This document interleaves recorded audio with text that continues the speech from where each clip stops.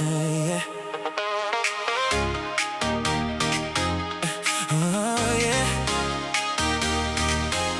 She said she walked through fire. She knew what loss could do.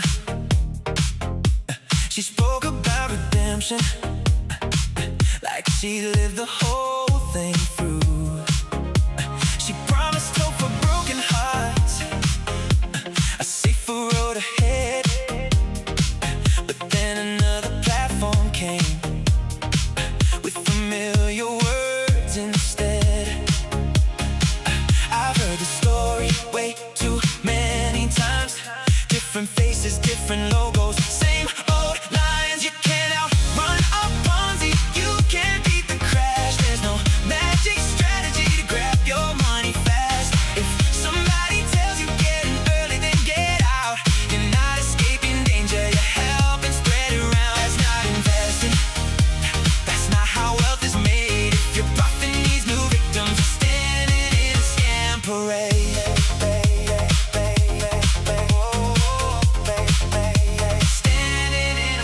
Trading signals, referral bonuses too. The marketing looks polished, the questions still break through. Who owns the company? Who's accountable today? Why hide behind the curtain when investors have to pay? The blockchain leaves its footprints, every wallet tells a tale. Promises sound wonderful, but evidence prevails. I follow wallets, I follow every lead. Facts don't disappear just because they don't fit the feed. You cannot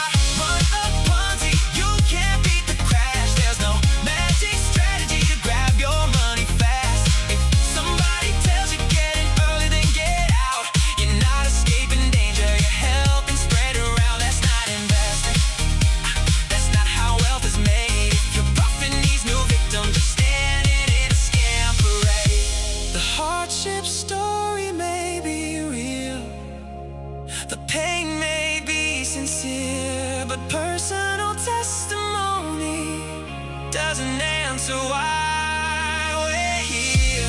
The questions still remain today, simple questions anyone should face. Who's wrong? Who's robber? Who's really running QVI? If it's built on transparency, why is transparency so high?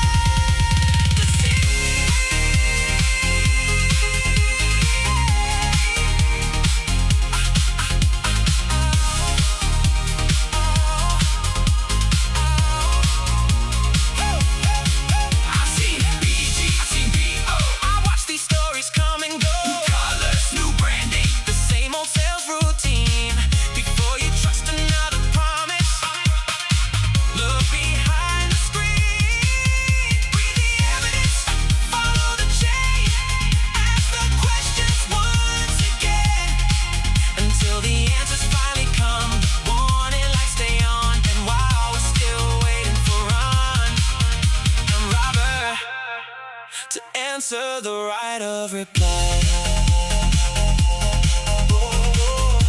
The blockchain keeps talking, even when the promoters don't.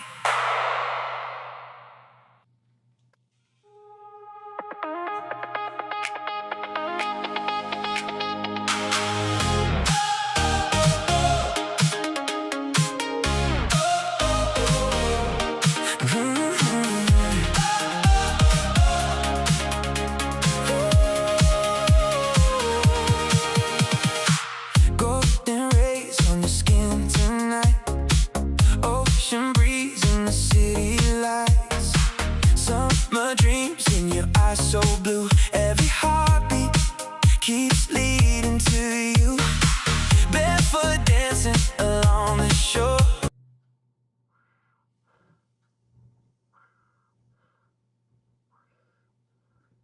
Won't be long, guys. Don't know why it did that for, friggin' thing. But play my song, not somebody else's. Yeah.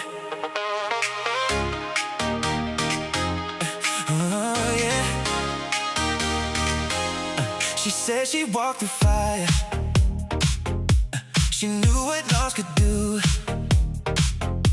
She spoke about redemption, like she lived the whole thing through.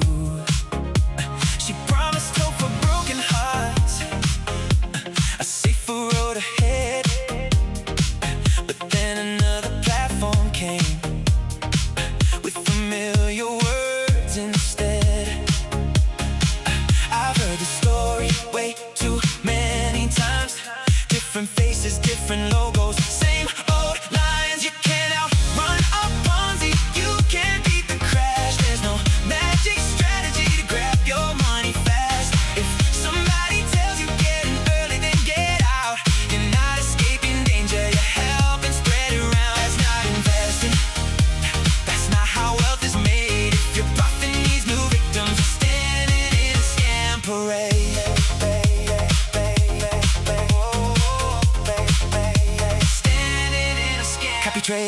trading signals, referral bonuses too.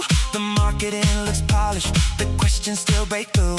Who owns the company? Who's accountable today? Why hide behind the curtain when investors have to pay? The blockchain leaves its footprints, every wallet tells a tale. Promises sound wonderful, but evidence prevails. I follow wallets, I follow every lead. Facts don't disappear just because they don't fit the feed. You cannot run a Ponzi, you can't beat the crash. There's no magic strategy to grab your money fast. If somebody tells you get in early, then get out.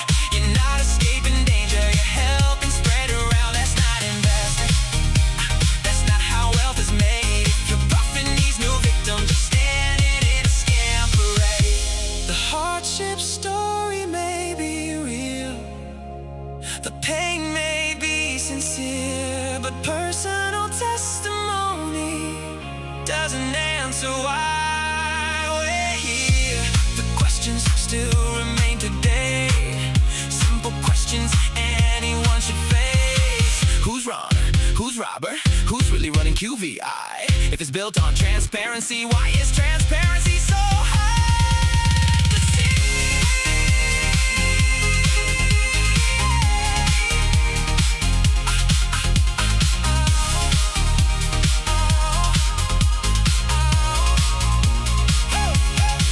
I see BG, I see BO. I watch these stories come and go. New colors, new branding, the same old sales routine.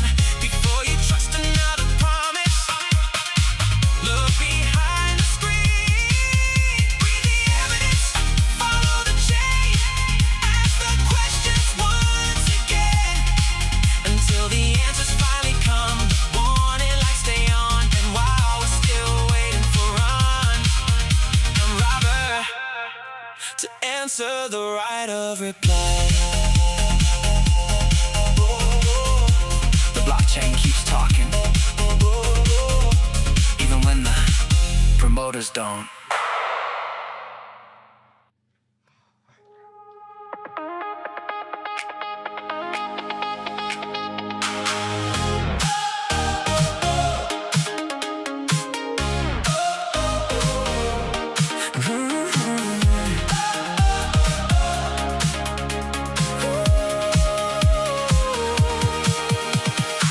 Golden rays on your skin tonight, ocean breeze in the city lights, summer dreams in your eyes so blue. Every heartbeat keeps leading to you.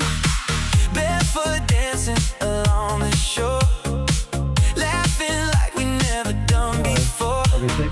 Sweet perfume in the evening air, and I swear heaven's waiting right there. Oh, the stars are coming alive. Oh, with you I'm feeling so high. Dolce Vita sunset, burning in the night, holding you forever, everything feels right. Dolce Vita sunset, hearts are running wild, kissing by the ocean like we're young and alive. Hey oh, under the neon sky, Dolce Vita sunset, you and I. Oh, oh, oh.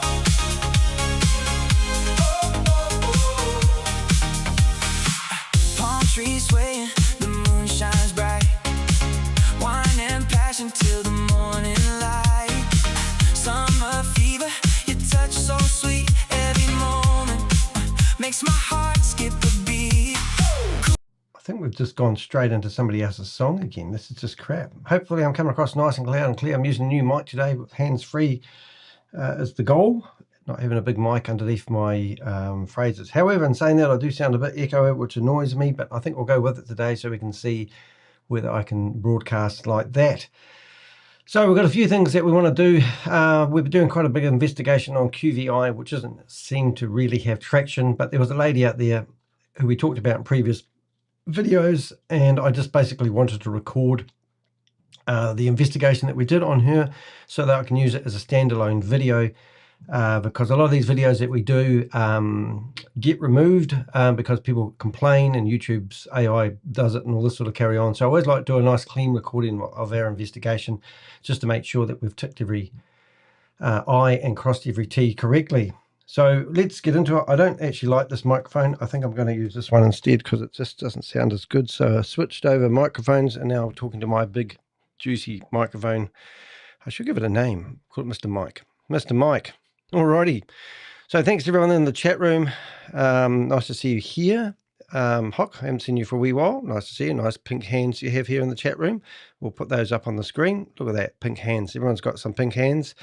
You may have noticed I'm using a bit of music these days, which is actually fantastic. I use Sunho or Soho. I'm not sure how to say it. However, it's a fantastic wee program where I can put the lyrics and it creates a song for me using AI. And before you know it, it spits out a really good song. And then I ask AI to create me a thumbnail. And then that also gives me a bigger footprint on the internet. So I'm hopefully going to have my first CD out in the not too distant future. That's the goal anyway. Other news which has happened, there's been somebody in New Zealand who doesn't like me, and a lot of people who know me personally will know what I'm talking about. I'm not allowed to actually talk about the court case, well, the people involved and what actually happened, but I can give you the structure and the template of it. There was an individual who I exposed in New Zealand for being, I don't know how to explain it really, deceptive would be the best word. And they filed a case in the District Court of New Zealand claiming that that I were harming them under the Digital Harm Communication Act. And so anyway, I trotted off down to a courtroom in Queenstown, had to be there in person because this individual claimed that I would broadcast the court hearings live, and the court said, well, we better get him here in person. So I had to spend a little bit of money getting down there, night's accommodation and the like. And I sat there in the courtroom for the first hour and a half. Well, the first 45 minutes didn't have to say anything. The judge was into it, asking all the questions that were needed. And I responded, I thought, perfectly. It was a fair case and everything went pretty well. And a couple of weeks later, we got the verdict out, basically saying that I sort of stepped over the line a little bit, had to remove some content. But the original blog that I produced that was that question could remain on forever, which is very good. And it even gave me the instructions that I could put the blog back online where I couldn't pause it or put it on hold, so to speak. So I republished all the blogs, done all that. Anyway, so this individual's decided that they didn't like the District Court's decision, and they filed a case in the New Zealand High Court, which I had last Tuesday. So we had a new judge. I didn't think they were going to review the content. I thought they were going to review why he thought the District Court didn't do a good job. Long story short, I didn't actually think it went well in my favour, but it did actually help me learn a little bit more about what I can say and what I can't say, and also, more importantly, what I can accuse somebody of.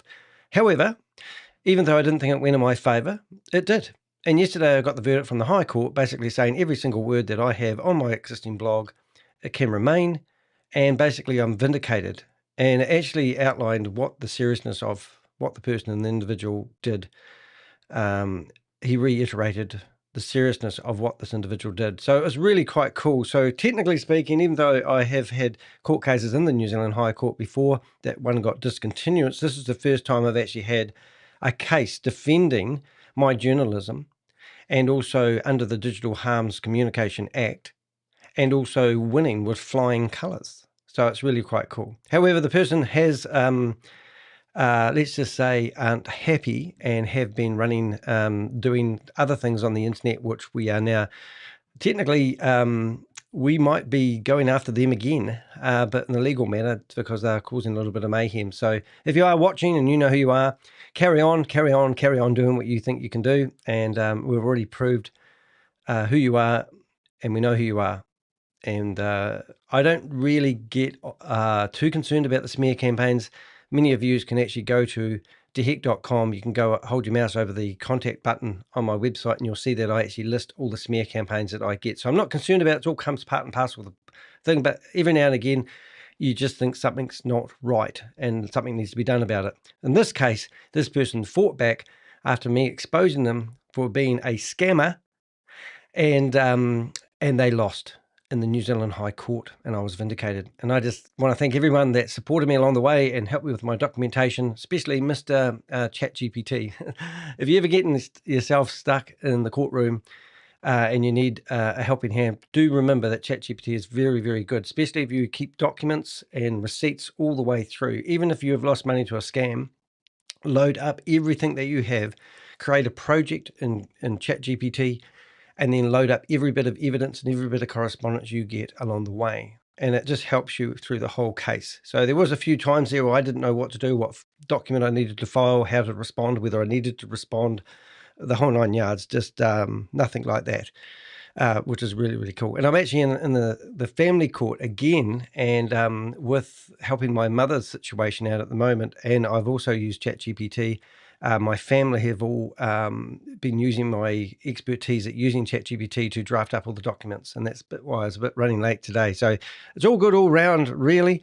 You just got to make sure that you do the right thing, be true to your heart, don't lie, tell the truth all the time, and go with what you've got.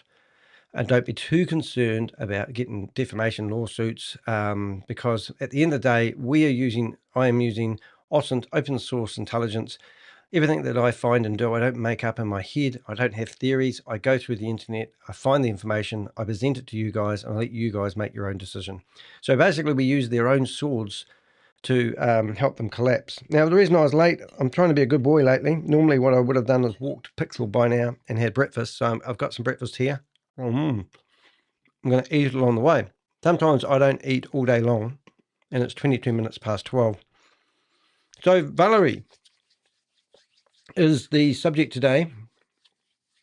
Now, some interesting thing has happened. Valerie has tried to get the content removed. She's failed, unfortunately.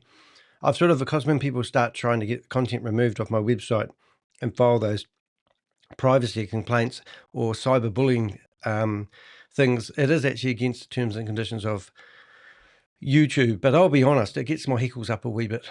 If somebody's going to get on a Zoom meeting and tell a bunch of people what to do with their money and then give them a victim, I'm a victim speech, and then think that's going to build trust, and then they're going to deceive people out of their money, I'm not going to stand for it. And that's kind of what we do here. So we haven't got a big crowd in the live in the chat room at the moment because for whatever reason, and that's fine. So I'm just going to make sure that I have everything set up properly before I actually start. I actually do want to get this interview done, this investigation read, and then I want to actually come back and do another investigation on a company called Play Global. Play Global actually is a company that's got a token that they're going to, well, they've already had a whole lot of people buy this token, and they're trying to say it's worth a certain amount of money, and then they're going to go public and launch this token, and they're trying to stop me doing a story on it. But I've investigated the company and found out the company is actually a real shocker, in my opinion. And I'm going to present, once again, open source intelligence about this company. But in the meantime, they've claimed that they've got lawyers and they've been to India, and in their last scam that they were promoting, they're trying to prosecute the guy. And I'm asking for court documents and proof of these claims.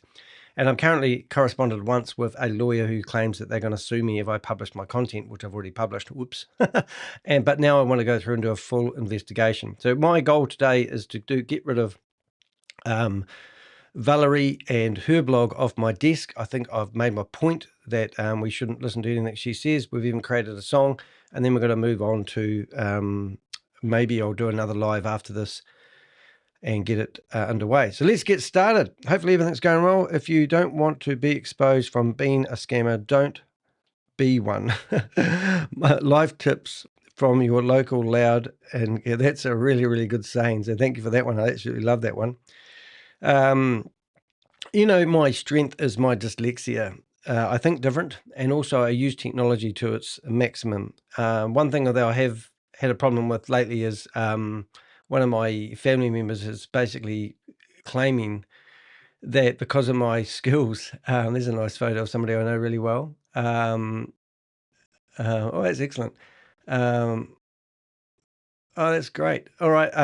Yeah, so long story short, I get some nice pictures popping up on my screen if people look like they're happy, and that's what I said. Some people say my demeanor's changed lately, and I go, well, it has actually.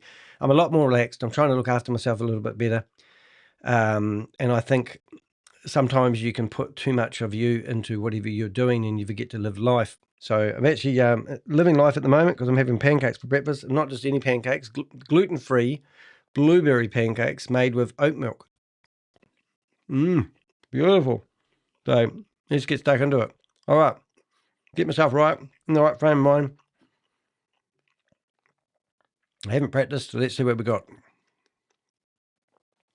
Yesterday and a few days ago, I spent hours building this investigation from the ground up, starting with almost nothing more than a promotional material, promotional claims. I followed the evidence wherever it led. I received presentation, analysis, marketing documents, examined blockchain transactions, traced cryptocurrency wallets, archived websites, captured screenshots, and compared QVI Markets with other investment platforms that we've been investigating for years, and especially BG Wealth Sharing, PO Wealth Sharing, and Wave Capital, which are other like-minded and we believe exactly the same scams. And that's just happened in the last 8 months or so. One discovery led to another until a much bigger picture began to emerge. Today, I'm going to read my investigation exactly as it appears on my website, explaining what I believe, considering QVI Markets deserves to see the evidence before making any financial decisions. I actually cringe when people tell me they want my opinion on an opportunity that they've seen or been promoted to by a friend or a family member, because all of these schemes are doing the same thing. They're running Ponzi schemes. I've never, ever come across a investment opportunity where they're offering you something stupid, even like 0.5%, 1%, 2%, 3% per day return on your investment that isn't a Ponzi scheme and about to fall over. And a lot of people play this game because they simply think that they can get in and get out as soon as possible. So always, don't take my word for it. Listen to the evidence, review the facts for yourself, and draw your own conclusion. And I don't even like doing disclaimers because I'm not that guy. I'm not going to sit here and tell you my opinion and not put my neck out on the line. Because this is what genuine investigation is all about. Now, just recently, if you don't know me, I've actually been featured on CoffeeZilla. CoffeeZilla's video has received over 4 million views in about the last 6 weeks. Some of the real journalists out there can't publish what we publish simply because they're too scared. They've got money and they're scared of defamation case, but it doesn't mean that we're reckless. It just means that we can present the news on YouTube in different and say different things. And as we are doing active investigations, things are changing in real time. But what we always do is try to get people to admit things by their own admission.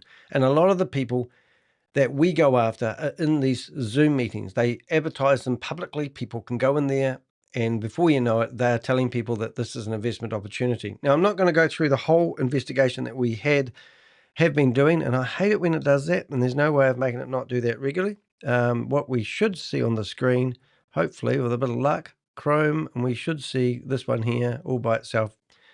So we've created a blog which you can find on deheck.com. Now, deheck.com is my life. I've had this website, I think the website domain, for over 20 years at least. It's morphed into different things throughout the years, but currently it's a scam investigation website. And we do go into Zoom meetings and we cause disruption. We do not believe that that the government or the court system is actually doing their job fast enough, or I don't even know if that's the role. Somebody has to lose money. They have to have enough balls to actually file a lawsuit against the individual that introduced them into it. Then it needs to appear in the court case, just like I've been doing my court cases. They go on for months and months and months, and then the judge comes out with their verdict, and then everyone takes that as, ooh, it was a scam. Well, I think that's talking about being at the bottom of the cliff. And being at the bottom of the cliff is not good enough for myself and my Avengers. So we're at the top of the cliff. We're asking the hard questions to the promoters at the top as they throw people over the cliff. And we talk about this quite a lot. So this individual, I'm not saying this individual, in my own words, is actually a hardened criminal. I'm not saying that she doesn't maybe have a good heart and good intentions, but I'm telling her that she's not a regulated financial advisor. She cannot set up a website calling herself a org.org as her website address and claim that she's helping people get to their financial future. Now, you can go through yesterday's live and the live before and before. I think we've got about 3 days worth of content on this one. And you can listen to this lady in her own admission and what she's actually saying. And there may be a new video out because we rang her yesterday and she wouldn't talk to us. We rang her the day before and she did talk to us, but she wouldn't acknowledge any wrongdoing, or she wouldn't give us the answers that we were looking for. So I've published our findings. Now, yesterday's video is here, and today's video will be here after I finish this video. We've also put a song together, which we've already played. I'm just going to have a bite to eat while you listen to this for a second.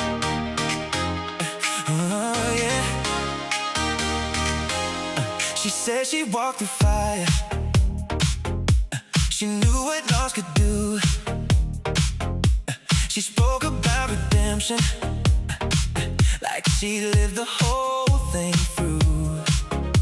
She promised hope for broken hearts, a safer road ahead. But then another platform came with familiar words instead. I've heard the story way too many times. Different faces, different logos, same old lines. You can't outrun a Ponzi, you can't beat the crash. There's no magic strategy to grab your money fast. If somebody tells you get in early, then get out.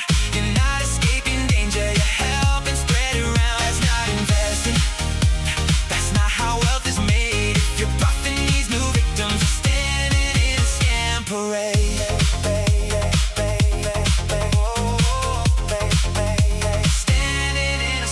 Trading signals, referral bonuses too. The marketing looks polished, the questions still break through. Who owns the company? Who's accountable today? Why hide behind the curtain when investors have to pay? The blockchain leaves its footprints, every wallet tells a tale. Promises sound wonderful, but evidence prevails. I follow wallets, I follow every lead. Facts don't disappear just because they don't fit the feed. You cannot run a Ponzi, you can't beat the crash. There's no magic strategy to grab your money fast. If somebody tells you get it.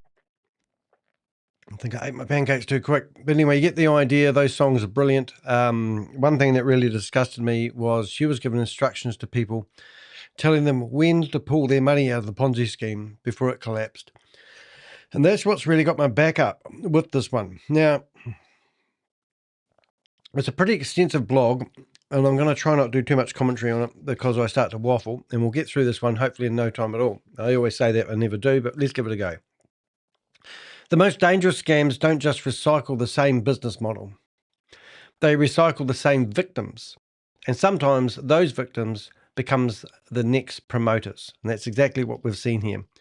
When I first came across QVI Markets, I wasn't looking for another investment platform.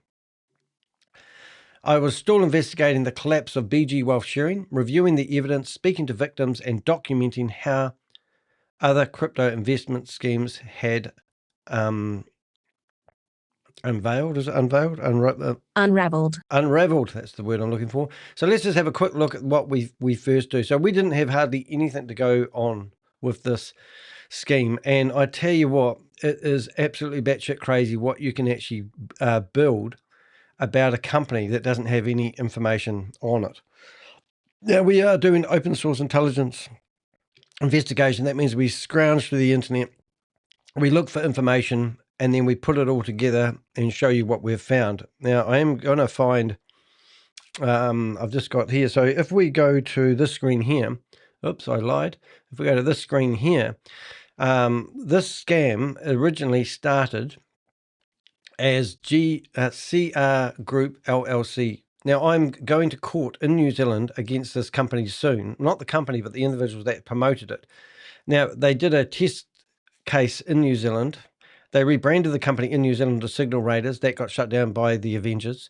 Then we saw the launch of BG Wealth Sharing overseas. We're not sure whether PO Wealth Sharing started up at the same time. This one got traction, this one didn't. But we are still seeing activity for PO Wealth Sharing, which is amazing. And then we saw like-minded companies like Nexo, Swiftwave Capital, Vista, and New Era. And I'll even go as far as to say that Polar Tensor and this one here, SFC Vibe rating. Now, all those scams that we've just showed you in a hurry, boom, boom, boom,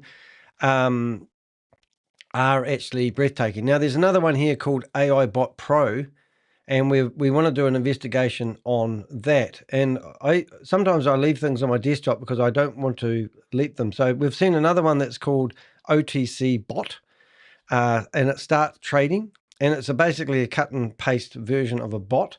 And then we've got this one here, which is that the same one, OTC Bot? I'll go back to that. I'm not sure if it is. Yes, it is. So that's where I want to do my next investigation, because these are all exactly the same. But then it gets a bit ridiculous for me, because it's very hard for me to, spend all my time investigating all these. So this one here is called AI Bot Pro Trading. I don't even know what that is. But as you can see, when we come back to here, I don't have hardly anything to go on other than, once again, all these people holding up all these signs. And this is exactly the same as BG Wealth Sharing. Now, BG Wealth Sharing is my default, simply because that's the one that got traction, and I believe that's $1 billion scam. Also, we helped alert people at the very beginning of these scams. That's why I'm always about hesitant. Do I spend all my time and energy exposing a company like this?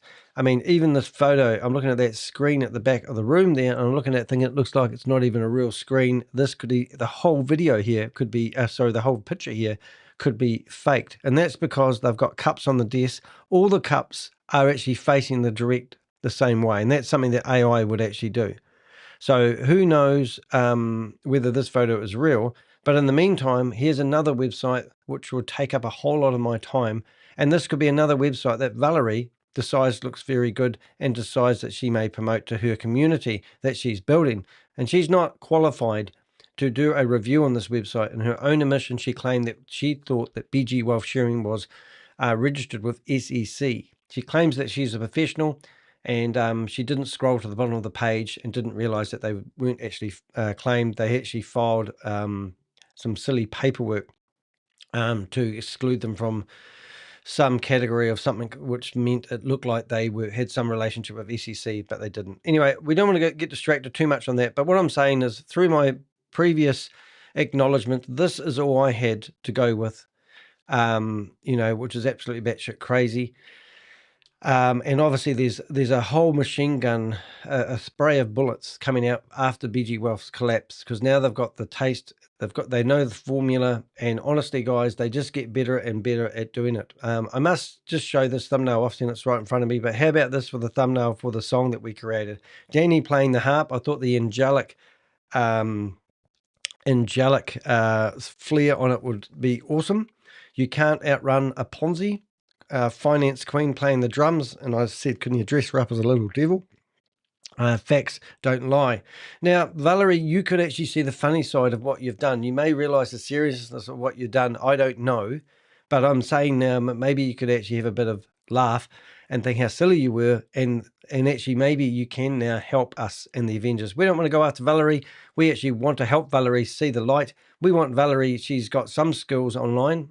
She's got a lot of time up her sleeve for one thing, but if she wants to help the Avengers, that's fine. And that's how our original conversation actually started, which you will find out. But I don't think she's got the skill set, and I don't think she's got the right agenda. And hopefully she may now. So there may be a way of turning Valerie to good, like we have done with some other Avengers. Still eating my breakfast. Right. So they all collapse. That is the point. That's when something caught my attention. A woman calling herself Finance Queen. Valerie, and I can't get her name wrong. I'm not going to butcher it. Walasek. Walasek. Now I get accused of being racist because I can't pronounce people's names, would you believe? In the courtroom, that has happened. Walasek. I'm going to have another go. I'll just see if I can get it right. Walasek. Walasek. So just about like wait a sec, but Walasek. If AI is pronouncing it correctly. Anyway, Valerie Walasek. I'm not going to be able to get that right, so I'm just going to call her Valerie from now on. Reached out to me claiming she had also been caught up in BG Wealth Sharing. And as I said, you can actually, I just clicked on the wrong button, but never mind, we'll do it anyway. So when you click on that link, you'll actually see all the other investigations that we've done, all the other blogs. Even Queen of Karma's done a blog about Richard, and these guys are now getting criminal. They have been documented in government filings about their involvement in BG Wealth Sharing. So Valerie, if you are listening to this, and I know you are, you really need to think, do you want to have your name come out in court filings? So that's what happens if you go into our involvement. So true to be said, ladies and gentlemen, this isn't our first rodeo. We know what we're doing. We've investigated well over, I'm going to say 250 scams since I've been doing this in the last 5 years. We have other people that we work with, like Behind MLM. He's a Trojan horse, man. He's just amazing. He's out there publishing stuff. So here's Zero Token. I can't believe this. So this is probably a continuation. I can just tell by the look of the brand and the name of the logo, a continuation of BG Partners. I'm just guessing, and I'm just going to have a look through here, and I wouldn't mind betting. See how he goes into the codes of the website. So we've just done some investigations recently, and we've actually forwarded our investigation off to Oz, and he responds to us quite a lot. We don't have a relationship with him where we can ring up and say, "G'day, mate, how you doing? Can you do an article on this?" But we share intelligence, and that's what's really good about the network we've got. And also Queen of Karma, she's a real sweetie. She puts her heart and soul into her YouTube channel. So if we go to Avengers and we look at Queen of Karma, you can see that she is amazing. She does a lot of lives, and they're really cool. She puts a lot of energy into them, and I'm really impressed with the quality of her work. And she's done some amazing deep dives on Gaga as well, who was a big promoter of BG Wealth Sharing, who claimed that she had $6 million on the app, and she had to deposit 12% of what her balance was to be able to free up her money. That's what the BG Wealth Sharing people told everyone. However, what the reality is, BG Wealth Sharing was letting these big promoters only withdraw $500 a day. They used to be able to do $1,000 a day, and then they started restricting how much money they were allowed to withdraw. So that's why she accumulates $6 million on her app. So that means she knew the system was falling over well before, and she was still promoting it. So do check out Queen of Karma's YouTube channel. We are also about to form alliances with a whole lot of other YouTubers that expose scams like I do, and that's something that's in the grapevine. So we're only getting bigger and better, and that means that what it really means is we have a lot of intel available to us. And when we're doing our research, we can ask other people if they've researched the same companies, and there'll be more harps playing, I promise you. All right, so yes, so she reached out to me claiming that she had been caught up in BG Wealth Sharing. She claimed that I think this says the whole lot. She spoke about helping victims exposing scams and preventing other people from making the same mistake. So you can see the name of the song here, Valerie the Wolf in Sheep's Clothing, because a lot of these people actually go after victims because they want to, as my quote said at the start, the most dangerous scams don't just recycle the same business model, they recycle the same victims. So she saw an opportunity there of people that have invested in BG Wealth Sharing, and I believe, my opinion, is that she is literally going after those victims, hoping that they will reinvest in another Ponzi scheme, hoping they can double down and get their money back. She spoke about helping victims and preventing other people from the same mistake. At first, I thought I was speaking to somebody who had learned a very expensive lesson. She invested, I think we say it all, but she invested $3,000, got $4,000. Well, she said nearly $5,000 out the other day, so I don't know what it is exactly. Bought herself a car, the car broke down, and then gave the car to charity. And because of that, she reckons she didn't profited from BG Wealth Sharing, but she put $3,000 in and got $4,600 out. I don't know what part of I didn't profit from BG Wealth Sharing and I'm a victim that is. So that $1,600 that she profited on, she theoretically bought a car and it broke down. And she's claiming she's a victim and hasn't profited. So anyway, instead of simply warning people about collapsed investment schemes, she had started introducing her audience to QVI Markets, a brand new crypto trading platform displaying many of the same characteristics I've already documented with BG Wealth Sharing and PO Wealth Sharing, and numerous other copycat investment schemes, as I just showed you before. That was the moment this stopped being a story about one promoter. It became an investigation into QVI Markets itself and how it was being marketed, who was promoting it, and whether the story was about to repeat itself again.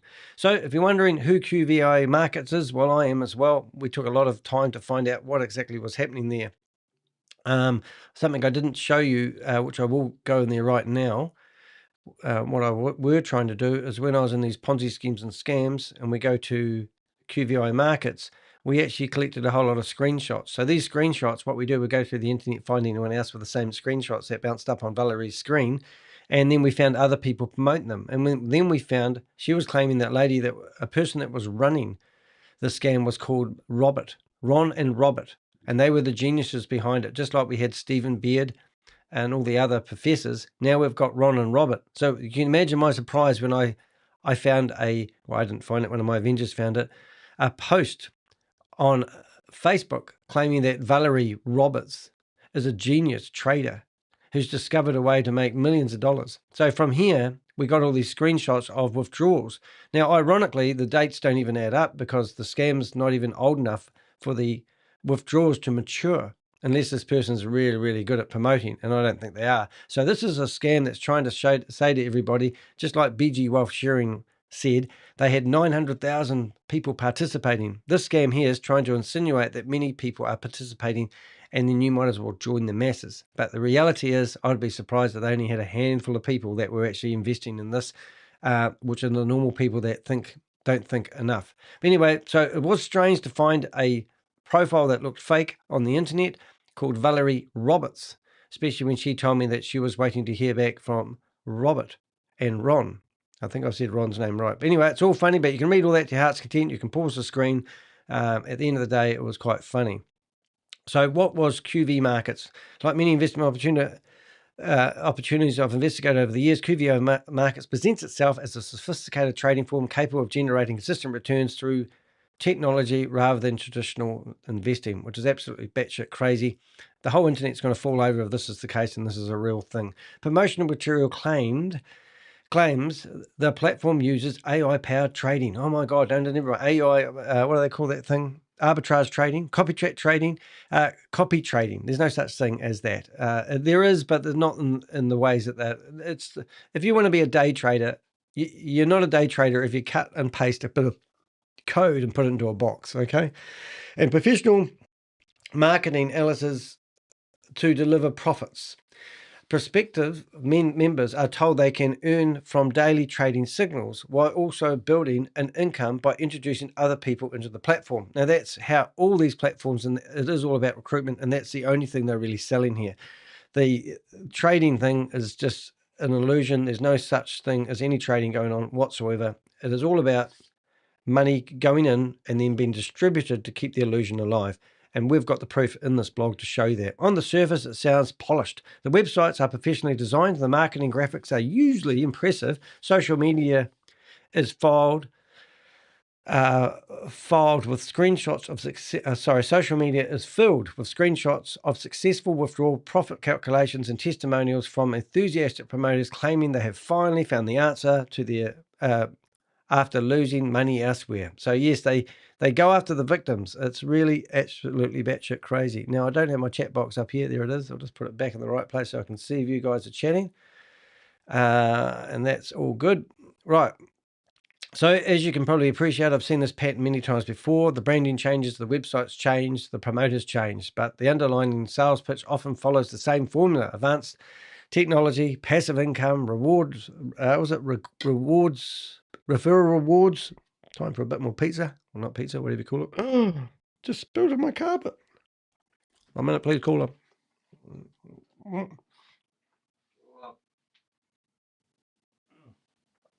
Oh dear, that's a shame. Got brand new carpet and I spilled pancake on the floor. As long as it wasn't a blueberry. Technology, what have we got? And promise that this platform is somehow different to all the others that failed before. So that alone, I love this about ChatGPT, that alone does not prove that QVI Markets is legitimate. Well, isn't legitimate, is proving that alone doesn't prove QVI Markets is illegitimate. I can't even say that word right, can I? Illegitimate. I am saying it right. Yeah, but anyway, I can't call them a scam just because of all that. But if it was me talking, it's a scam. It does, however, provide enough reason to begin asking the questions.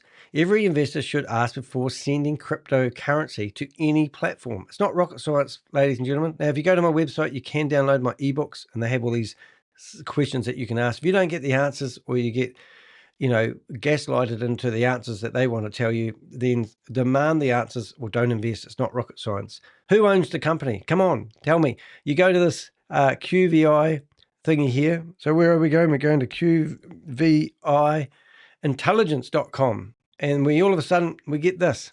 Forgot your password? And you go to the password, you go to online chat. And then you can talk to the assistant. And that's it. So now I go back to the assistant, and I can just post the link to the blog. And the blog, enter your message. Read this. Now, I had a pretty detailed chat with this bot. Enter your message. Okay, I have completed my investigation. Okay, so go like that. Oh, it still wants me to enter the message. So now I'm going to go like this. And let's see if I can go like that. Is it going to let me? No, I'm going to see if I can upload a picture. I'll see if I can grab one of Valerie, because that would be quite cool. And we'll upload that. There we go. So now we can, and now AI will come back and answer it in a few minutes, because that's what AI does. Now, who owns the company? Well, that's all I got, so I couldn't figure out who owned the company. Where is it legally incorporated? Which I hate asking that question, because they'll give you documents where they may have an incorporation, but that doesn't mean it. Normally it's in Wyoming, Cayman Islands, or the Maldives, or something like that. It's just a load of crap. Any company that's incorporated doesn't mean it's an entity and trading and doing real things, and it's always brand new anyway. Who controls the trading? Well, that's going to be good. That's going to be Professor, I assume, Roberts or Ron. Who controls? Can the claimed returns be independently verified? CERTIC is the company. Now, we did hear one company tell us the other day, it was QGI. I think I'm saying that wrong. But anyway, they claimed that you couldn't use CERTIC to independently review a decentralized exchange. That's what they told people. And then later on, they realized that you could, but that's what you want to do. You want to have them do CERTIC reports. And then once you get that CERTIC report, you want people like me or Crypto G or Susie to have a look at them, because it will identify where and what time frame that report was done. Now, I'll give you an example. We had a report back from a company, and they go, look, we got a report back from CERTIC, and CERTIC gave it a 75% okay. And then it said, and the 25% were things they needed to fix. And then when you read the report was only done on one white paper, and that was where the money was, how the money went into the system. Nothing about anything else on the white paper, and yada, yada, yada. So they do these misleading things. So you really want to make sure that you get, the right thing. Now, why is my, I'm just trying to figure out something here. I might just change something on the camera while I can. I wonder if I can do that without stuffing up the broadcast. No, I can't. Hold it. Oh, I'm all right. I'm a wee bit dark. That's all right. I'll turn my lights up. Anyway, so is there regulatory oversight? No. They won't give you answers to that stuff, because they can't, because they're running a scam. Those were the questions I set out to answer. Instead of finding clear, transparent answers, I found a growing list of inconsistencies that deserved a much closer examination. So here we go here. First of all, these screenshots, what are they telling you? They're telling you to recruit, designed to empower your network and reward your ability to invite. I mean, there's nothing in here about trading except promoting people. And once again, they're telling people that the first deposit by a new member must be $500. Why is that? The first deposit by any new member must be 30% of the total account balance to qualify for commissions. So this is all about commissions, and this wasn't the only screenshots they provided, but it was all about, all the others were about tiers and levels and the like. A familiar pattern emerges. The more I looked into QVI Markets, the more it reminded me of investigations I've recently completed. Not because the names were the same, not because the people were the same, but because the business model, the marketing, and the psychology,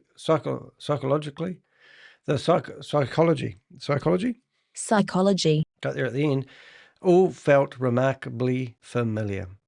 I've spent years exposing platforms such as BG Wealth Sharing, PO Wealth Sharing, and numerous other cryptocurrency schemes that promise financial freedom through trading, artificial intelligence, or exclusive investment strategies. Every one of them claimed to have discovered a better way to generate wealth. Every one of them had promoters insisting this one is different. Every one of them attracted people who had lost money somewhere else and were desperate to recover their losses. This is the solution you've been looking for. Now, they'll say things like BG Wealth was really good. The only thing they did wrong is stop paying people. Things like this you'll hear. And they'll say it did last for 8 months. And what they're recommending now is to get in early, get your seed money out, and then play with house money. It's absolutely batshit crazy that people would give you that advice. That is one of the reasons I became interested in QVI Markets. Many of the people now promoting it aren't newcomers in the industry, and that's where these scams get really dangerous. We saw the same thing when I did my apprenticeship with Hyperverse. We saw that straight after Hyperverse collapsed, a $1.9 billion scam, Sam Lee was associated to it. I don't believe he was the main guy behind it. I believe Ryan Dew, and also Hyper Capital Group, which I have literally seen 20 people in a board meeting with Ryan Dew and Sam Lee and other people way at the very start. So I know there's these cartel networks behind these scams. As soon as Hyperverse fell over, we had like companies like Novatech come up, and all these little similar like companies come out of the woodwork. And that's because they want to go after the victims, and those victims are hoping that this was just a bad one, and there's a hope they can get their money out, but it didn't actually work. Alrighty, there were individuals who previously participated in it or promoted it, other investment opportunities that have collapsed since or attracted serious criticism. Yeah, just because it hasn't collapsed doesn't mean it's real. I tell that to people all the time, but we hit the brick walls every day on that one. When I see the same recruitment methods, the same lifestyle marketing, the same emphasis on bringing in new members, and the same promises of consistent returns, experience has taught me that it's time to start asking just difficult questions. And that might seem like a logical thing to say, but it isn't, because we can't actually get these difficult questions to the people behind the platform because we don't know who they are. Well, I do. They're human trafficking compounds that keep poking this in front of people to promote. So the only one I can ask those hard questions to are the people that are promoting it, like Valerie was. Not because every new platform is automatically a scam, but because the legitimate investment businesses do not have a problem answering legitimate questions. So think about that. If you went into any other business that you can touch, feel, squeeze, hold hands with, and and ask them questions, would they kick you out of the building? Well, maybe if you got aggressive. Would they answer those questions? And if they do, and this one that you're looking at you can't ask questions, or you're going into a chat room. I mean, look at this. Look, so here's the only support that I could find. How can we help you? So now I can come in here. I'm concerned that this is a scam and very similar to. Right. So let's see what she comes back and says later on. So you may be asking the question, why do you think this one looks very similar to BG Wealth Sharing? Hard for me not to be sarcastic about now. But the first major red flag was how closely the QVI market pitch resembled the kind of opportunity that BG Wealth Sharing was Sharing's victims. Resembled the kind of opportunity that many BG Wealth victims had only recently escaped. BG Wealth Sharing was sold to people as a trading related income opportunity. Participants were encouraged to believe that returns came from sophisticated trading systems, expertise, i.e. Stephen Beard, and access to opportunities that ordinary investors would not normally see. It's just the perfect opportunity. QVI Markets appears to be using the same remarkably similar emotional hook. Promotional material tells prospective members they can benefit from daily trading signals, build income through team activity. So you've got to build a team. you might as well get yourself a job, and recover financially by joining early. Now, why that's stumbling me, because I'm trying to think why it's saying recover financially, because they're targeting people from BG Wealth Sharing, and they're now telling people that the ones that benefit from BG Wealth Sharing are the ones that joined early, and that's the fear of missing out tactics. We call it FOMO in my industry. That message becomes especially powerful when directed to people who have already been financially and emotionally damaged by another investment platforms. This is what makes the situation so concerning. Someone who had just lost money to BG Wealth Sharing may not be thinking clearly. And that's the thing. They're distraught. A lot of people are broken. Unfortunately, we've heard of 2 deaths from BG Wealth Sharing. People have given up on life, unfortunately. They may be embarrassed, desperate, angry, or simply searching for a way to recover what they have lost as quickly as possible. A lot of people borrow money for these scams from places they shouldn't. I've heard of people using company money they shouldn't. I've heard of people, taking out their insurance proceeds. I don't know how that works, but they have insurance funds in some countries. They'll get the money that they can temporarily borrow. They might even mortgage their house, literally use the equity in their house, their car. I've heard it all to get money. Now, these people may have not used that car, house, insurance money at the start, but to double down, they probably will. And this is what they call a lot of these scams, romance scams. They call them pig butchering. And that's where the scammer will just go back and take every bit of meat off the bone. And they don't care about you and your future. They don't like to be ethical. That is precisely when promoters should be encouraging people to slow down. So all these promoters should have said, look, we've made a mistake. You shouldn't be, investing online. These are unregulated companies, and we've seen researched on Behind MIM on Danny the Heck's website showing that they originate out of human trafficking compounds. But no, rather, what do we see? We tell people to double down on the next scam. It's disgusting. Carry out proper due diligence and ask difficult questions before committing any more money. Instead, this is what they should be asking people. Instead, QVI Markets has been presented as the next opportunity. To me, that isn't financial restoration. It's a wolf in sheep clothing. The finance queen connection. So here we go. Here's Valerie. I wasn't looking for another QVI Markets promoter. In fact, Valerie, who calls herself the finance queen, came looking for me. Yes, she reached out to me originally because she wanted my victims. She first contacted me by email after reading my investigations on BG Wealth Sharing. She described herself as a victim who wanted to help expose what had happened and to prevent others from suffering the same fate. Oh, how noble. We continued our conversation on Signal, where she spoke about her background, her financial qualifications, and her desire to help people recover. Now, she's talking about recover emotionally more than financially, but there's a reason for that. On the surface, this sounded genuine, and I invested quite a bit of time chatting to her, hence why I'm a bit pissed off once I found out what her agenda was. Then I started researching her public content. Her YouTube channel, Finance Queen, had rapidly become a source of information for BG Wealth victims. Many of her videos focus on the collapse of BG, advice for victims, legal issues, and helping people move forward after losing their money. Then the content changed. Almost overnight, the content began introducing QVI Markets.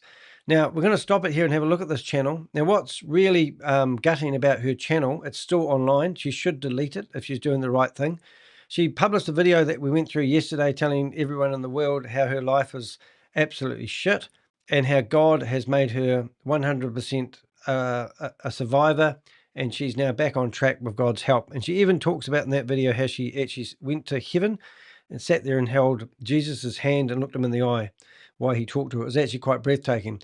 But what I am looking at, there was 2 new videos have been published since I've done this investigation, and 4 videos have been deleted.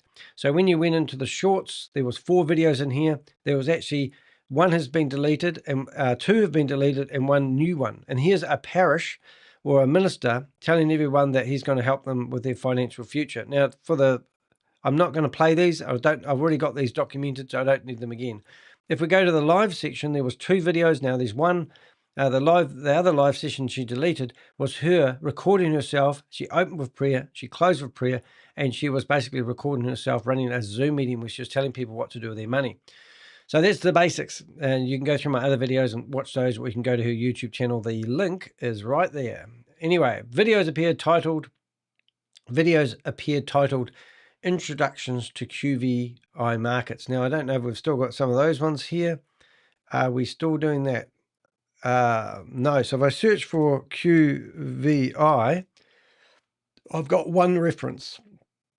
So she has literally removed all the videos to do with QVI. Now you might think that is that's amazing. So there's one video that says there's one reference to that. Now where is it then? There it is.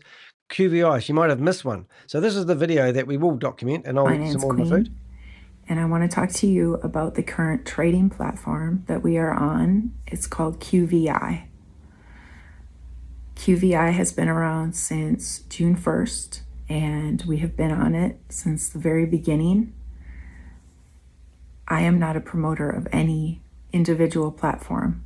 I am a promoter of my team. And my team is very strong, and I am inviting you to join our team. If you decide to join my team, we will collectively and collaboratively give you advice about when to leave the platform if we see red flags. We will give you advice on how to minimize your risk so that you will not lose money. We know that there are risks in any investment, but there's always ways to minimize that. And our group has found ways to minimize our risk. So we will share those ways with you if you decide to register with our group. Again, it is the team that is important, not the platform. But I do want to tell you about QVI.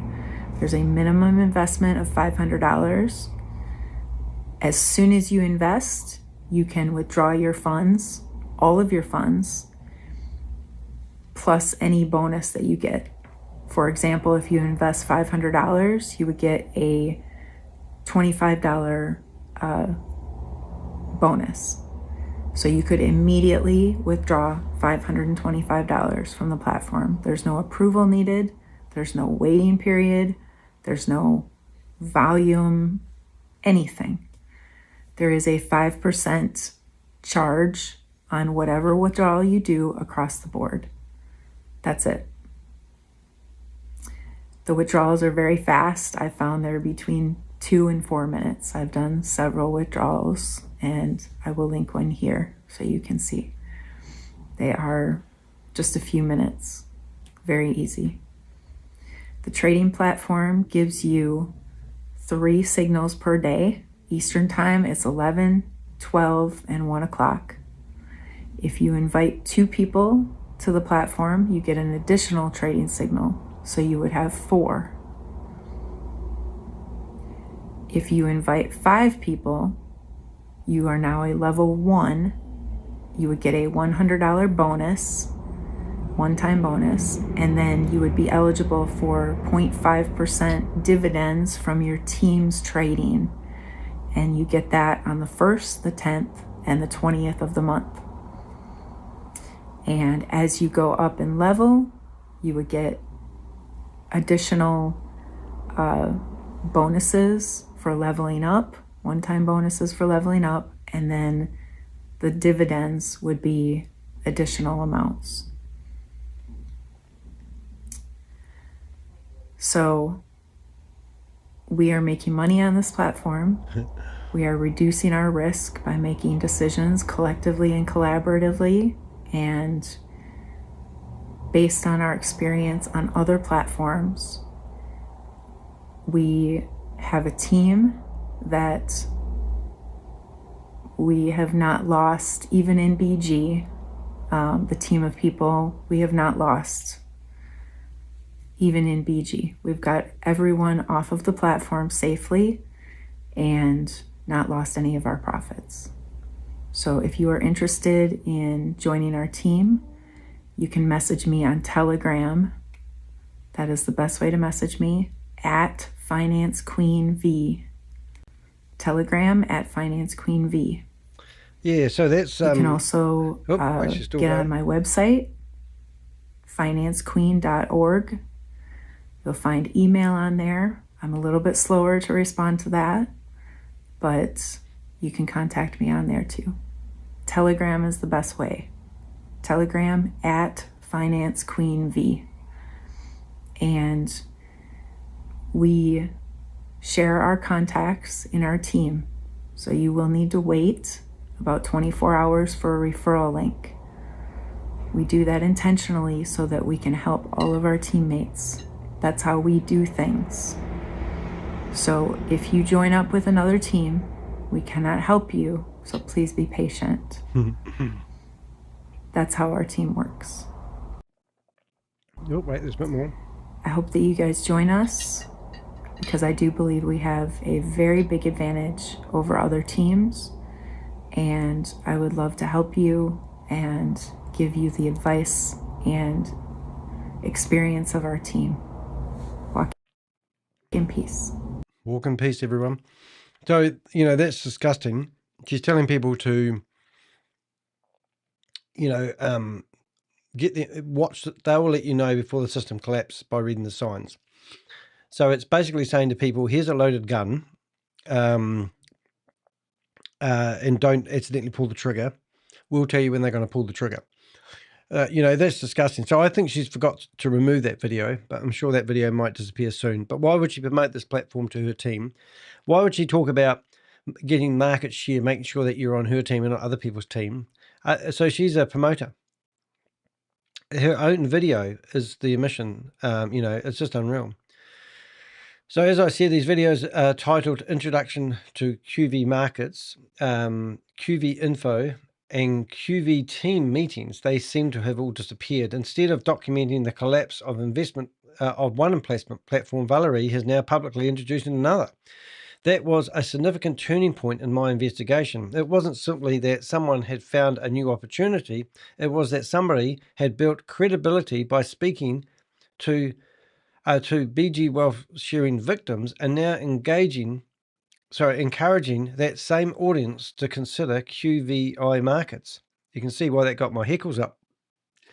That's when I stopped investigating Valerie as a victim and started investigating QVI Markets as the story. Watching the QVI team marketing meeting, which was a Zoom meeting that we found where she was actually in a Zoom meeting with her community and another guy, which we don't know if we mention here in this, but there was another person which we must bring up. So maybe you can help us with this ongoing investigation. If you go to QVI Markets, we've got QVI persons of interest, and we met another guy. His name was Michael, is it Pursley, and he's got himself a Facebook page and also an Instagram account, and you can see he's in the United States, but not much info. A couple of thousand people following him, entrepreneur, laptop lifestyle, but he was also in the same video. It looks like he's got his own community, and they're obviously working together as a tag team. Anyway, let's carry on. So one of the most valuable pieces of evidence wasn't hidden behind a paywall or leaked by a whistleblower, because that's what we did initially get an email originally from a whistleblower who told me about this QVI Markets, and then it was only once I go through my emails I realized that I'd already been notified about this, which I keep all my emails in case you do email me, danny@theheck.com. I basically put everything in a folder called Scamdemic, and then when I'm researching and grabbing all my open source intelligent information that I get from people of the public, I basically bring up all the articles, I copy them all into PDFs, as I showed you yesterday, and then put them into ChatGPT to help build its knowledge base. And this way we can refer back to things. So that's why when I read that word by a whistleblower, we did actually have a whistleblower at the start before Valerie was promoting it, which is great. It was broadcast publicly. Valerie's live stream that she called QVI team meeting, and I sat through the presentation from the beginning to the end. I did that with you guys. I also reviewed the transcript afterwards to ensure we hadn't missed everything. So this is actually really surprising. Could we go after the terminology and the things that they say to people and the misleading claims? That what I heard genuinely surprised me. Unlike most promoters, Valerie wasn't claiming that QVI Markets was a risk-free or guaranteed to succeed. Instead, she repeatedly acknowledged that platforms like this have a limited time span. She openly discussed the possibility that they eventually fail and explained that her team's strategy was to get in early, recover the initial investment quickly, withdraw profits regularly, and move on before the platform collapses.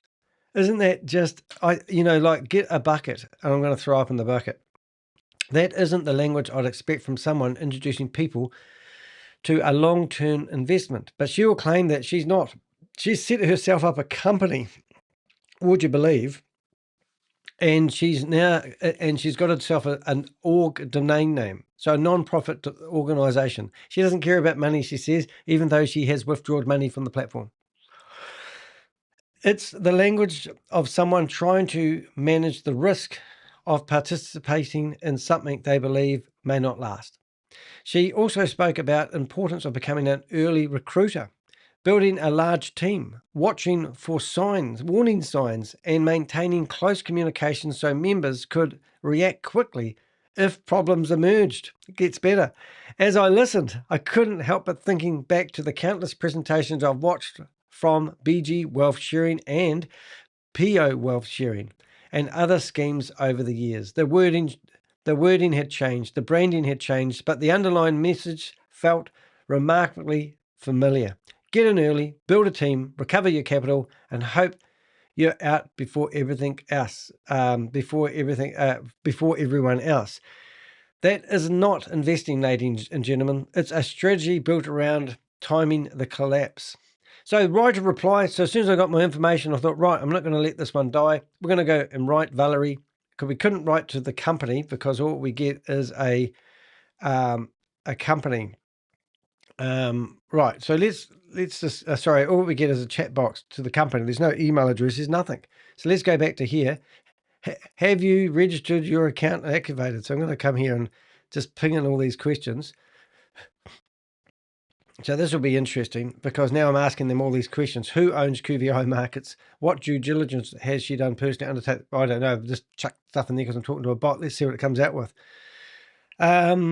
They straightforward questions that promoters should be able to ask, amongst other things I asked. Did I read that rather than write a reply? Before publishing this investigation, I wanted to make sure that Valerie had every opportunity to explain her position. Obviously, she was putting her name and her career and her life on the line by telling people this is what her new business opportunity is. Rather than publishing first and asking questions later, which I normally do, I'll be honest, I prepared a detailed write reply covering the evidence I had gathered during my investigation. The questions weren't designed to trap her or make assumptions. They were straightforward questions that any promoter of an investment opportunity should reasonably be able to answer. Yeah, that's right. Amongst other things, I asked, who owns QVI Markets? What due diligence has she personally undertaken before promoting it? Does she receive any commissions or referral income? Well, we know the answer to that. She's already told us on the video that she's already withdrawn money. Who controls the company? She will not be able to answer that. What evidence supports the claims being made in the market material? Remember the high returns they're offering people? Well, show us how that actually comes around. What role does Finance Queen LLC play in all this? So I gave Valerie 48 hours. In fact, I gave her 3 days to respond. Before publication. Instead of answering those questions, she told me she was Pixel. What are you doing? I'm live. Pixel's going to get told off in a minute. All right, I'm going to go let Pixel out for a second. Let's see if we can listen. Wait a second.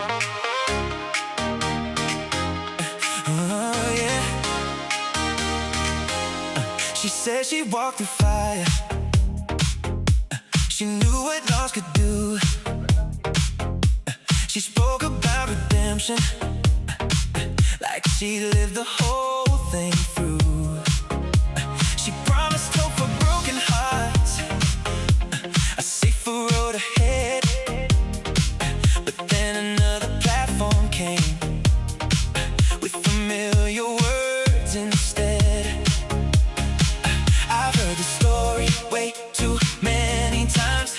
Different faces, different logos, same old lines. You can't outrun a Ponzi, you can't beat the crash. There's no magic strategy to grab your money fast. If somebody tells you get in early, then get out. You're not escaping danger, you're helping spread it around. That's not investing, that's not how wealth is made. If your profit needs new victims, you're standing in a scam parade.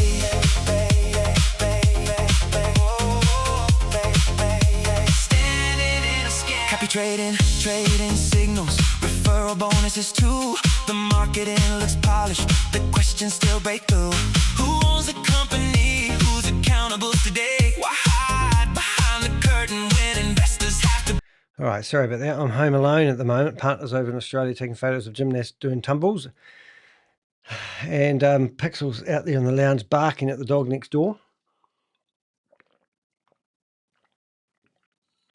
Anyway, we're back. Instead of answering those questions, she told me she would need to obtain approval from someone she referred to as Robert. There was also a Ron, but anyway, that's what she said, Robert. And we couldn't help but think, like, it's obviously not this guy.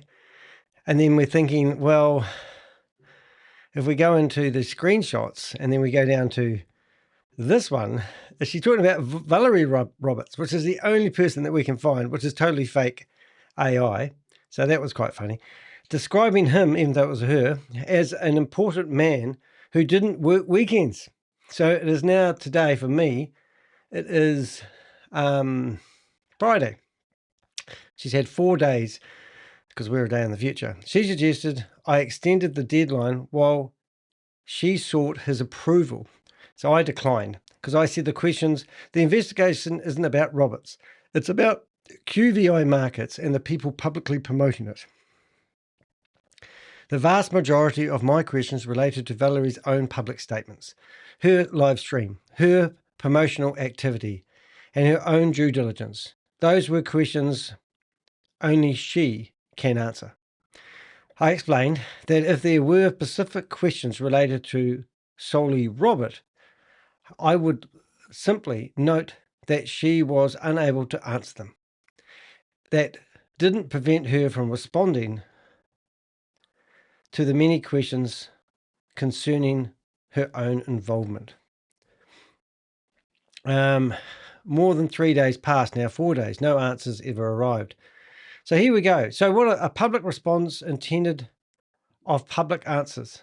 A public response intended instead of public answers. So a public response instead of a public answers. Moreover, 3 days had passed without receiving answers of my right of reply. I made one final attempt to speak with Valerie directly, so I telephoned her. Now, if you want to telephone her, you can click on that link and you can connect with her. The reason I'm saying that is a lot of these promoters, when the schemes and the scams all fall over, you can't find them anywhere. So we're always collecting that information so we can put it to federal governments, investigators, and also the people that report these scams. So if you've got a victim and you're a lawyer and you're looking for the promoters, Valerie's just told us that she's been corresponding with Robert, who owns the company. So no doubt she knows his phone number and his contact details and where he's situated. She'll be able to help you. So rather than come through me, go direct, go to my website, search for the word telephoned, and you'll find her phone number and you can give her a ring and do your own due diligence if you want. If you don't want to go through me, that's fine. She answered the call but declined to discuss the investigation. That was the first time we rang her.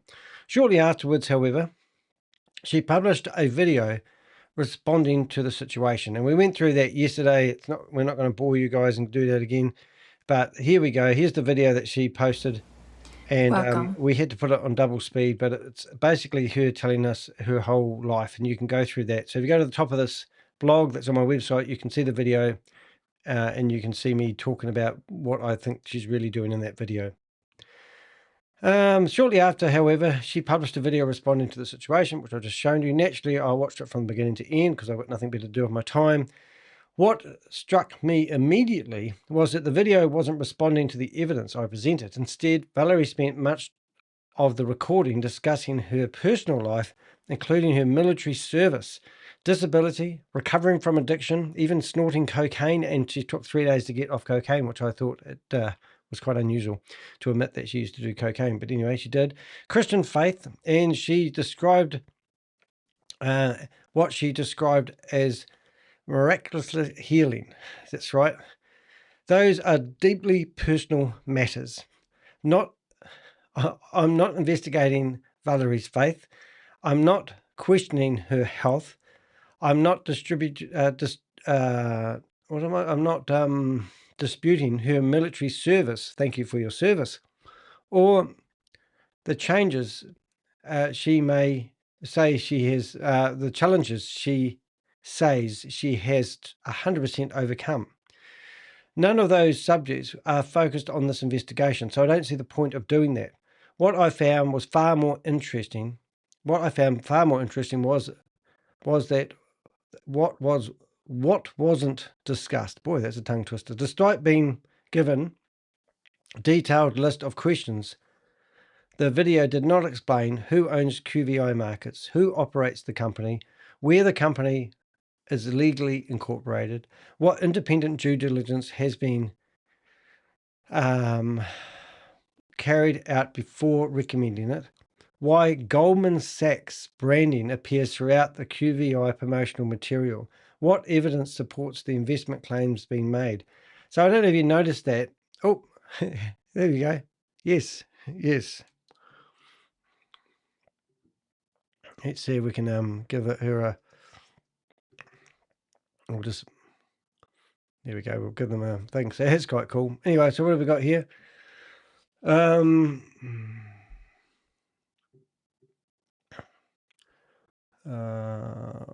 Just going through, make sure there's nothing that's popping up on my screen.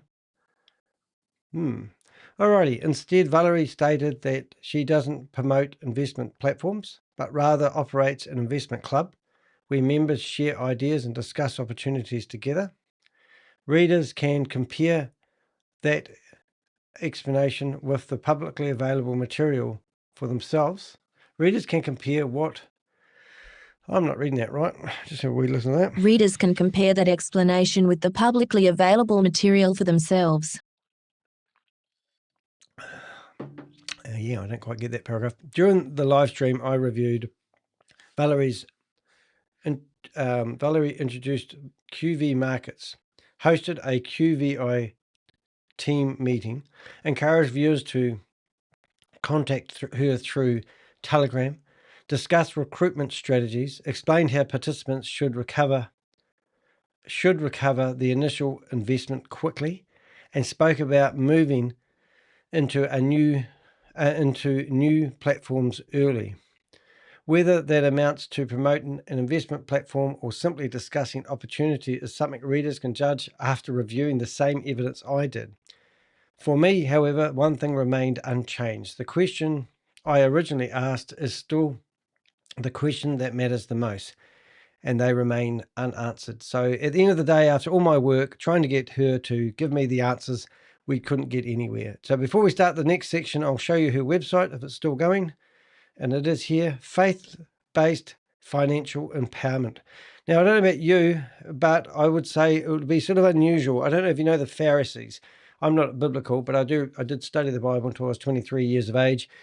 Used to spend 60 hours a month knocking on people's doors trying to convert them to be Jehovah's Witnesses. I'm no longer a Jehovah's Witness. You may realize that. I got kicked out of the organization because I had premarital sex with a girl. We liked each other. And we hooked up, and then we got told off, and I got kicked out of the organization. But I do remember that the money changers got kicked out of God's temple. And it seems like these people are in God's temple trying to make money. So when I see faith-based and financial empowerment in the same on the same website, it actually sickens me. So listen now. Also, now I've just found. Listen now. Go to the contact us page. So she's not obviously designed her own website. Listen now. I think that was meant to. Oh no, that must be what she calls her podcast. She talks about her podcast on here, which I can't find. But when I listened to that and it said listen now, it went off to her YouTube channel. But that one there is broken because I reckon that will be one of the videos she's deleted. So it's quite a hard case. But what I'm getting at is she's got herself a brand. While reviewing Valerie's public online presence after she declined to answer my questions, I discovered that she recently launched financequeen.org. The website presents her as the founder of Finance Queen LLC, which is only a few months old. And you can actually go here, and I don't know if we can bring all that up, but I'll see what we can bring. That's quite cool. So let's have a look and see if I can bring this up. The silly thing about it, if you search for her company name, you actually find, so what I'm doing, you won't be able to see this, but I'm not going to show the whole lot. But when you come to this business entries online, you put in Finance Queen, you go search, you tick the button, and then once you do that, which I'll take that off the screen for a second, it will bring up her company name. So on the 29th of the 5th, so it's really recent, 2026, she formed a company. And just so I don't incriminate her, I will make sure that we just do this, and now we should be able to be on here. Yeah, so this is her company. And as you can see over here, the date shows that she's, your dates are backwards, the 29th of the 5th. So what are we now? So is that a month? I don't know the months of the year, but I'm thinking that's 1, 2, 3, 4, 5, 6, 7. Okay, so we've actually basically 5 weeks old. She's registered a company. And if you scroll down a little bit on this page, which I'm not going to, it actually shows you her home address. In one of those videos, she claims that she had to prove that she could work from home. She's an invalid, so she claims, what do they call it? She's on the benefit anyway, and she's not working at the moment. But she's gone out, set herself up a company. So the things that confuse me here is the .org, and then obviously she set herself up a company, which would mean she'd have to theoretically, if she's going to provide financial advice, you would expect to see her registered as a financial advisor. And we've got other places that we can do that, but I don't think that's the case. But if I am wrong, please let me know. Valerie, you haven't answered my questions. Okay, so she's promoting a faith-based investment club, podcast, and financial restoration community. Sounds beautiful, those people. It says how they attract those type of people that have lost money. They think, oh, that's what I need. But they are wolves dressed as sheep. It describes a mission centered on Christian values, ethical leadership, and help victims rebuild after financial loss. What immediately caught my attention was the contrast between the website built around helping scam victims recover and the simultaneous promotion of QVI Markets, another investment platform that raises significant questions about ownership, transparency, and accountability.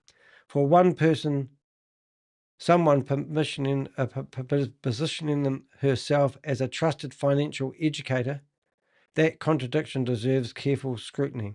The website itself also raises a few questions. Legal notices identifies Finance Queen LLC, but no business ID provided. The regulatory authority section is left blank. That's interesting. Now, I shut that down, but I wish I didn't now. Actually, I might just have another look. So I didn't actually pick up on that, but that's really good. So this is why I love using ChatGPT. It's not stating, what is it called? dissolvement date, terms, effective date. So is there a category where you actually state what type of business you are? It doesn't see, I just can't see it there. But maybe I don't understand how that works, but yeah, I can't see what they're talking about there, but I'm assuming that if you were registered as some type of company, and you were providing financial services, you have to have a certain number. I don't know that. You might need to find that out yourself. Okay, immediately caught my attention was the contrast between the website built around, yep, so we got that already. The website itself also raises a few questions. Legal notices identifies Finance Queen LLC, but no business. Oh, I think I know what we're talking about now. So when you go to the website and you go to the bottom, if you go to legal notices on her website, there is none. See, so she knows that she's probably meant to have a business number and what authority she works under, but these are blank fields. So she might be in the process of setting this up. She might get all those T's crossed and I's dotted, but at the moment she's telling people to invest in QVI Markets, and she hasn't got those qualifications to do so. So she's already jumped the gun anyway. So that's what we're getting. So the section is left blank, and there is little information about the company behind the brand. I also noticed that financequeen.org was existed more than 5 years ago, although it does not appear the current website has been operated for the entire period. So it doesn't look like she's owned that domain name for 5 years. It looks more likely that the domain name's been registered, it's expired, re-registered, and it's expired, and now she's picked up financequeen.org. Now, I know I'm a website developer. That's what I do. And I know that a lot of people argue with me. I always say that you must get either a .com or .co.nz website addresses. And people go to me, but I can't get the name I want. So I've gone and got another extension, and it might be finance. It might be in New Zealand, we can have NZ, and we can have all these other domain name suffixes. And I tell people you're better off having a .co.nz address or a .com address versus having a subdomain, because these are not A-grade domain names. They are B-grade domain names because they aren't at the top of the company. It's tricky, but that's why I've got danny.co.nz as my name. I could get danny.co.nz, but that's not needed. My main domain name is now dehec.com, and I was lucky to get it 20 plus years ago, but I'm not going to go get danny.org because it's be misleading to the people who look at my website address. He's asking for money. He's trying to make a business out of this so he can do this full time. And in the meantime, he's calling himself a non-profit organization. Although it does not appear the current website has been operating for the entire period, that may have... I'm just going to read this because it's getting tricky. Innocent explanation, but it is another detail worth documenting as this investigation continues. So what we're trying to allege here is that we turn every stone and we look for all the evidence we can find. Historical, we use the Wayback Machine. We go through Facebooks, Instagrams, TikTok accounts, and even domain name histories. Following the money on the blockchain, and this is probably the most significant part of the investigation, to be honest. One of the advantages of investigating cryptocurrency platforms is that transactions leave a trail. Unlike marketing claims or social media posts, blockchain data can often be independently verified. Blockchain data can be independently verified.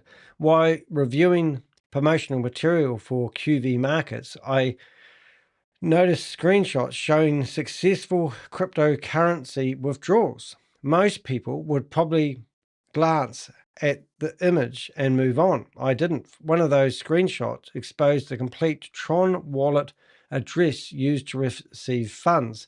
So what we're talking about here, what's your UDI? What is it, UDI? Unique ID. That'd be interesting. I wonder if Valerie's actually put that in here somewhere. Let's see if she's got that. I might just... Welcome. No, she hasn't. So Valerie...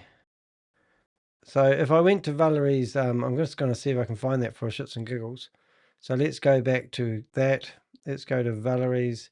Let's go to Valerie. Let's go to her her Facebook page. Let's see if we can find her.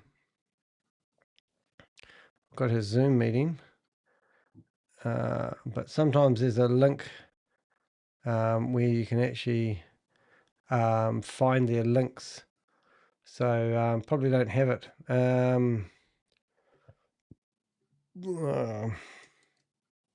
don't know. I'll just ask him to email.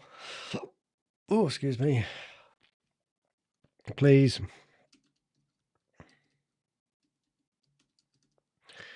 Please, I'll just ask him to email me. Valerie. So it's interesting though, but yeah, so it's I'm just wondering if you search for that. What have we got? We've got QVI.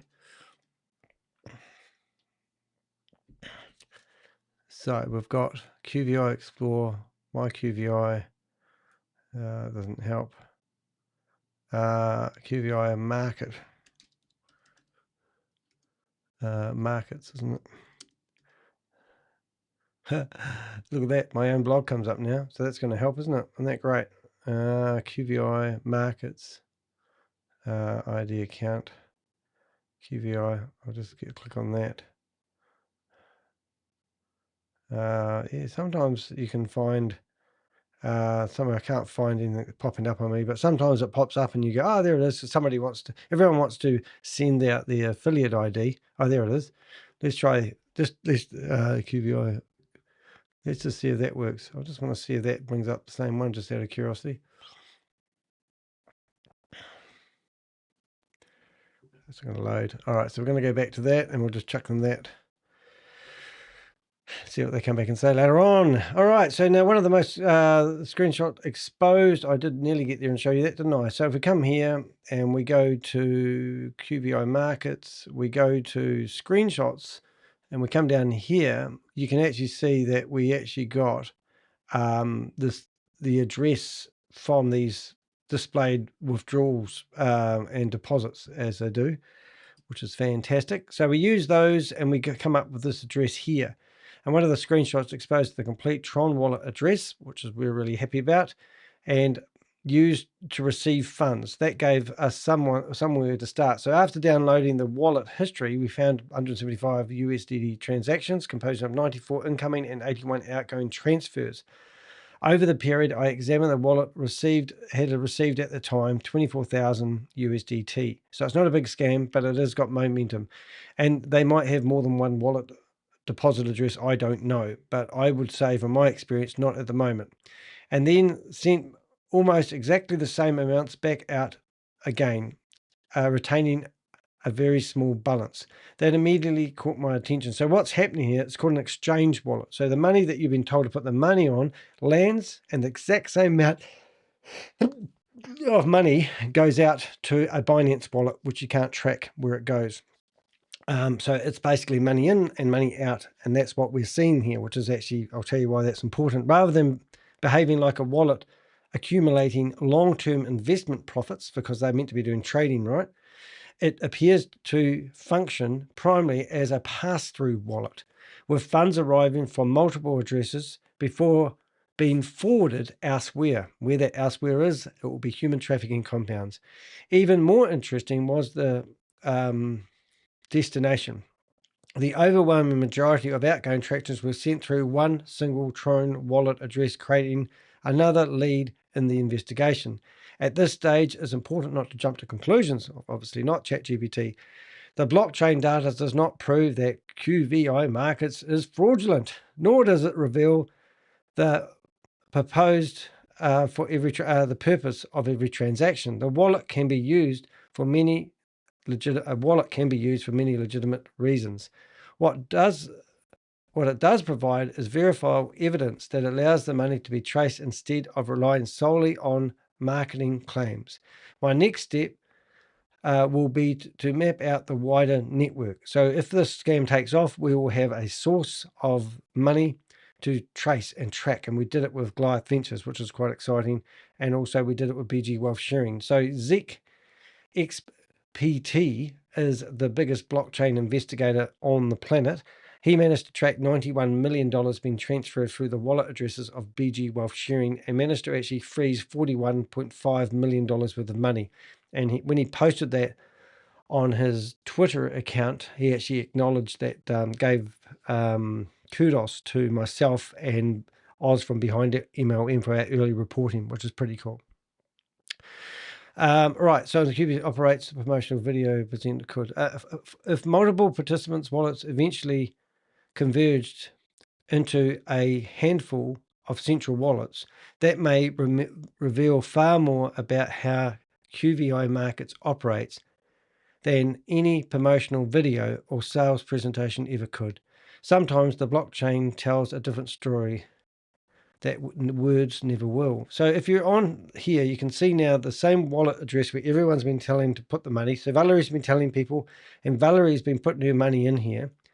And this wallet now has 1% in it. But as of a couple of days ago, it had $25,000 in it. So 9 hours ago, so this is the alarming part. So within the last 24 hours, we can see $399. Where's that going? That is going out, coming in. So remember Valerie says she did a test withdrawal. So 9 hours ago, money came in from here, wherever that is. So we could sit here and follow this address, and we just sit here all day long following addresses. I don't know what it means. I'm not a crypto guy. But to me, this looks like an exchange wallet, basically a wallet used by an exchange company. So we don't need to go in there. But my point is, if we go back to the initial wallet, the actual wallet address, which I did have, but I lost my way. You can actually see this, basically the same amount of money going in and out straight away. So 100 in, out. Okay, here's $1,100, and this is where you'll see, the alarming things. So somebody has thought big, and then that money has gone out. So somebody's made a withdrawal, or they've sent money to another wallet address. I'm reading this like crap. I don't understand it. I'm not going to pretend I do, but this shows you people that are depositing money into the system. So if we went through here and see in the last 18 hours, we've had 500, 1,000, 1,100, 2,200, 2,300, $2,600 have been lost to a scam, and Valerie's been promoting it, and that's why we're here to stop it. The question every investor should be asking throughout this investigation, I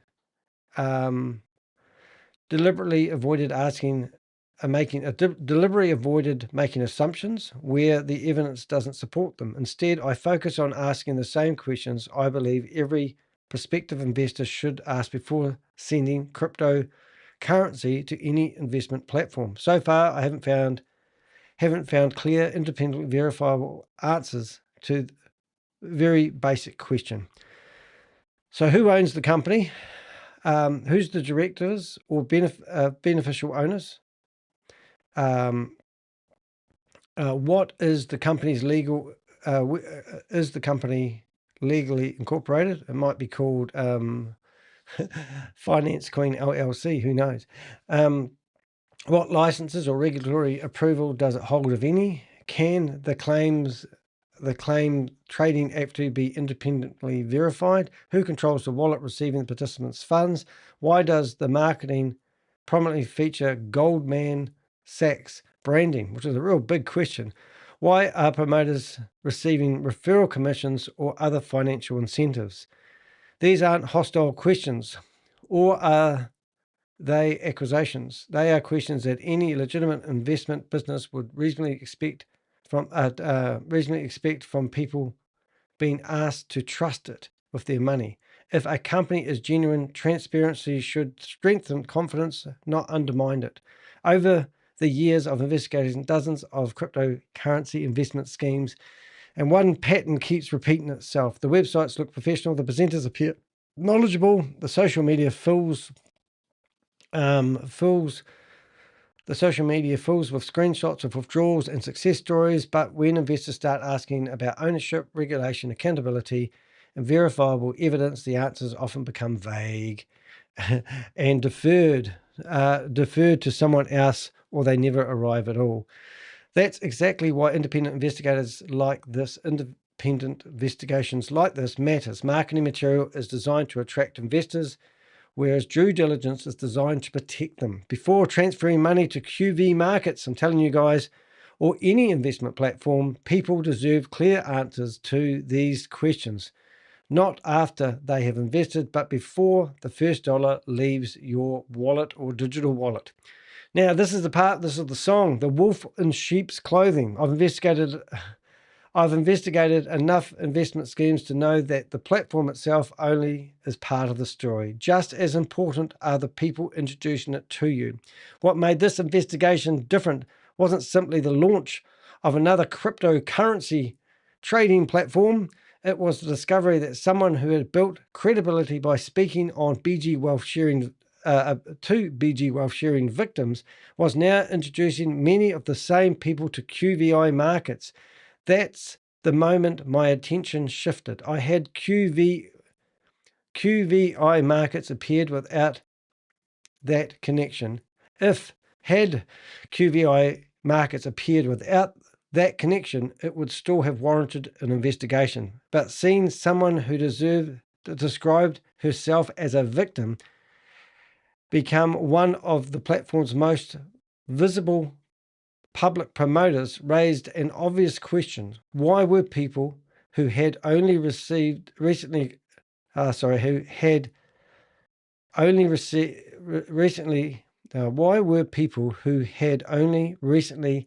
escaped one high-risk opportunity now being encouraged to consider another? It's not rocket science, is it? I'm not suggesting that everyone promoting QVI Markets had bad intentions. Some may genuinely believe they found a better opportunity. I don't believe that the case in Valerie's story. Others may sincerely, because the reason I say that is because you wouldn't be telling people that they will warn you when they think it's about to collapse. That was the most stupidest thing I've ever heard come out of anyone's mouth. Well, it's not, but I've heard a lot of stupid things come out of people's mouths. Others may sincerely think they have developed a strategy that reduces the risk by joining early and withdrawing quickly. Are you kidding me? Unfortunately, that's exactly the kind of thinking I've heard before. I've watched promoters of BG Wealth Sharing, PO Wealth Sharing, and numerous other schemes explain why their platform was different, why their timing was better, or why their strategy would avoid the mistakes that caused previous opportunities to fail. History has a habit of repeating itself.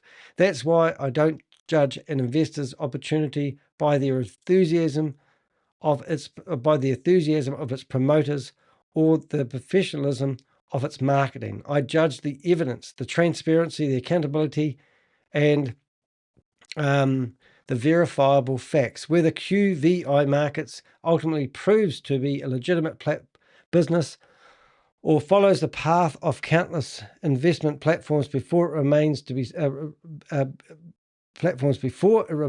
seen. What can already be established, however, is that prospective investors are being asked to trust the platform while fundamental questions about ownership, transparency, and accountability remain unanswered. Until those questions are answered with independent, verifiable evidence, they deserve far more attention than the promotional promises being used to market the opportunity. So where do we go from here? What do we do now? Do we leave Valerie alone? Well, I wouldn't be surprised if she's off sneakily promoting another platform when it comes along, or she may continue doing this one and she's going to try to learn the market. So where do we go from here? This investigation is far from over. We need your help. Did you invest in this company? Did you make money out of it? And does it make sense what I'm saying? And if not, why not? Let's discuss it. Email me. Tell me who introduced you to this scheme and why did you think it was a good investment? Since I began looking into QVI Markets, the amount of evidence has continued to grow.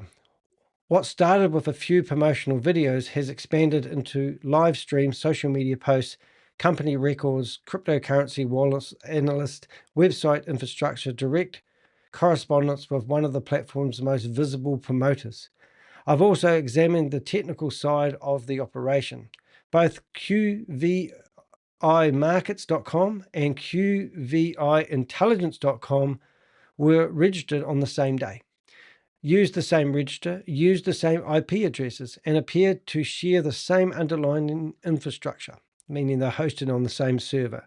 While that doesn't identify the people behind the platform, it strongly suggests the two websites are operating by the same organization rather than being unrelated services. The blockchain investigation is continuing. By tracing the cryptocurrency wallets provided by QV marketing material, I've already identified a pattern of funds moving through a pass-through wallet before being forwarded to other wallet addresses. That does not prove those funds came from investors' deposits, nor does it prove they came from trading activity. What it does provide is another trail of evidence that can be independently followed and verified. There are also several individuals connected to this investment whose role deserves much closer scrutiny. As more evidence becomes available, I will continue documenting who is promoting QVI Markets, how they are promoting it, what claims are being made, and whether those claims can be independently verified. Notice there's a big focus on the word independently verified. Don't listen to their own pitch deck telling you that they've had this and had that. We want to hear it from the people that they have done their verifying with. I've learned over the years that these investigations really end with the first article. Quite often, that's where they begin. If you've found this investigation because someone has invited you into QVI Markets, I encourage you to do your own due diligence. Don't rely solely on promotional presentations or success stories. Ask the difficult questions. Use my questions.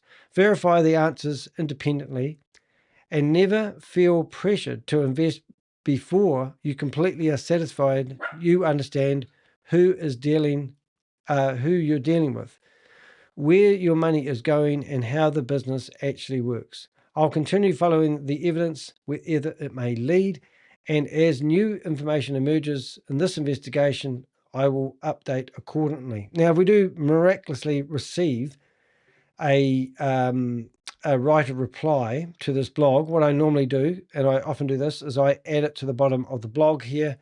But as to date, Valerie, Robert, Ron, all the people that she's claimed are actually involved in this, you'd think would actually be,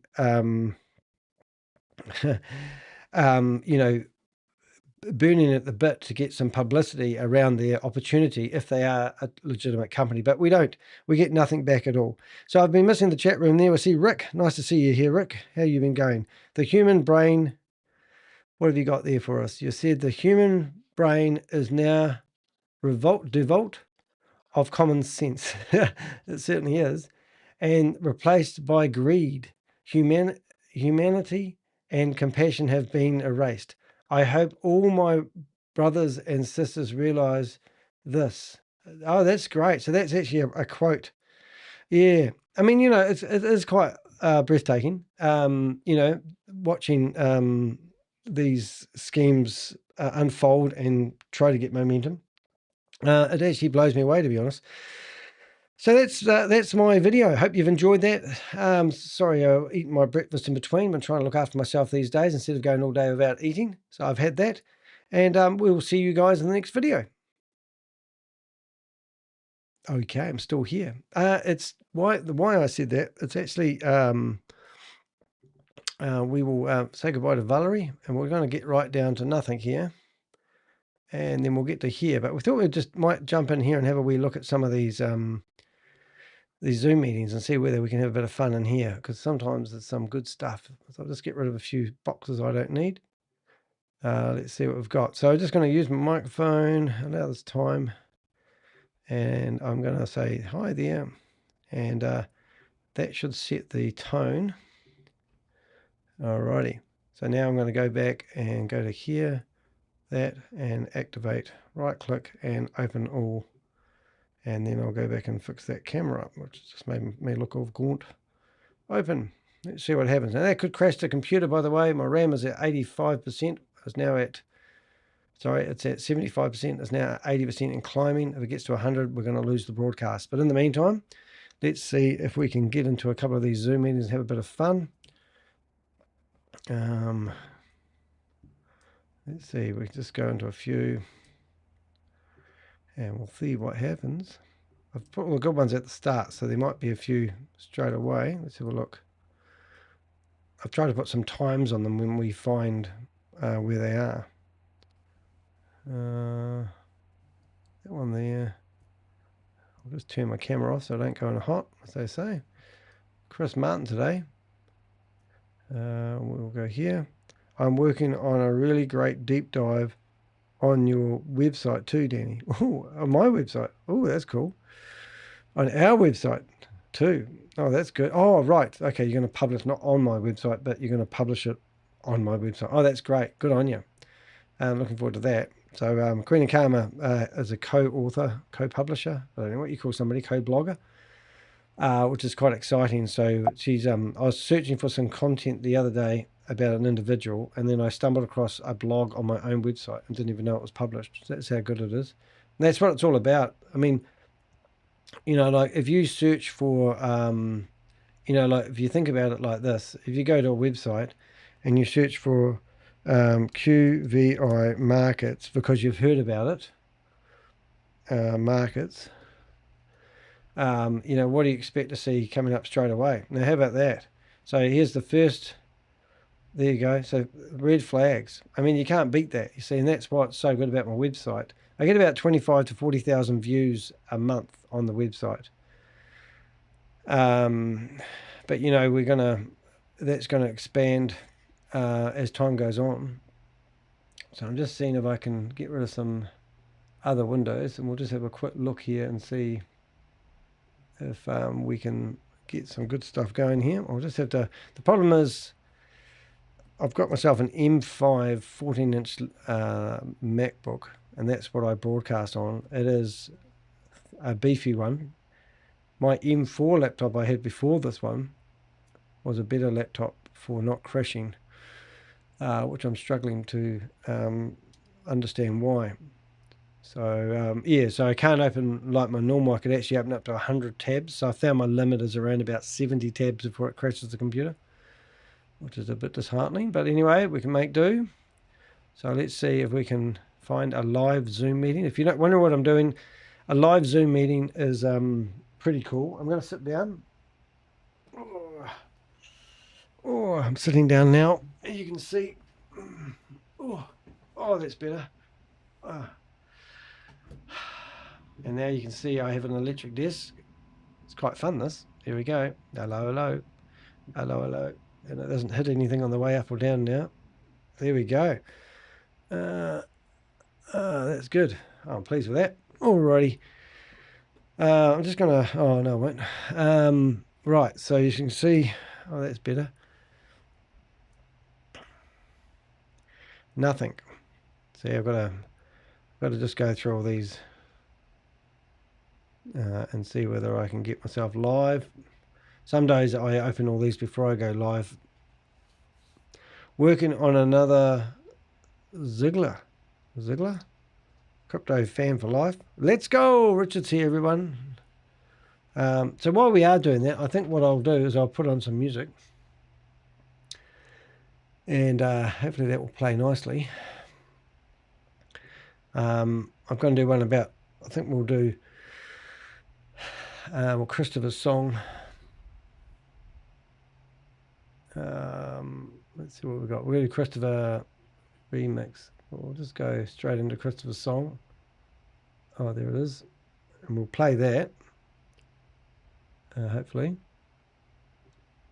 There we go. And hopefully we'll get something on the screen in the not too distant future.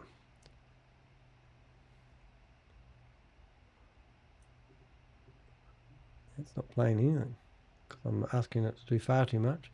82%, we're going to crash. Uh-oh, got the first unresponsive. It means I've got the kids and wives and one slick bitch and a trusted mate help walk them right through the gate. So lost marriages, some lost sleep, some lost money they were trying to keep.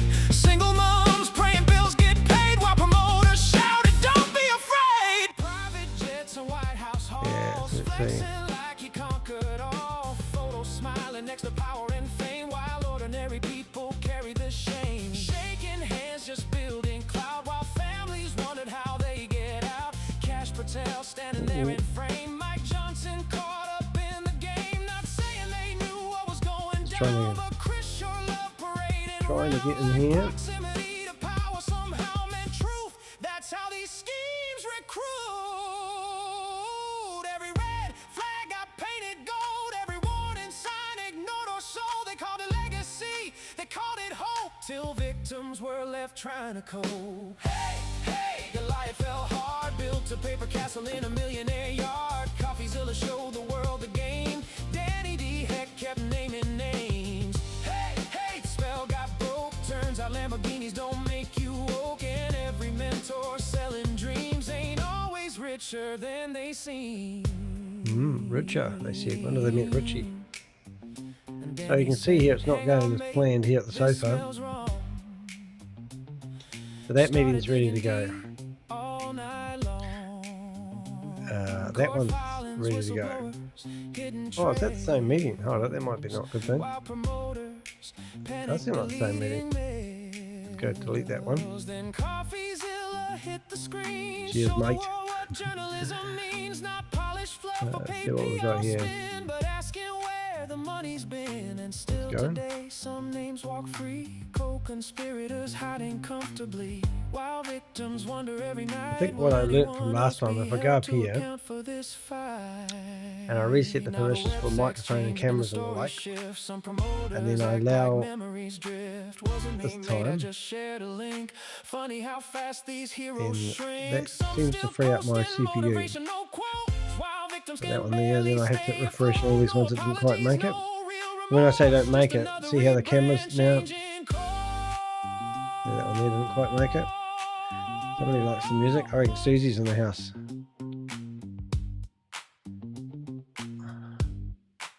So yeah, so if you haven't been kept with current events, the High Court came out yesterday in New Zealand, and basically it was a slam dunk victory for myself.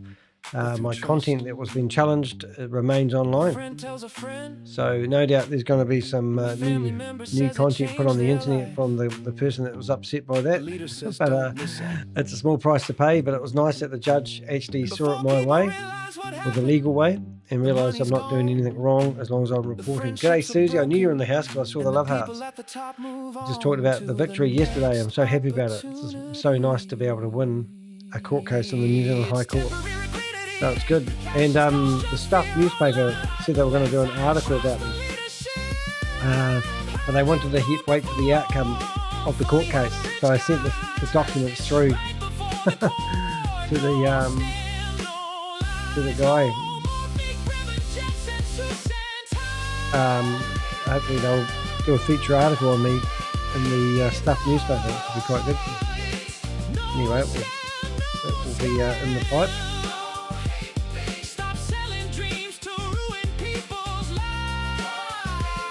Go. Oh, Chris Martin, I'm here by herself. You keep that one open because some people leave them open when they pop in.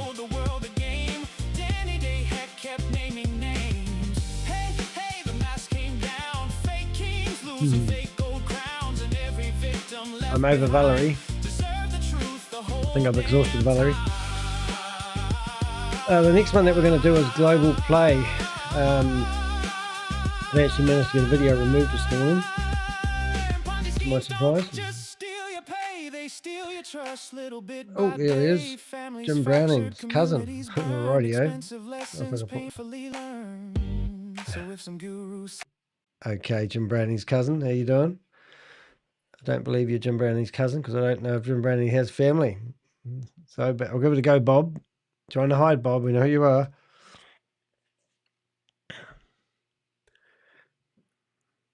You having troubles with your microphone, Bob? Oh, Jim Browning. So what's been happening?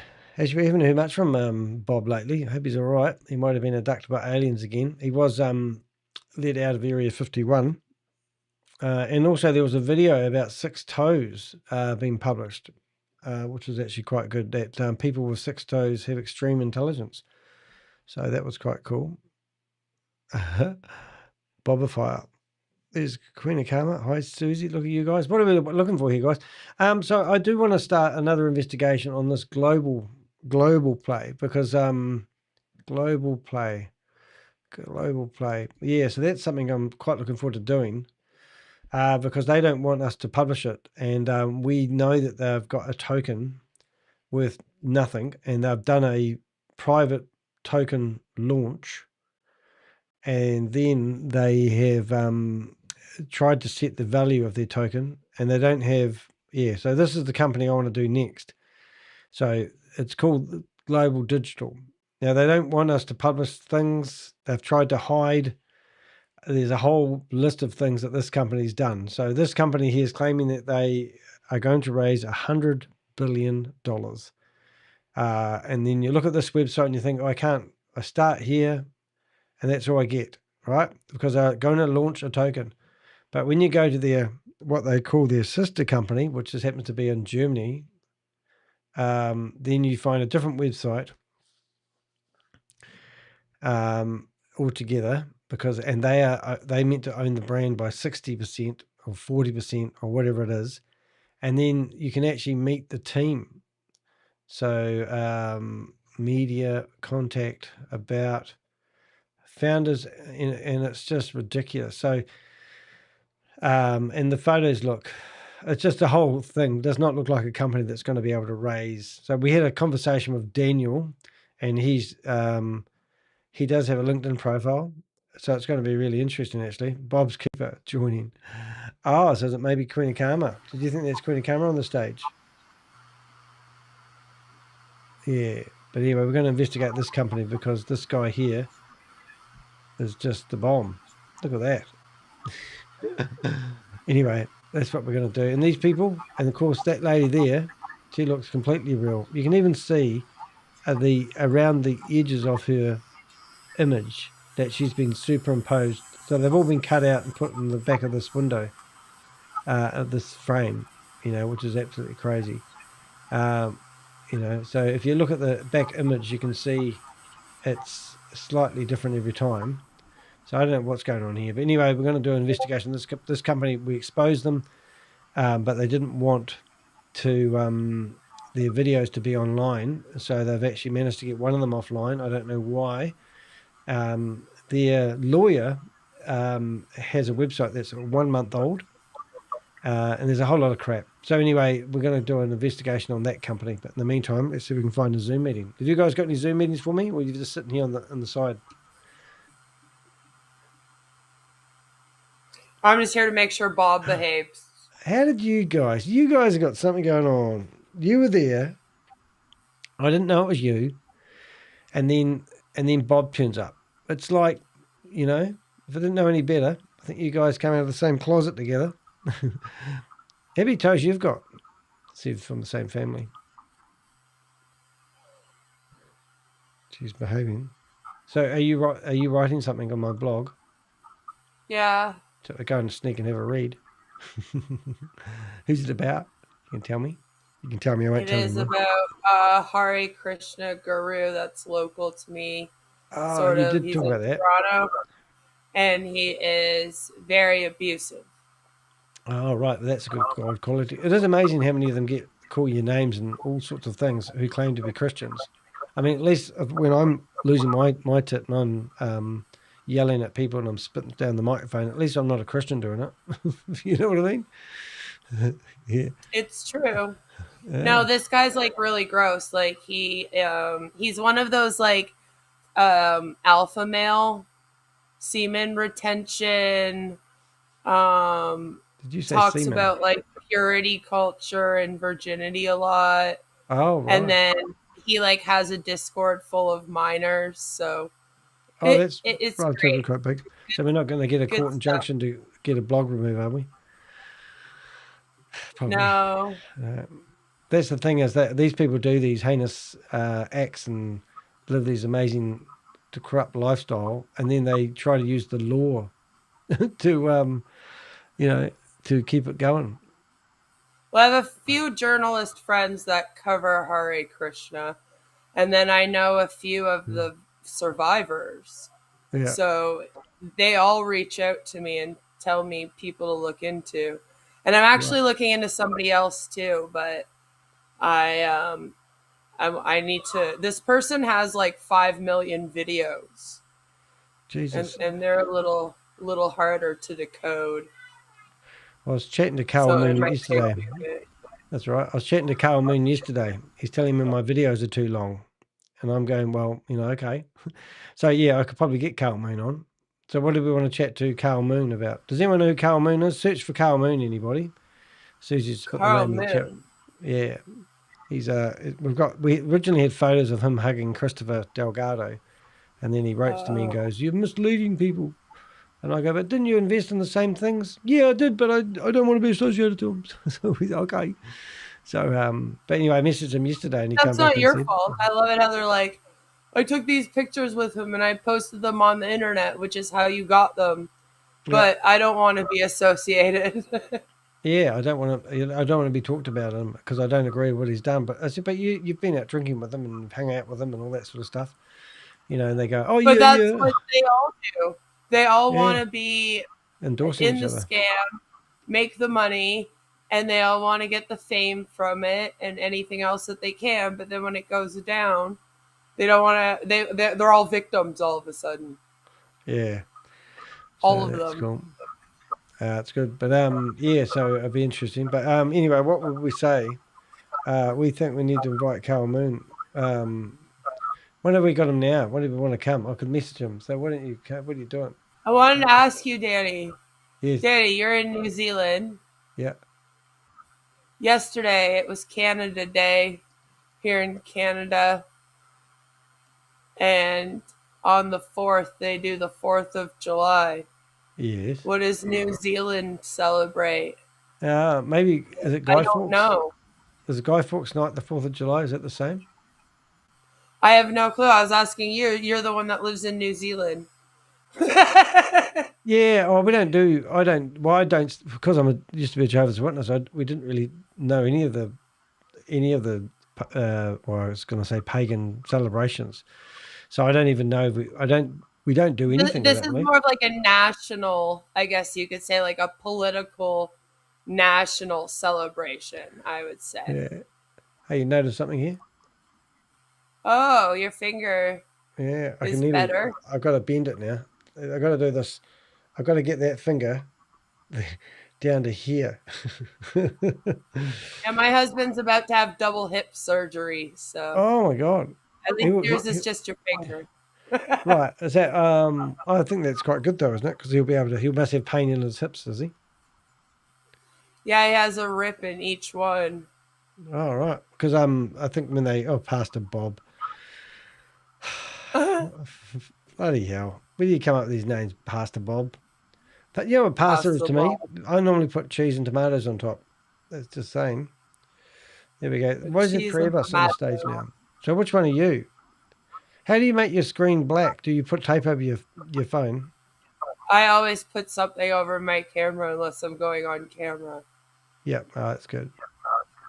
Because I don't trust The interweb.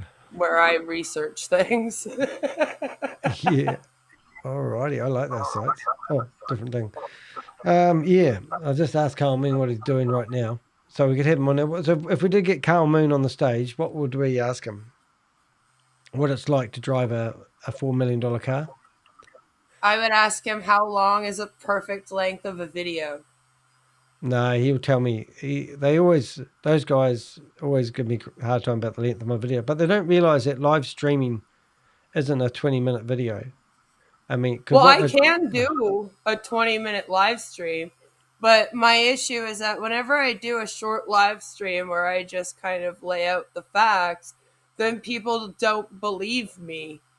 They think I'm just making things up, and that's why I like to do the deep dive sometimes, where I like walk through the whole investigation. Yeah. Yeah, it could be quite interesting. We're talking about him about We need an expert. So if I asked him, I sent him a message. We need an expert to come on live and talk about Empires. media empires. We need an expert. Okay, I'll ask him. All right. This is Passion. Welcome to Bob Wakes. Now, if he does come on stage, we're not going to get an argument with him. All right, we're not going to ask him if he's a scammer or anything.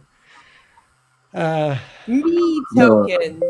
Okay, I'm live I would at do the that moment, and we're discussing, and we're hoping that you would be able to come on and tell us what you know about. Okay, so I'm going to go. Do you have the name of the company like copy and paste it or something? Oh, look, Solarium Life. Danny, did you get what I sent you? Where did you send it? Might be the Discord only, isn't it? On Discord. Did you see I hate Jelly Discord. Snacks? Don't tell. Zoom? Shut up, Bob. What? I'm going to Queen Show. I'm going to Queen Show. All my viewers, go to Queen Show. Who's this? What's that noise? How about always Marco's? What are you doing? What are you He'll doing have me on his show. at the moment? I'm live on the internet. We're trying to find someone who might know something about. Hold it. What are we looking about? New tokens. I busted Jelly Snacks Shut up, Bob. scam already. I'm on the internet and trying to find someone who might know something about My jelly snack. yeah. Jelly Snacks Phil, posted a funny scammer who actually provided his link in, and he was so dumb. But he deleted all his data after I saved it all. I was like, he was sweating bullets when I was drilling him as Megan Lynch. It was hilarious. Good on you, mate. That's good. Trying to figure out how to get him on my live. He had a 3-hour Zoom meeting. It was ridiculous. Oops. That is ridiculous. Who would do that? Carl. And he didn't go right to the scam. He talked to us for an hour and a half about like nothing. I'm surprised everybody stayed. All right, so I've invited and then I started Marcos as people. well. And then I pretended to be this guy Danny DeHeck. Oh, he's good looking, isn't he? You might think you're a Looney Tune now. Oh, because I went in there the crazy, great, strange man. All right, just can't wait. But he actually tried to look up Megan Lynch, which was really funny too. It's like, I can't find this woman, Megan Lynch. So what have we got She's here? still in Solarium. Steve didn't kick her out. I thought he was going to boot her out. So that message is about the Dr. Steve, is it? Oh, no. Yeah, no, Dr. it was Steve. from his son. Yeah, Dr. Steve kind of messed up his security because he put his Google Authenticator on screen. So no. That wouldn't work. That wouldn't matter, though. Yeah, it does, because I recorded that, and I had the setup key. Oh. Whoops. Oh, right. So here they hold your mouse over it, set up your key thingy. Yeah, so I have the original key. Oh, that's good. So at any point I can log in if I have his email. All right. Well, can we log in in New and read Zealand, they celebrate Bob Day. Bob Day. No, they don't. Bob Day. They wouldn't even know who Bob was. It's Bob Day. Bob Day. Bob. Happy and then you'd Bob say it's Day. not my real. And he would say it's not my real name. So that let's get they made a national. What do they call it? They made a national holiday out of a guy called Bob, and it's not even his real That's name. Right. Yeah, that and there's also 6 Code Day. Okay, we've got a photo coming from Susie. Steve. Yeah. That's right. Oh, I see what you're saying. So I'm gonna send that to Carl Moon. So Carl Moon is now going to get this photo. I'm going to get myself in trouble, Susie. He's got more money than I've got, apparently. So that's the photo. So now I'm going to send that to Carl Moon. There we go. So Carl's got that. Medial Empires. Download on the web store. Carl.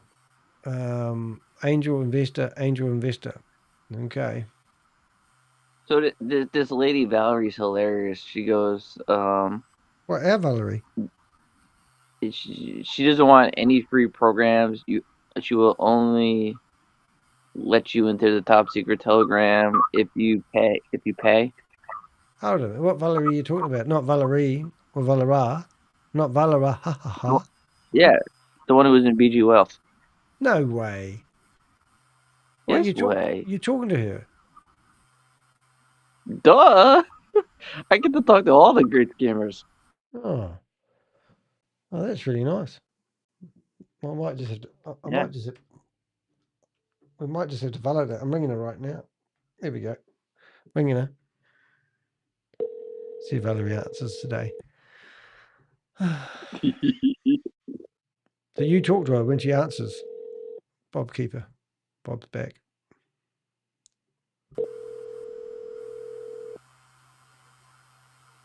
I'm just going to answer. Danny hung up on me. He said enough of her. Yeah. It's ran away now. Please leave a message. Bob? At the tone, please record your message. When you've finished recording, you may hang up or press 1 for more options. So, Valerie, I was wondering why you don't let people into your community when you're offered free programs that cost $0, and you only let people into the community when they deposit $500 to join QVI. Give us a call back. Thanks. Beep. There you go. I just find her really boring. I came across her a Oh, while come ago, on. She's and I exciting. tried to watch like one of her videos, and I was like, "Okay, she's putting me to sleep." Like, Oh, well, no The one only is one I joining really this watched, thing. Susie the only yelled one I at me. kind of watched was her supposed interview with Danny DeHeck. What was that about? I'm thinking I didn't get interviewed. And then I couldn't figure that one. And then it's a text-based interview. And I go, oh, what? Oh, my God. I'm going to interview Donald Trump. And I'm going to send him 50 text messages. And if he doesn't answer me, we're going to... oh, look I'll at do that. it on a Trump phone. Yeah, I'm going to go, hey, he's deleted his channel again. Spartan Nation, is it? Sparta. Yeah. Spartan Nation, that guy? Yeah. Oh, that It's was all to funny. do with like medieval fighting and. Yeah, I actually Does that guy Frank look familiar? oh, pardon me. Don't know. Scammer porn. Oh my. Is that what you Yeah. call what we're into? I don't Is know. it Into such a- scammer porn? It's just scammer porn. You mean all the time I'm missing out? Zoom meetings? I don't know. So in the chat, some guy Yeah. posted this image of Mr. Frank. He was on that top secret meeting that you were on. Mr. Frank. Oh, yeah. Oh, they reckon that I'm now corresponding with a lawyer, a real lawyer, on LinkedIn, which is quite funny. And he's the first of all gave me. You waiting for? I have a thing coming where I call Novacast's lawyer Danny, and that's what do gonna you be mean? fun. Hey? You've never hired your lawyer by sending someone a message on LinkedIn before? Well, this is. Oh, see if I can bring it up. I'll just make sure I'm not. Please, Danny. Then I have 200 plus lawyers. So I'm just seeing if I can bring up this guy. So, first of all, I've got now I'm corresponding with this lawyer who's meant to be the lawyer for that Play Global. Yeah, the H. yeah, their security Supreme Court of India. Yeah, and then I don't think he can practice in the U.S. Where are they located? Well, no, because I've meant to. So I've accused this company of not having captured the thief, and they said that they've got court cases and they know where the guy is. Because after you were on, they said 50 minutes later the lawyer would be on, and there was some guy named Tim. Yeah, or is this the same scam? So it's the one that we're thinking of? Yeah, the one you were on. I jumped on that same meeting like 50 minutes later. Right. So this one here. There. So they managed to get one of their videos removed today, which is amazing. And YouTube's crap, so I thought, oh, okay, whatever. But they haven't got this one removed yet. But this one here. I recorded my whole meeting. Well, it's not the fact that they're deleting my videos of my hard drive. It's the fact that I can't broadcast it on YouTube, but I've already got it broadcasted on multiple different places.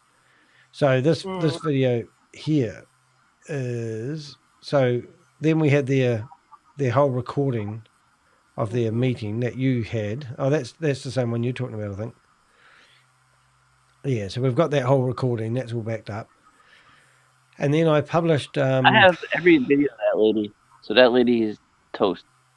Yeah, well, that's Toast. good. I backed up her whole... She's sort of toast. I backed up her whole YouTube channel before she removed all her crap. Yeah. Nice. So now I've got this video here, which they'll probably be trying to get rid of. 30 YouTube channels backed how up. old? New? Yeah, I've got 41 terabytes behind me, mate. So this guy here doesn't want 15 terabyte cloud storage. Okay. But try Don't putting ask that me how stuff I on got that.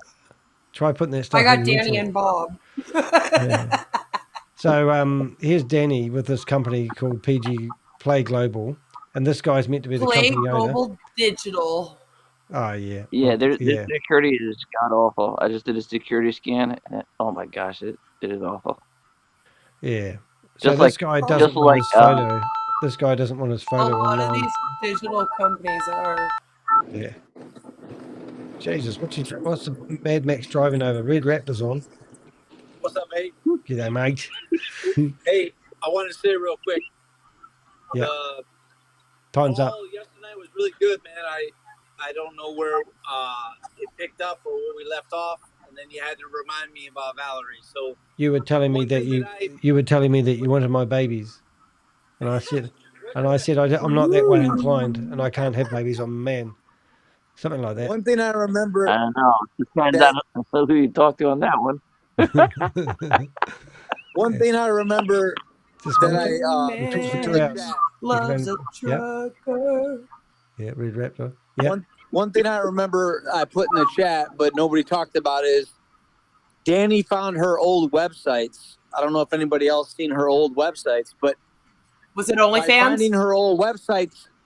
By finding her old websites, that disqualifies her, because in her recent videos after BG, she says that she used to do financial stuff. She's never done scams. So why do you have a financial scammer website prior to a year ago? Going back 5, 6, 7, 8 years or whatever. So somebody needs to blow up her history.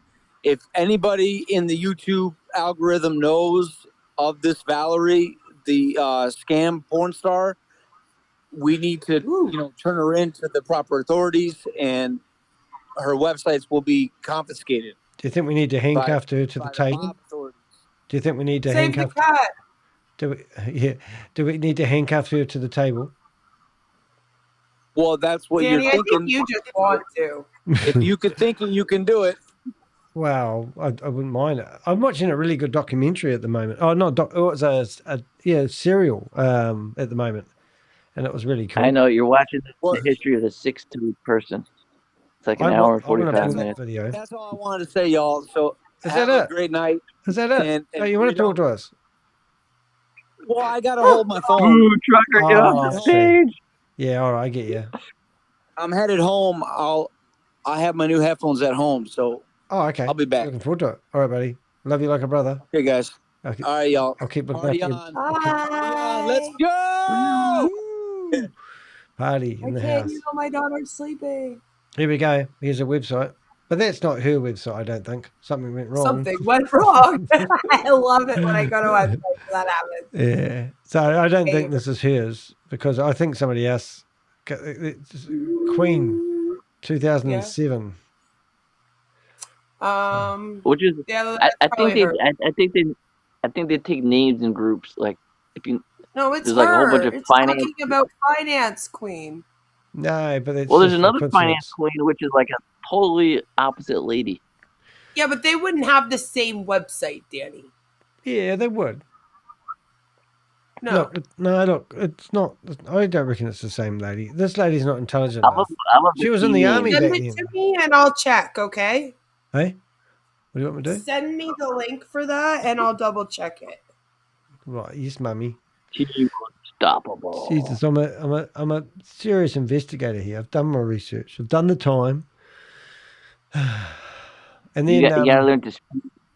You need speed now. I need to get Mummy to look at it. What's the 404 mean, Bob? That's good, isn't it? Is it a song? We should do a 404 era, scam era song. 404. 404. I dropped some links in the chat, the guest chat that Denny never reads. Oh, right. I'm getting there. Audio. Jim Brown's cousin. What are we looking at Yeah, here? this Jim Brown guy is awesome. I know him. He's like technically knowledgeable. I've never met the guy in my life. Not yet. Hey. Oh, you are good. Thank you. All right, that's good. That was after your meeting. All right. Let's have a wee listen. Oh, Baldy. So is that a photo? He looks That's scary. a photo. Like Yeah, I he's the German. Yeah, He's the German tech support. Is he? The Don't German tech support. Don't mention the war. That's the security rating. See in green? That's ultimate security. And look where it's rated. Oh, wow. Look how bad the security is. Wow. That's good stuff, man. Make love, not war. All right. So is this... Add that tool to the repertoire, too. Yeah, I'm going to go back here now. Say goodbye to Valerie, everybody. Bye, Valerie. Bye-bye. So here, so we need to add that to... Ooh, up there. Link. Dunk. And I got about like 50 pictures to destroy the Zoom link jelly snack drops. You so scared good. Susie. Right. Why have I scared Susie? You got that image of that scary man. Oh, she gets scared. She's a bit of a wuss. Then don't look at the next picture of him and his. I think it's his wife. All right, so let's go. What? Let's go back to. Because she kept coming on his screen. Probably. All right, so now we'll carry that.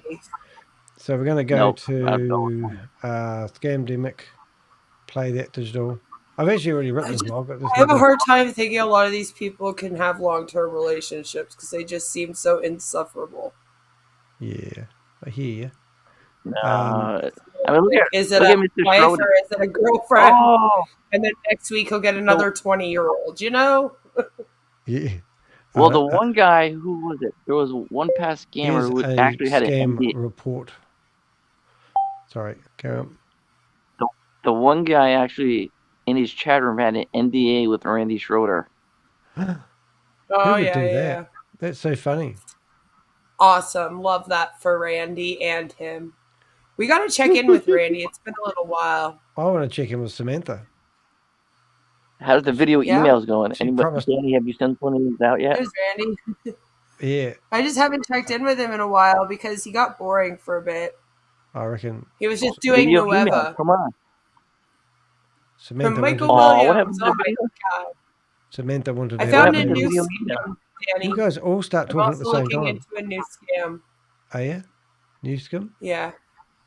Yeah, because somebody else in On Passive just joined this really weird crypto scam. I'm still not 100% sure how it works, but I'm trying to figure it out. Snacks?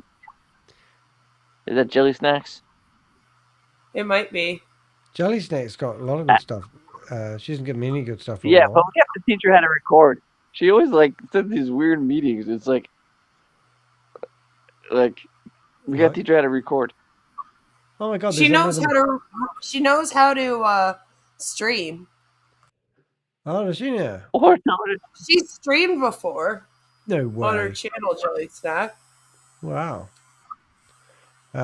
Chris Martin. So now we're. What's this one here? Whatever she promotes. Zigzag. Whatever channel she had. I took down the whole scam. I started exposing it. I think I exposed 10 You're of the people. You're the greatest, Bob. Yeah, I found out the one guy works for Jobbly fast food. He's the manager. And then he got pissed. I saved his picture, and then he had to take off his picture off his LinkedIn. No way. Hey, this is a funny one. We got Wealthy One. Wealthy One. That's it. Sounds like. Oh yeah, that's the Jelly Snack. Oh, I like Jelly Snack stuff. Yeah. She gets some really weird stuff sometimes. Jelly Snack attack. Oh, so we're sitting here waiting for it. That's the open room. I don't know when that one. We've been in here before. This is The other one. K8. K8. 7K. 7K is like 5K. Yeah, so we go to here, go to YouTube, or go to the heck. You right They're all there, the Paxton? same. The other link. I'm talking about the other link. The one that he Work it out. did the interview on. It was a good one. This one here.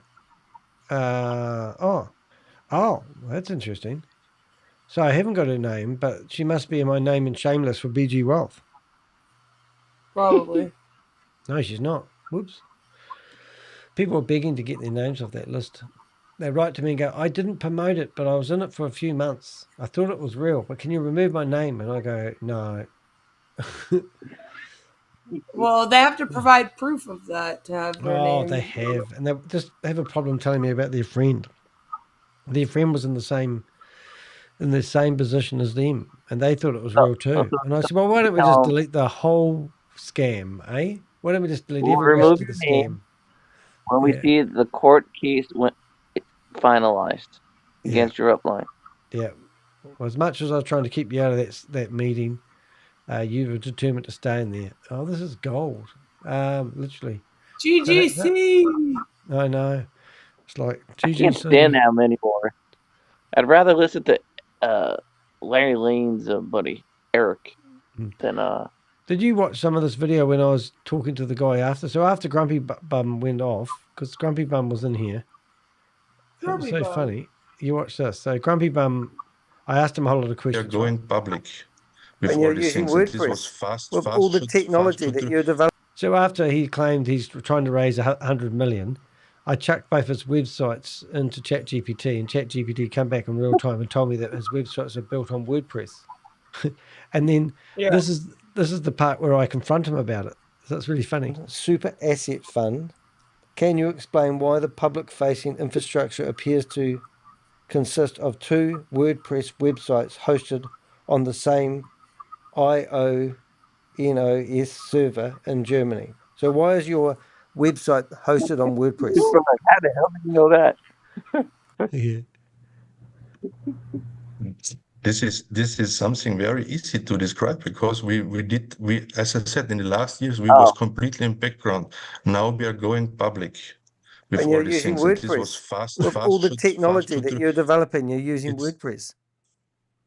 It's not necessary for us not to use. We have our own development team, and we'll do it different. But I don't know what has to do this with real business. Well, you've been going for 16 years, mate. Christian, sorry, I don't need to waste my time. Oh, my goodness. Now you're backing up the bus, aren't you?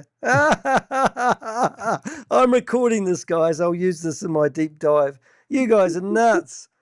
Oh, my God. So why would he leave like that if he has somebody representing your company? Come on. I've just blown you into the weeds, man. Your website's built on WordPress. This is ridiculous. You're on mute, only because of the websites. Oh, my God. You couldn't answer any of my questions. How vague can you be? Mr. Behe, please. Danny, please. He's telling me he's going to translate.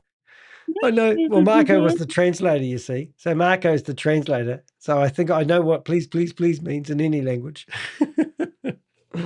Oh, that was so funny. Yeah. So they've got the first version. So after you left at them, then Bob came in like 50 minutes later, played nice, and then insulted him. Oh, did you get that? Have you got that? Have you got the link to that? Have I got that? You never give me the link. No, I didn't give that video to you. Yeah. Well, I wouldn't mind it. You know what I'm saying? And then 2 hours later, I destroyed one of Jelly Snack's other links. Sorry. It's funny. Oh my God. I'll take that one as well. Oh my God. That's where I started insulting them. They look so mad. I know. Well, they're Germans. They get upset sometimes. They just don't. That might go after I made some insulting comments. I'll show you something really funny, all right? So these pictures that are in here, I'll just put these in here. These are pictures of them claiming that they have a TV production company, right? And the company's called Play Global Productions. Every single one of those images cannot be found on the internet. The only website that brings them up is their own. And these are meant to be people that do movies. And these are meant to be famous actors. But nowhere did this movie with these names appear anywhere. So how can so what they're claiming to people to give them evidence is they have this Play Global TV. So this is one of their brands and one of their where they get them, for their investors to say, look, we've got our own production company. So I thought, well, I wonder if I can, so you can't even get in here. You have to go down the bottom like this, and then you get this page, which you can't even scroll. And then I thought, well, wonder what happens if I right click and, do the old Google Lens image thing. So then the only place that image comes up is on their own Play Global TV. This isn't even them. This is not them. None of these photos. But if this was a real production company and these were real actors and this was a real documentary or movie that they produced, their photos would be all over the internet. And instead, we don't find these photos anywhere. So this is how stupid these companies are. So this is, and even that photo there you see in the background, if you think about this a little bit more. So if we go into inspection, we can actually go to console. No, we don't. We go to sources. We go to images, background, and these are all probably the big images. Yeah, these are the big images. So you would think that image there. So if we just grab that onto my desktop, we chuck that into here. Now that image there, you think would be all throughout their marketing. So you right click, Google image, and what do we find? A little boy waits. We find the camera. That's funny. But we don't find that photo anywhere. It just doesn't exist. So it's just all bullshit. So that's just to show you an example of why I'm going to investigate this company, because it doesn't make any sense. Idiots. So that's it, Bob. Is that all you got for us today? What have I done? Have I lost you? No. Oh, sorry. Did I? No, I took down the whole scam. They already started wiping. They already started wiping out their Facebook profiles, but they don't understand. Bob had 400 tabs open, so you could delete as much as you want. All they have to right click and hit save image, geniuses. But you didn't get any video I can play. Oh, that one? I mean, you want to go away for like an hour and a half? Like, I recorded like an hour and a half of it, because after an hour and a half, it started getting ridiculous. But did you get me on it by any chance? Did I get you? No, we're not. Oh no, that was a private meeting. That's right. We went to we did a breakout room.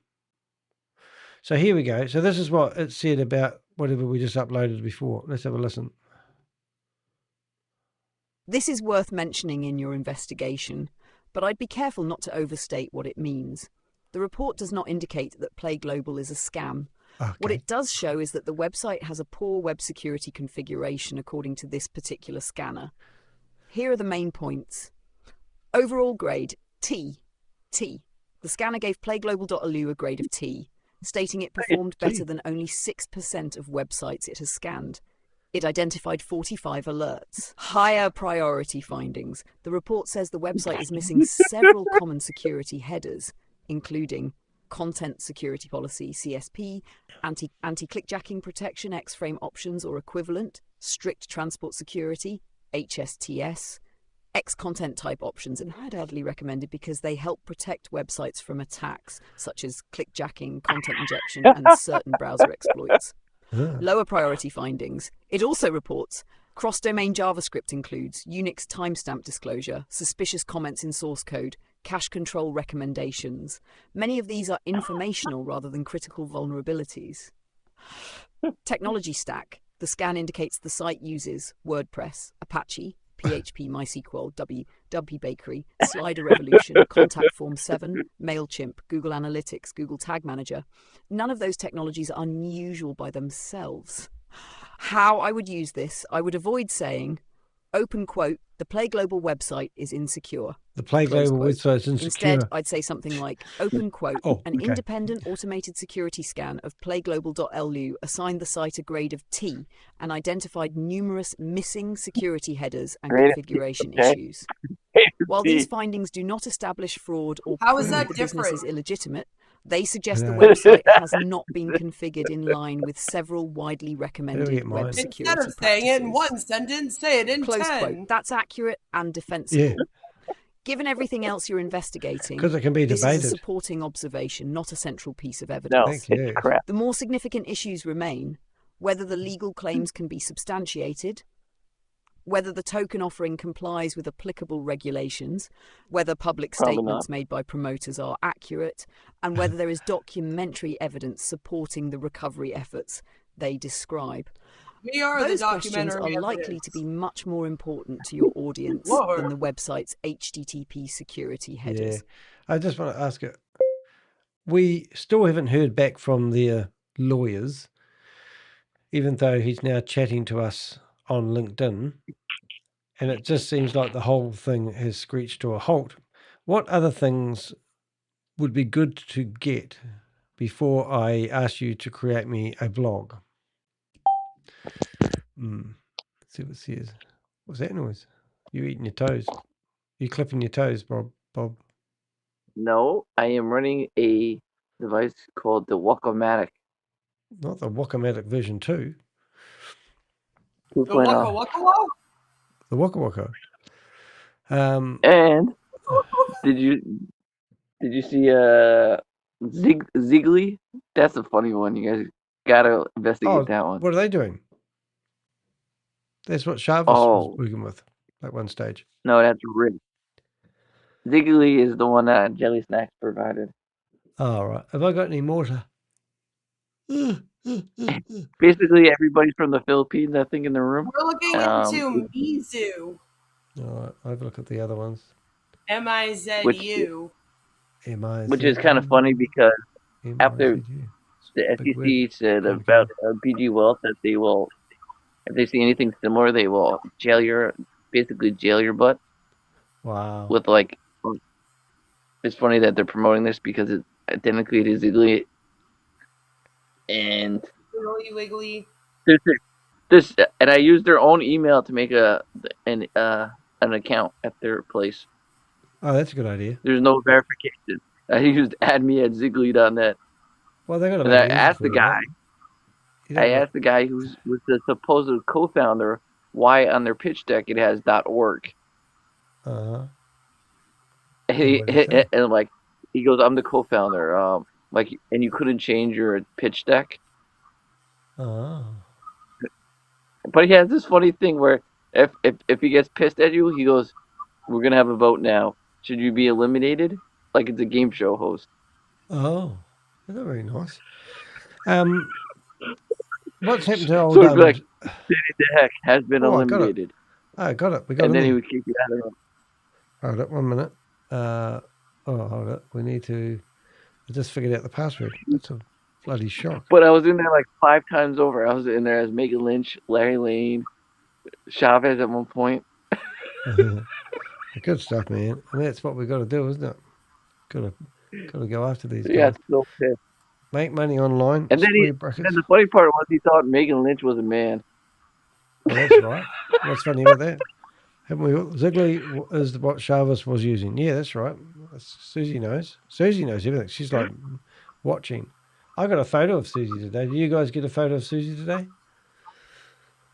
I did. Susie looks like she's out enjoying the sun, or she's doing something. I'll just see what she says. She says nobody's back yet. Oh, she's at the ballpark. She's gone out. She's got away from the computer. Yeah. So that's good. Alrighty. Yeah. So Sandeep. Sandeep. Mm-hmm. Yeah. Sandeep. So he's been, after a really roundabout way, how they gave me this guy's LinkedIn. I don't even know how to say it. So what we've got here, you see the message on the side here. So I wrote to him and he said, "Good morning. You are connected with the correct person. And your profile, and this profile is not an impersonation, I believe." Anyway, he was talking about being overworking. So this is their lawyer. Anyways, really sorry I slept at around 4 p.m. yesterday and got up post midnight today. Really sorry about that, but was really tired as it's the hottest monsoon we are experiencing this time in India since 1901. I will be sending my detailed response to your email, as promised, regarding MHT scam, and all that I wrote in my first email, and that you seek clarification upon, as well as the investigative quotient, especially the questions or preliminary inferences arising out of Alice's adventure in Wonderland, types of speculative mens rea, opinions and quick conclusions, if not final conclusion. What? But I will do it after finishing my daily rituals, as it's 4 a.m. in the morning now here in India. Wow. BTW, it's my pleasure to know you and be connected professionally here on LinkedIn. Right.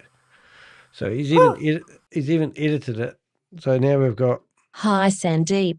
Thank you for connecting with me on LinkedIn and confirming your identity. I appreciate that. I understand you're preparing a detailed response. I'll wait to review it before drawing any conclusions. As you'll appreciate, my role as an investigative journalist is to independently verify claims using documentary evidence. I'm particularly interested in reviewing any official documents relating to the criminal complaint, court proceedings or other filings you mentioned, as these will help me report accurately. Yeah, so that's where I'm at the moment. So, but, it's complicated to explain, but I still think it's a sham, because he said he was in the High Court in the morning, and I go, "Oh, what's the case number and who are you going up against?" And they go, "Crickets." It's like, well, why can't you tell me if you're in the High Court? Won't they have a case number of where you're appearing and your name on the bottom of a document? But anyway, I was quite surprised to get an email back, but we'll see what happens. I just finished one High Court case. I want another one now. That'd be great. Anyway, so what they are alleging is somebody hacked in and stole all their money, and now they've got the guy in India, and they're going to go after him and get the money back. It must be the same guy who hacked UGC, Yeah, well, yeah. That's the last time I was in the and police. Stephen Beard. Don't forget, Stephen Beard must have hacked him too. Yeah. So I don't know what else I need to write a blog, but let's token reference. All right, so let's create the draft blog. If we need to do it one paragraph at a time, I just want to explain to people my findings. They can draw their own conclusions. But what have we got to go with so far so I can publish an article? Let's see what it says. That'd be quite... because I've got to come up with an article for Sunday.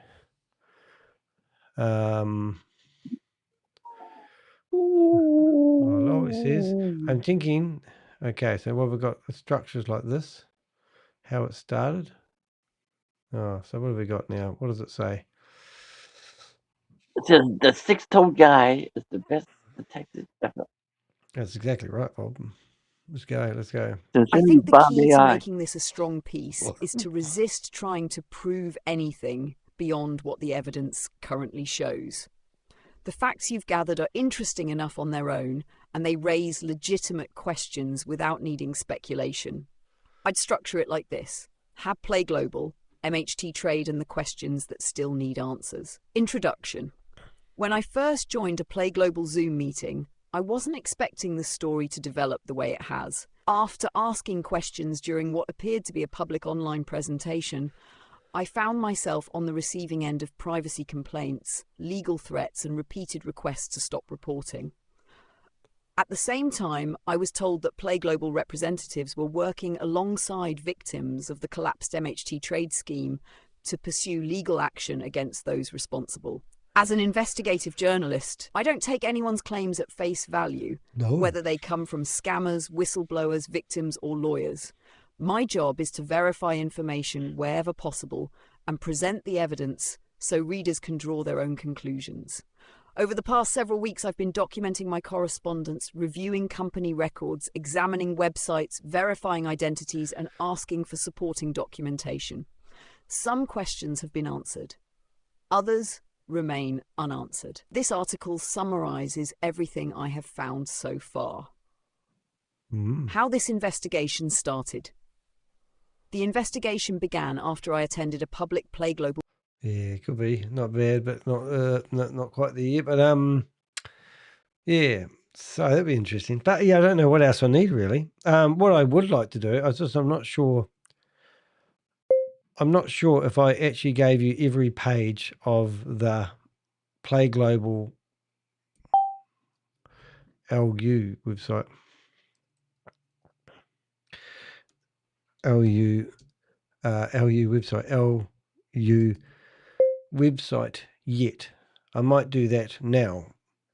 I did notice some really strange things that I thought would be in place, which aren't, which hopefully you will be able to identify them. All right. But yeah, so Crypto G was saying they don't seem to have so if they want to sell their tokens to Europe, they've got to have a MECA license or a MEC license. And yeah, because everything in Europe changed, so it's kind of funny. Yeah, so they don't seem to. So let's just grab every page of their lovely website. Put that at the end. And Binance won't be available in Europe also, so I don't know what exchange they're going to be using. Well, who knows? So now we've got statement principles, founder's vision, people, locations. Oh, here we go. Overview, Europe, Middle East, of course, North Africa, and then the history. Business fields. So we go 1, 2, 3, 4, 5, 6. Click on business field. Nothing happens. Responsibility. Some of the stuff was really funny. So I love it when they're involved with these charities because it just absolutely pisses me off, to be honest. So now we've got, so they headquarters are Luxembourg, is that right? Luxembourg. Luxembourg. So you can get domain names there in the suffix of Luxembourg. That's kind of funny, isn't it? I thought that was unusual. Right, so now we've got, thank you. Somebody loves me. Right, so now we come here. So now we've got statement of values and ethical principles. I mean, this whole website is crap, and it's the build on WordPress is even worse. I told you it's crap. I know, but like, if we can have a field down this. Diversified business, unique principles, whatever, blah, bullshit. I bet you /WordPress /admin. Yeah, we've done that. So now we've got these two gumpies. Founders' visions. Do people believe this shit? I mean, it's like we have it. Oh, let's put a picture of us on the website. Make it look like you're serious businessmen. Okay, freeze that photo. Okay, so our team is the funniest one. Personal details. So I have to go through all these one at a time. Because technically speaking, each of these people have a LinkedIn profile. Some of them, the guy that I was talking to, I asked him about his LinkedIn profile, and he said his LinkedIn profile was out of date. And I go, I didn't think they dated, but it's okay. So he was in the company for a year and a half. And I said, well, how can you be in this company for a year and a half and also be part of that other opportunity? You know, it just didn't make sense. So we've got 225 connections, manual in. Vice chairman. So there's your vice chairman. He's got the lean going on by the window. Good on you, mate. So I should put him in my database for a year. And then we've got this guy here, who's got over 5,000 connections. Here, what's his name? Bang. Daniel Baumgartner. Yeah. Yep. So he's got all sorts of things he's done. He goes back to 2000. And look, he was the president of this kids foundation. So that should be easy. Kids.foundation, president, 7 years, 10 months. So I don't know about this charity, but theoretically I could go and find out about it. Powered by. So I don't know where it's located. Get directions, but where's their website address? How do we get that? Kids Foundation. Actually, wonder if, I don't know if it works. But if we go like this, no, that didn't work. It's worth a crack, Nigel. Right, people. Have we got people? Oh, so each individual person has their own. Well, this is going to be interesting. Just need to. Oh God, I have to do this for each person. I might just do this offline, so I don't have to do the whole lot. But I will do. So each individual person has their own kind of page, but at the bottom of their page it has everyone else's names. Well, it's supposed to look professional, right? It's a professional? Yeah, like they want it to look professional. Right. I think it looks disgusting, but that's okay. I think that background color is really, really weird. But anyway, we'll get all the people and we'll put them all in there together, because each of these people may have similar or the same backgrounds. If this is, somebody who's trying to run a deceptive business, then we'll find inconsistencies with these copying these bits of text. Or we may discover something really important, that one of these people was born in New Zealand or something like that. People. Alrighty, just getting them all lined up like soldiers. Hopefully they'll disappear eventually. Locations, there we go. So now I'll go copy all those in one go to my thingy. Get to the bottom. And there we go. Right, so now we're into locations. So that's going to be interesting. I'm just going to go Control A. Shut that one down. So the terms and conditions, which are some of the fun ones that we've been a lot of fun with lately. Right. So digital, super access fund. Super access fund that they're going to build $100 billion super capital fund. I can't wait. It's going to be great. Imagine the money that will generate. Super capital. Super capital. Super capital fund just sounds scammy. No. Way too many adjectives. You're just being negative. It's got to be more embrace the moment and like have that faith that it's not a scam and put everything into it. So, pretend that you have a safety net, but you don't really. You first, Danny. Oh, come on. That's not fair. I won't jump. Anyway. If you put your life savings into it, I'll be then rich. I'll put my life savings into it. Okay, global developments, technology transfers. Does that sound like us?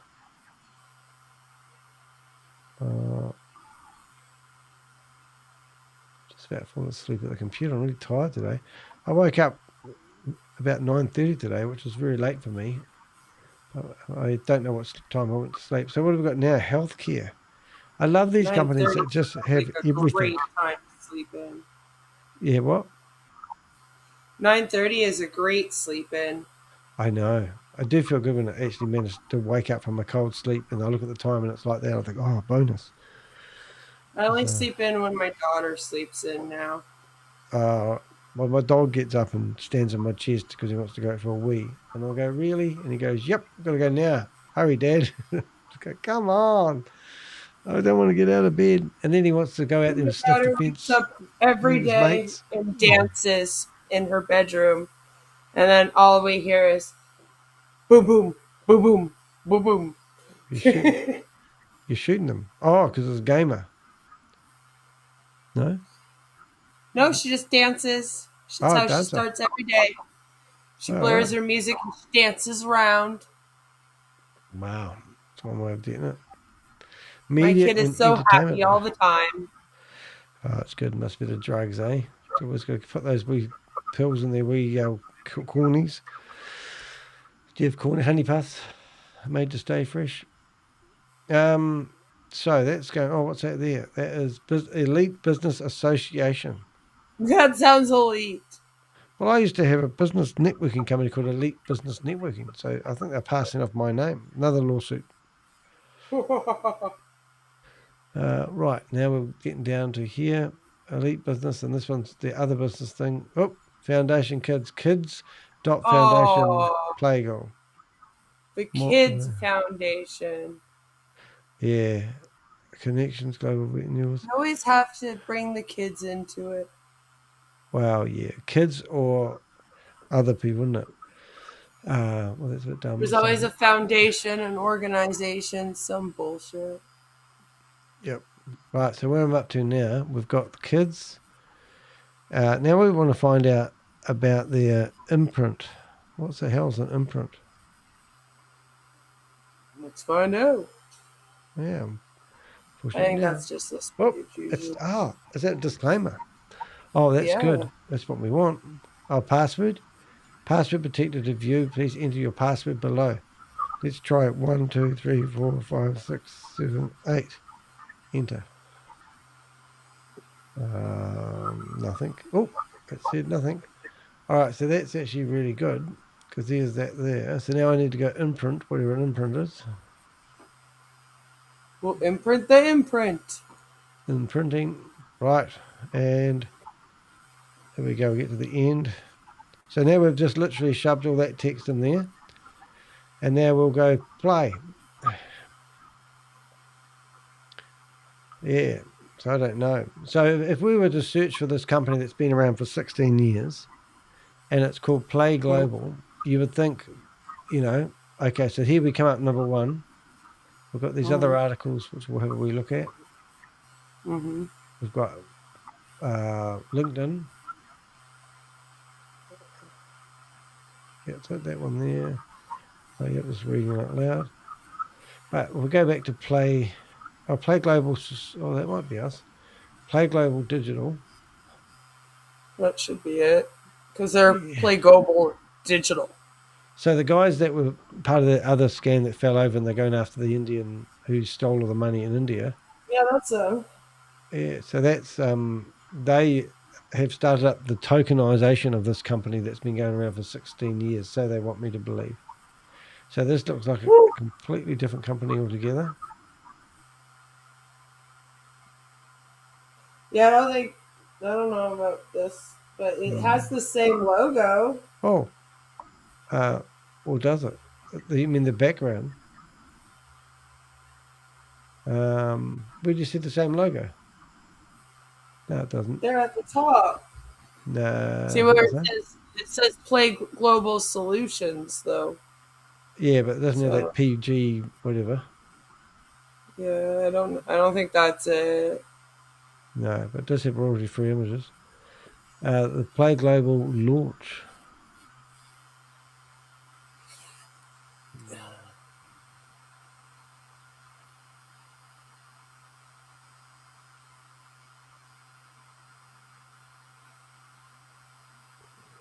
No. I'm getting tired. Anyway, so that's my next investigation, guys. I can't find enough about this company, and it's doing my head in. That's the USA. Yeah, so we've gone there, and we've asked it now for a whole lot of cool questions about that information. Let's see what it come up and said. Yes, there are several oddities worth flagging. The biggest issue is the website uses massive investment-style language, but provides very little hard evidence. Strong red flags, I see.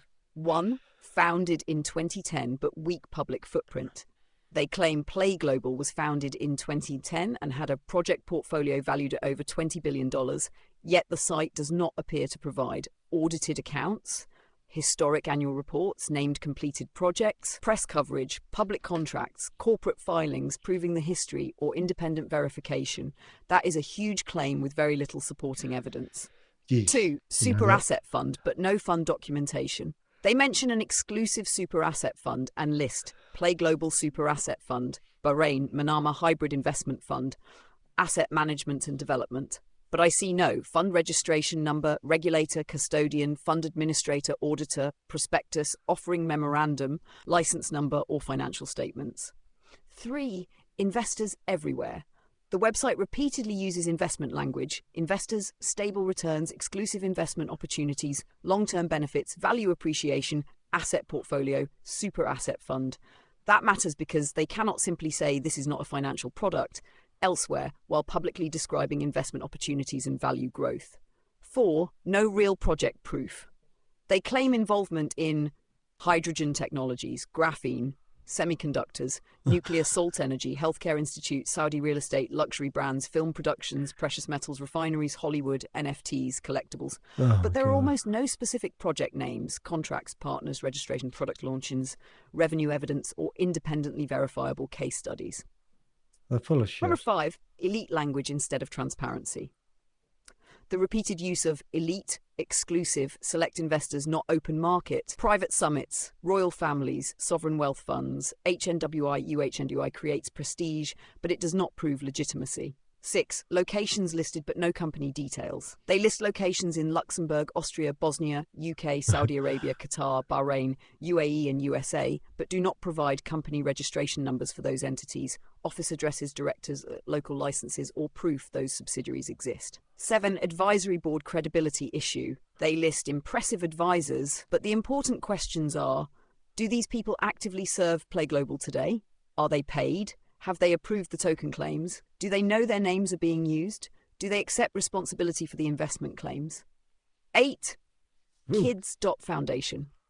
They claim a fixed percentage of profits goes to the Kids Foundation, but there is no visible charity registration, audited donation history, trustees, accounts, or proof of distributions. 9. Disclaimer contradiction. The imprint says all offers are subject to change and non-binding. That is important when the rest of the website talks about investment opportunities, stable assets, and long-term benefits. 10. Missing risk warnings.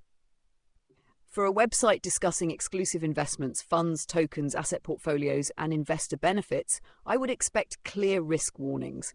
I do not see proper disclosures warning people they could lose money. Best blog angle. Play Global's own website presents a sweeping global investment empire involving elite investors, sovereign-style networks, billion-dollar funds, real assets, technology transfer, healthcare, Hollywood, luxury goods, and charity. But when you strip away the prestige language, the public evidence is surprisingly thin. The key line: they are not short on ambition. They are short on independently verifiable documentation. Yes, I might start trying to create a blog if I don't fall asleep first. Write a reply. I just want to see if we got the commands I gave it yesterday before we started. What have we got? Make sure. Here's the bar. Here we go. Let's see what it says. Let's have a look. Skip to content, chat history, chat GPT, plus, new chat, O, search chats, K, library, scheduled, apps, codex, more, pinned, BG wealth share. Not what I wanted. Right click, copy. Let's see what we got now. Done. So we've got, make sure the headings are, I think, what do you got?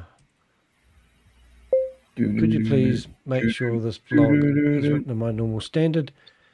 And here's some tips. Also make sure the introduction also put a side note in about the six-toed words along amazing the way. person. I think the best thing would be to write this one paragraph at a time, starting with the introduction. When I have the introduction, I will go next, and you can give me the next paragraph. Go, Bob. Bold. Give credit to the six-toed sloth man. Always, Bob. We always give credit to the six-toe friends. What the heck is this? What? Play global. What, Bob? Who's running this lame-o one? 15 levels? The one I said? Yeah. I don't know, but people from On Passive are joining it. This one. Oh my god, Oh 15 Yeah. levels. my god! Ride the wave of rewards. Boy, they all look the same though. I did one this morning that looked like this. I'm just going to bring that up because the one I've got looks very much the same. If you go back to here, At least they have a cool that graphics. I'll give them that. The graphic guy is good. well, it's not this one here. Does that not look the same? Very similar, yep. So if you go to here, Crypto G, they make it nice and easy. They give the wallet addresses. where do you see that? Yeah. Spotting. Is that here? Oh, No. it's a political one too. Oh. There's political stuff in this. Oh, chat it's not room. quite the same, but it's. I thought it looked very much the same. So we never got Frogget. Froggy. Oh my god, they use Google Meets. Yep. Have they got deductions? Like, have they got by tax 3%? What's that? Goes directly on VNA to pull for 15. Now I'm already levels. working on an article. Don't worry. Oh, okay. 15 level BM thing. Oh, God. Oh, well, I better keep my ears. Is there anyone who's watching who's got any information on this, please forward it through to our team. It's just a full-time job doing this. Oh, here we go. 30 days. Larry, So 30 days. Yeah. Wow, 90 days. So 30% in a year. Well, that's amazing. Yeah. Why doesn't Donald Trump just put all of the American economy into things like this? That'd just make it a lot easier, wouldn't it? Anybody here? Yeah, what's it called? https://www.mizukappa.io/ Mizukappa. Wow. I'm the South African scammer. My name is Larry Lane. I also work with Megan Lynch and Carl Havelstein. Wow. And they got a frog logo, as you see. No, the frog with his brain cut off. You mean this one Yeah. here? I'm messing up. They have the room recording. So if we went into this, have we got any what's lacking with some of the stuff that we're doing is they don't have Zoom meetings with people promoting it, because how would you keep a straight face with this one? Because it's crap. Well, they have a Google Meet, which is hilarious because that can be. They also have a Telegram. Oh, I'm in the Telegram already. I'm siphoning stuff. So if I go here and we search for it, who's Lynn Nakamoto? Yeah, okay. Oh, great. Yeah, that's the girl that was from Unpassive that's doing it now. Lynn. Everybody gets on scam. Oh my God, they're using Google. That post too. They're using Google Meets. Yeah, I have that one. So, are they brain dead? So just hit report. Well, wouldn't it be fun going in there? Hold it. Hello. There's nobody in there. I was just in there. You guys were talking. I might try something different. They usually go live around 7 p.m. Eastern. I ain't got that time to wait. Well, it's funny because I know they're trying to use Google Meet, so like you could kick somebody out and ban them, but there's a way around that. True. You don't have to use your Google account to log into a Google meeting. Oh, okay. Switch accounts? No, you don't even have to do that. You just go incognito mode. Paste the link. I can't do it while I'm broadcasting. No, I just go in there and use another account. You don't even have to do that. You just go private browser tab, drop the link, and now you're signing in without a Google account. It's the same method for Zoom. Okay, let's go back here. We'll try it. But I can't. I have to put that on another browser, on another screen. Don't worry. Yeah, they have a meeting at 3, and apparently at 7. Okay. You can join their WhatsApp group, Danny. Yeah. They got smart. They did a channel. Only 279 viewers. Must be unpassive people. Join. Yeah, it's pretty new. Oh. You have an Outlook account. How come I can't get this? Oh god. Pixels. Now I can't get the screen on. There you go. There's their X account and their email. Why can't I move this? I can't get it off. Looks like it's a South African scam.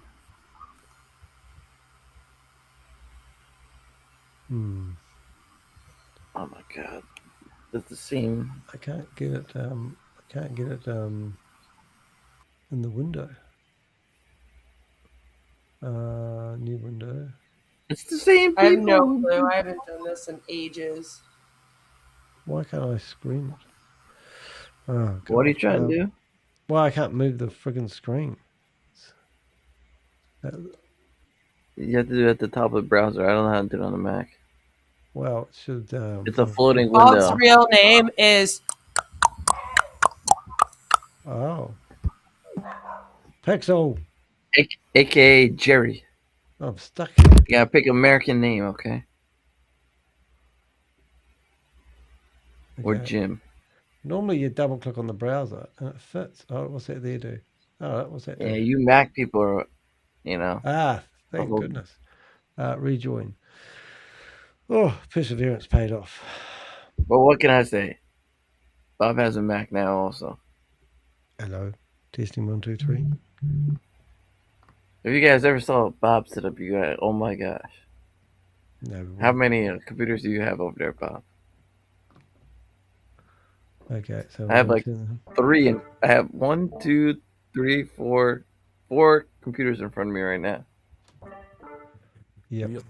It's good, Bob. And then I have another row of 3, and then another laptop. It's like Bob's repair shop over here, okay? Mm-hmm. What is happening right now? Hello, testing 1, 2, 3.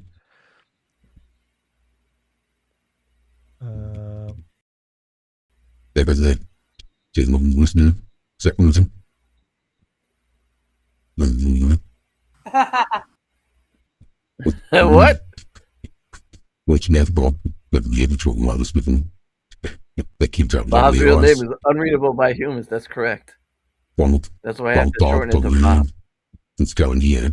Let's talk and say things there and show them here. Dog says, oh, that's what happens. This is the problem. That you talk. And you sell on me as well. It's what I've noticed. So when I was playing from this other video yesterday, it was sounding like me. So so this is my fake voice, but if you guys talk, you can talk like me. So if they see go there and observe and all contribute. 36 views. They suck.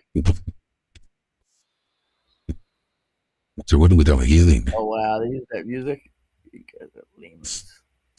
Since maybe. Oh, feels great. We can do that. That's good. Comments. Oh my god. The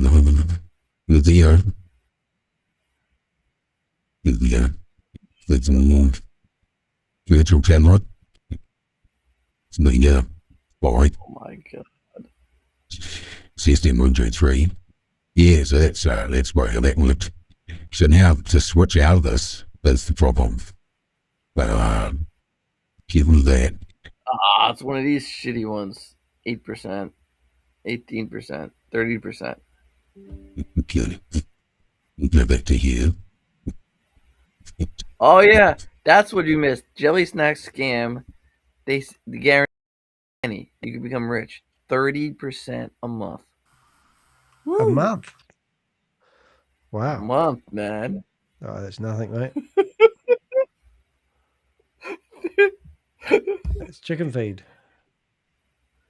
The guy said that. I was like, oh my god. What did we just find? We found that scam promoted somewhere here, didn't we?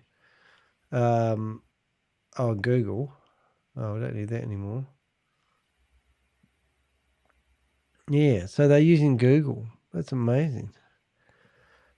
you don't get many of them using that. See you there.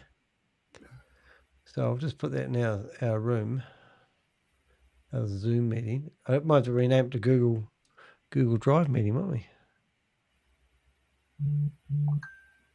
So who's this guy here then? So we go and look at him.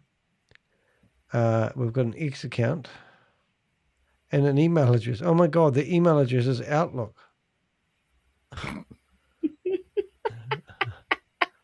It's like, really? Oh no. It's like, we'll have to keep that in this wee spank folder then, won't we? I mean, that tells you everything, doesn't it? I mean, all these wee things they don't think matters. It does, because if you're trying to convince people that you're real, you don't see Apple selling Apple iPhones and you write back to Mary Poppins at Apple when it says marypoppins@gmail.com. Yeah, make sure include bold words to make it easier to read. What else? Also, bullet point certain paragraphs. Okay, so not all paragraphs. All paragraphs look the same.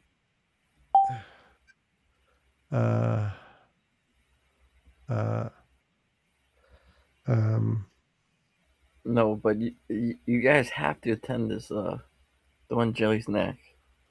It's just so fun. The guy is so funny. Okay. I want to be well read information.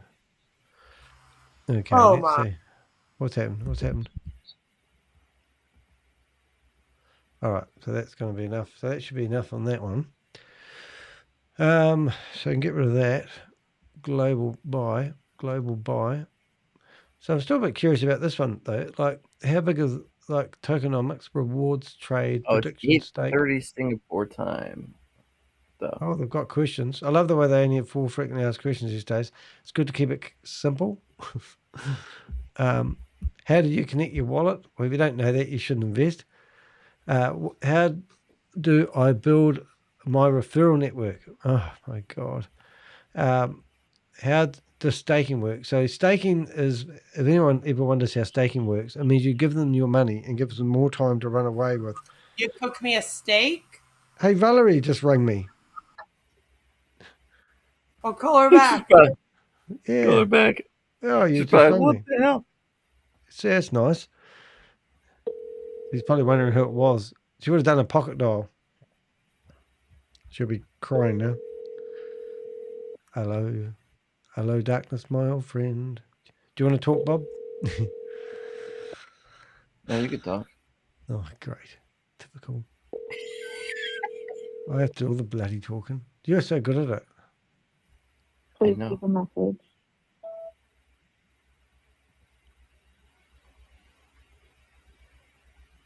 Hello. Hi, Valerie. Call us back. Yeah. Please call us back for real this time. No more pocket dials. Pocket dials. Give us a ring, Valerie. Come on. Okay. Valerie's in love with us. She wants to have my babies. Think she'll call back? No. No. She's like, why was there 3 people on the phone? Oh my God. She would have prayed to God, and God would have said to her, I'll give you the strength to talk to Danny. So she can do that now. Because all things possible. So I'm still looking at leapfrog, reward system, frog. They must be taking the piss out of it. I bet they're in the human trafficking compounds and they go, hey, why don't we choose a really silly one and see whether she rang me back again? Would you believe she rang me back again? Yeah, call her. Well, yeah, okay. Well, I think it's phone tag. See what happens. Here we go. We'll ring her back. She's probably wanting me to talk to her. There we go. We got you. You're going to talk to us today. Valerie. Valerie, speak to me. Look, we can give you 3 people to talk to if you like. Hello. It's Bob. Queen. She's listening to us. Howdy. And Froggy. Oh, And Froggy with the money. How you going, Valerie? You can speak to us. This is not voices in your head. This is real people. By all means. Look, Why call back if you're not going to say anything? Well, it's Valerie. We have a no-talk relationship. Valerie, there's a new opportunity out here. It's got frogs in it. It's right up your alley. It's got frogs. Before it leaps off the internet and crashes, you might want to start promoting it, because at the moment they've got pictures of people holding up money chocolate bars. Not people, frogs. Frogs holding up real money, so the money's still there. You can see it, so it's not going to crash. So it's you can see the money now. It hasn't disappeared yet.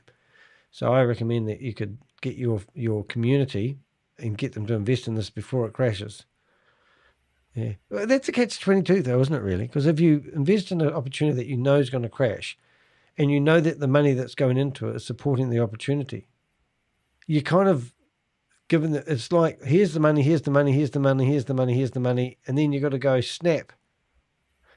You know, like you play a game of snap before you lose the money, but they're using your money to generate the illusion. I didn't quite figure it. I need an expert. Does anyone know a financial expert out there? Yes, I do. His name's Pocket Watcher. Oh, she hung up again. Let's ring her back again. I don't know why she keeps ringing me. That's excellent.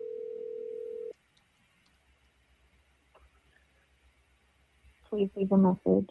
Oh, hello. Is it me you're looking for? Hello, darkness, my old friend. We Valerie again. Tell her to please stop the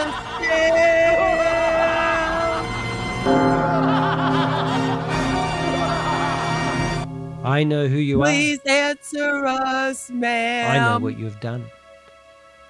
If you're thinking of escaping joining people's QVI investments, I can assure you there's nowhere you can hide.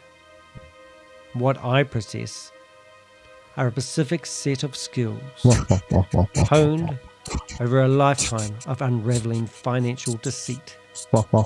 Skills that make me a living nightmare for fraudsters like you. If you return the investment now, that will be the end of it. That won't carry on anyway. We need content because we're after clickbaits. That's all we do it for, isn't it? Give me the clicks. Give me the clicks. Yeah, so I'm not sure. That's an unusual. Not sure about the first paragraph. Have we got a title for this blog yet?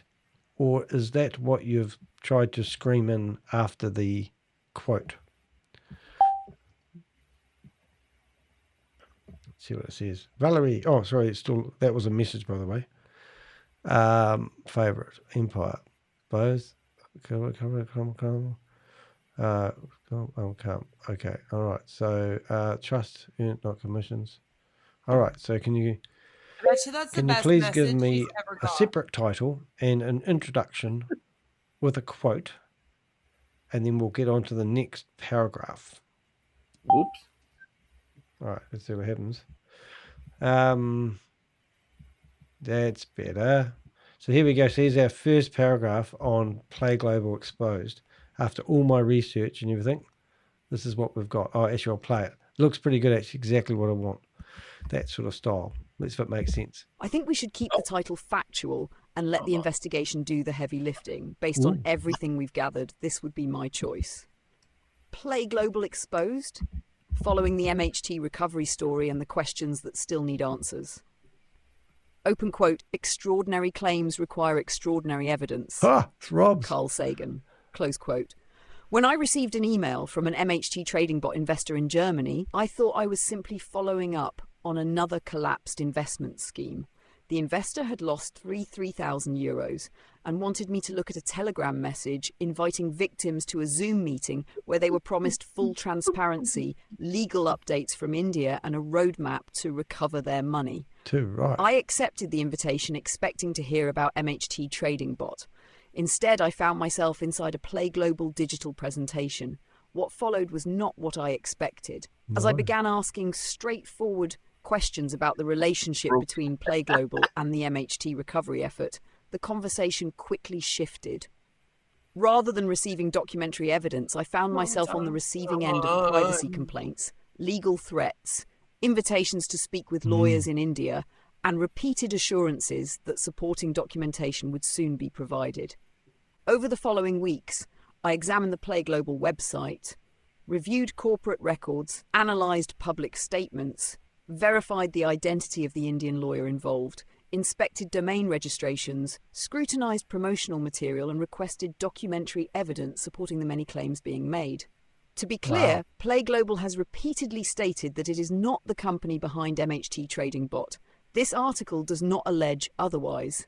Instead, it documents the publicly visible overlap between individuals involved in the MHT recovery effort and Play Global, examines the claims being made to investors, and assesses what evidence has or has not been produced to support those claims.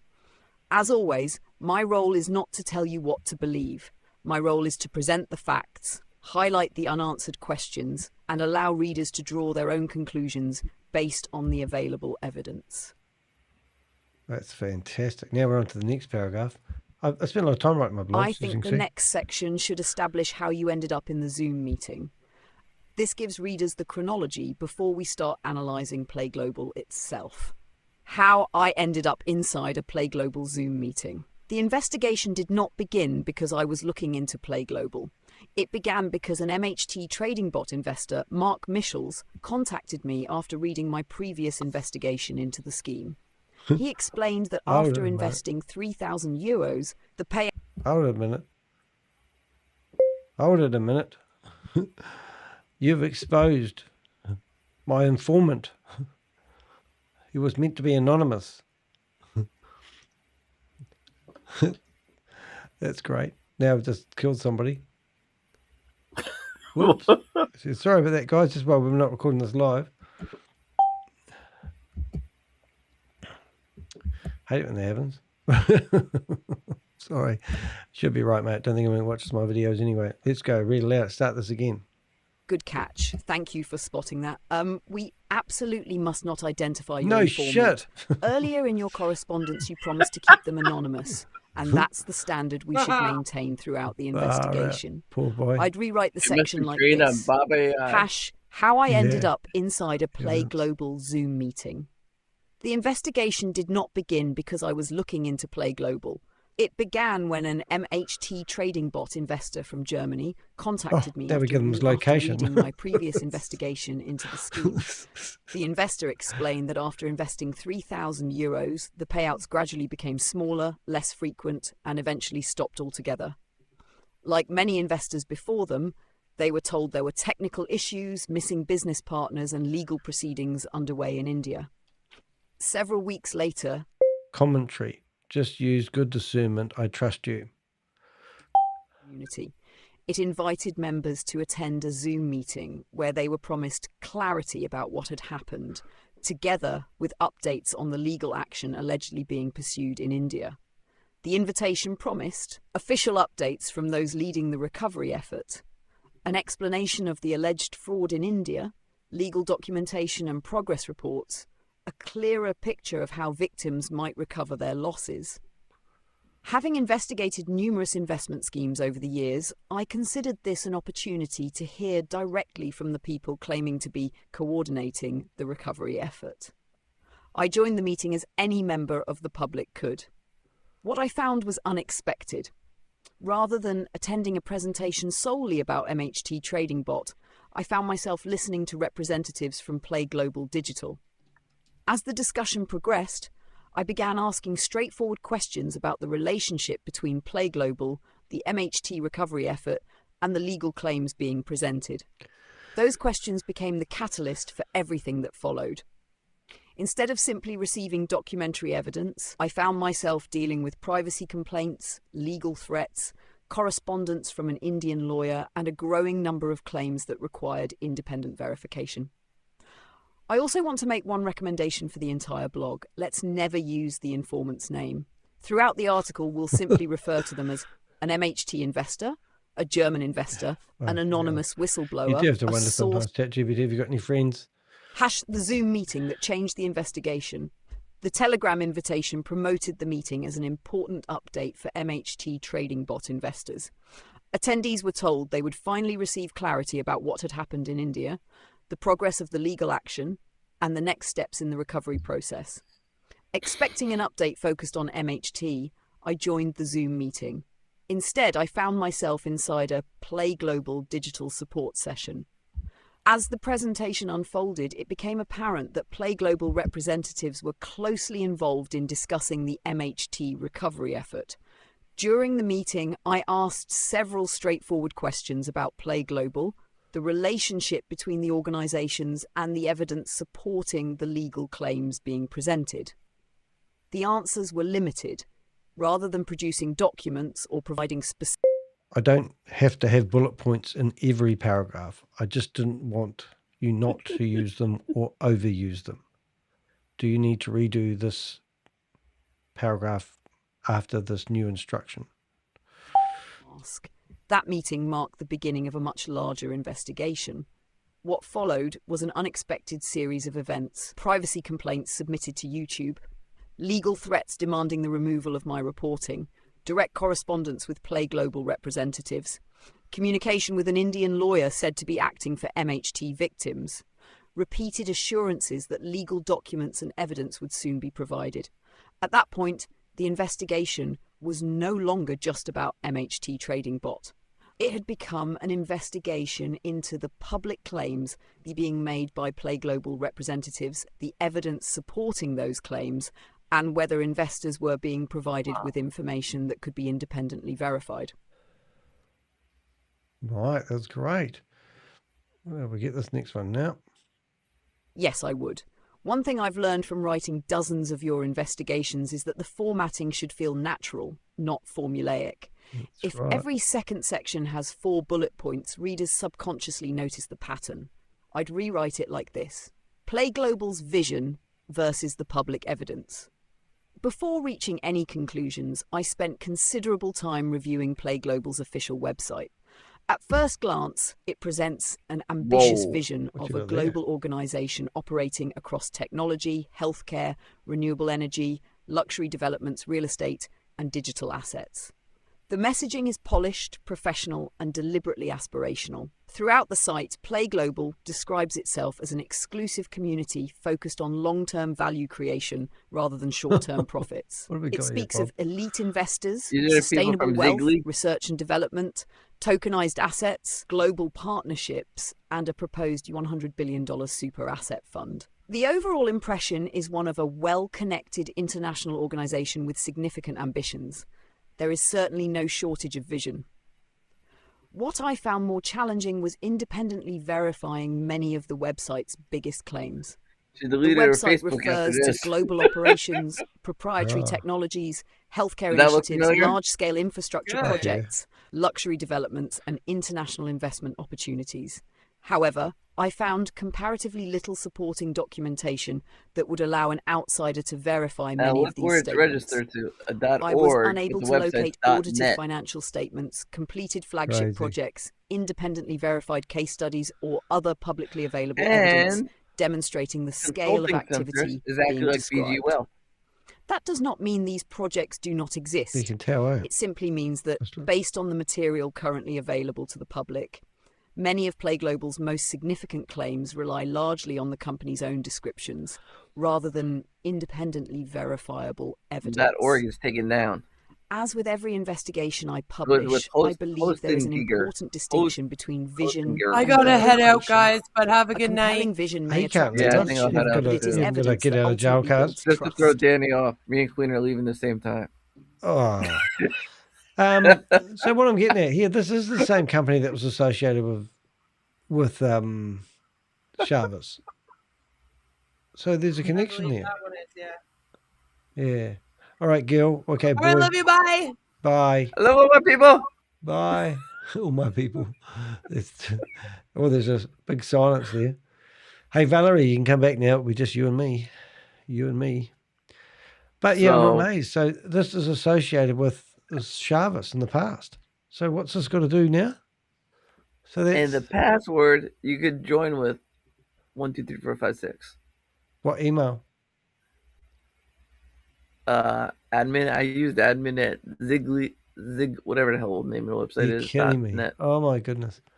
So Zigme admin at Zigly and one our famous. You're kidding me. You're not for real, are you? I think it's 1 2 3 4 5 6. Oh 7, my 8. God. You can sign up with your own email address using 12345. Oh my goodness. This is this is the same as protocol yield.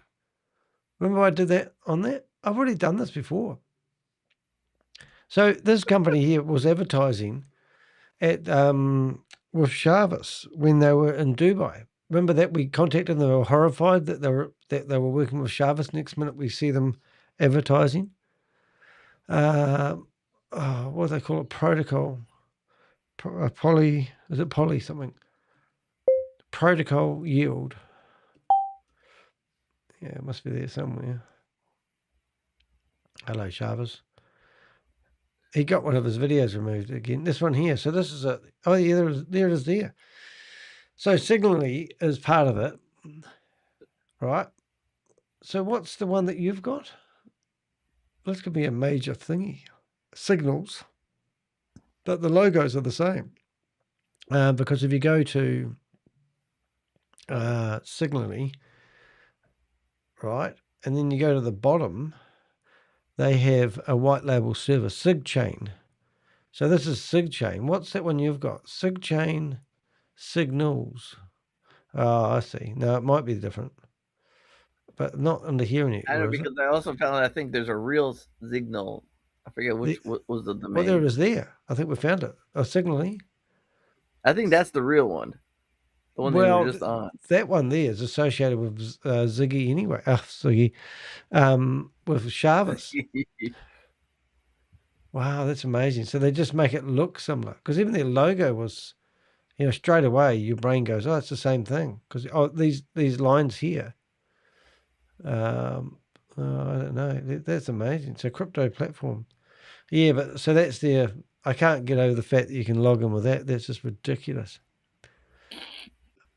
How embarrassing for them. Live markets. Yeah. Oh my goodness. Oh, you feel sorry for them, don't you? Who's behind something? They're so ridiculous. I mean, yeah.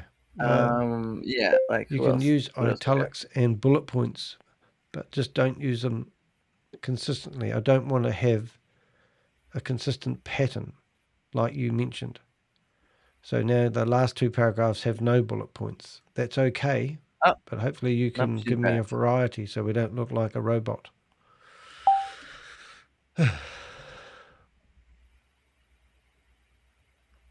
Yeah, absolutely. This is supposed to be the main lady, according to the presenter.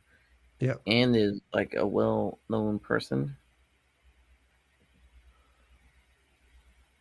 So here's Mr. Ed. Now we're going to be talking something different. Look at this. This is now we're going to ring up the lawyer. The lawyer who entered the story. As my investigation gathered momentum, Play Global representatives encouraged me to speak directly with an Indian lawyer they said was leading the legal action against those responsible for the MHT trading bot collapse. His name was Sandeep Roy. Initially, I approached this cautiously. I had been provided with an email address using the domain srvlaw.in, a website that appeared to have been registered only recently and, at the time of my inquiries, displayed little more than a coming soon page. Naturally, this raised questions during my due diligence. Rather than simply accepting the introduction, I began verifying what I could. I examined the domain registration, searched for public records, and looked for evidence of the lawyer's professional background. Shortly afterwards, I received a direct email from Sandeep Roy himself. He invited me to verify his credentials by searching for his LinkedIn profile and later connected with me directly through LinkedIn, confirming that I Because was that communicating verifies with you. a genuine individual. Too right. That answered one question, Says but it Bob, raised several former others. FBI, In his former correspondence, IRS agent, Mr. Roy former explained Native that he Intelligence, became involved after Daniel Baumgartner Elon introduced Musk's him best to friend. members of the MHT recovery group. According to Mr. Roy, he subsequently identified the individual he believes to be the principal suspect, prepared a criminal complaint, and is now pursuing legal action through the appropriate authorities in India. These are significant claims. As any investigative journalist should, I requested documentation that could be independently verified, including FIR numbers, court references, police acknowledgements, and details of any proceedings that had already commenced. At the time of writing, I have received explanations describing the legal strategy and the work allegedly undertaken, but I am still awaiting the supporting documentation that would allow those claims to be independently verified. For me, that distinction is important. Verifying the identity of the lawyer is one thing. Verifying the legal proceedings is another entirely. Right, and then we had the next one. These are quite good, aren't they, eh? Read aloud. Following the evidence, not the narrative. Look at all One these of the people. most interesting aspects of this investigation has been comparing the public narrative with the evidence that has been made available. What was that? I said these people are ridiculous. Like, well, I mean, it's at 6:30 Singapore time. Their meetings. I mean, oh, they're trying to. I don't know. They're trying to give a global presence, but everything about them isn't. You know, like if they were global, they'd have to have better systems than they're using. You know, to actually pull it off. But that's the part that's ridiculous. I mean, no, this Ziegler. I wish you were there at the Ziegler one because the guy was like sweating bullets. Like you could see the beads of sweat on his forehead when he started getting grilled. Oh, well, honestly, that was the best. The fun. You've watched my video, I assume. It's the best fun I've had with my trousers on, mate. These people just absolutely batshit mental. Well, yeah, those people. That's Play Digital, whatever. I have one on them too. But oh, you mean the frog game? No, I didn't go into the frog one yet. Just found out about that one, but the Ziegler one is, and their whole eliminate thing is hilarious. The guy, like, well, we don't like what you're talking negative about the program, so we're gonna have a vote. Eliminate Oh, that Danny one. the heck. Oh, is that the one you're talking about? Oh, cool. Yes, it was hilarious. He's like, and he went off on like a 20 to 30 minute, like, trying to find Megan Lynch. Yeah. I'm like, he goes, I can't find her. I'm like, I'm thinking in my head, your search must suck because Megan Lynch is all over Facebook, and that's what he was supposedly using to find her. So I've updated my name. And then I went in there as Larry Lane. It was like, what do you mean? This is her YouTube channel. She's a real person. He goes, oh. I was like, you all making an apology. Yeah, let's see if we can find a Christopher photo, eh? But yeah, I sent you all the photos. The main lady and the geniuses posted their bank account information. The last 4 at least. That's good. Like those. Here we go. How about that one? The photo? Upload. Upload a picture. There we go. We've now got a profile. It's Christopher in jail. You should make that a profile picture on there. So how does it work? Now you've logged in with your 1 2 3 4 5 6 7 8 password. You can now upload money and give them money. Yeah, look at the deposit, Danny. You have to go to the deposit. You know, minimum is $20, up to $200,000. So, is it Fund Wallet? You'd have to plug in your wallet, I assume first. No, look at their evidence. Look at this, and think about Jim Browning and everybody, right? Yeah. Okay, so you go deposit funds, right? Deposit funds. Well, where do you see that? Wallet, withdraw, affiliate. Where are you getting Ad deposits funds. I from? think it's ad funds. They might Well, it's call it ad got one fund wallet. Ad trades? Oh, no. Ad wallet. You got it there. Yep. Right. So you go to the deposit, right? And it asks you to upload a screenshot. Oh, my God. So No, Danny so- the Heck could say he deposited $300 million with the screen. Wow. With a great Photoshop. Oh, my goodness. So it's trust me, bro. Here's my proof, and it's that means it's not even connected to the. So you could credit your account with money, with a screenshot, and then go and do trading, and then think that you've made money, and then you negotiate a deal with them where you pay tax to get your money off the platform. Is that what we're? That's what we're sort of saying, isn't it? That's just crazy. So we could Photoshop. You put in 100 million, Danny. Yeah. Yeah, I know. That's like I'm going to be rich, and look, now I'm a trillionaire, and 100 more million, and you're supposed to earn 30% a month. What have we got here? What's a Zoom Lite? Zoom Lite, you log in with the Google, and that's Edwin, the guy who was in the meeting, his job and his real phone number. Wow. He works at Jabali, the Filipino restaurant, which is like is a fast food place that's known in the Philippines. Oh, I see. So we can actually what have we got? That there. And I also sent you his LinkedIn information. So we have a lot of information on this one already. And me just messing around. So now we've got that. What have we got that? Why doesn't it let me get in here? Allow cookies? Hate allowing cookies. Sign up with Google.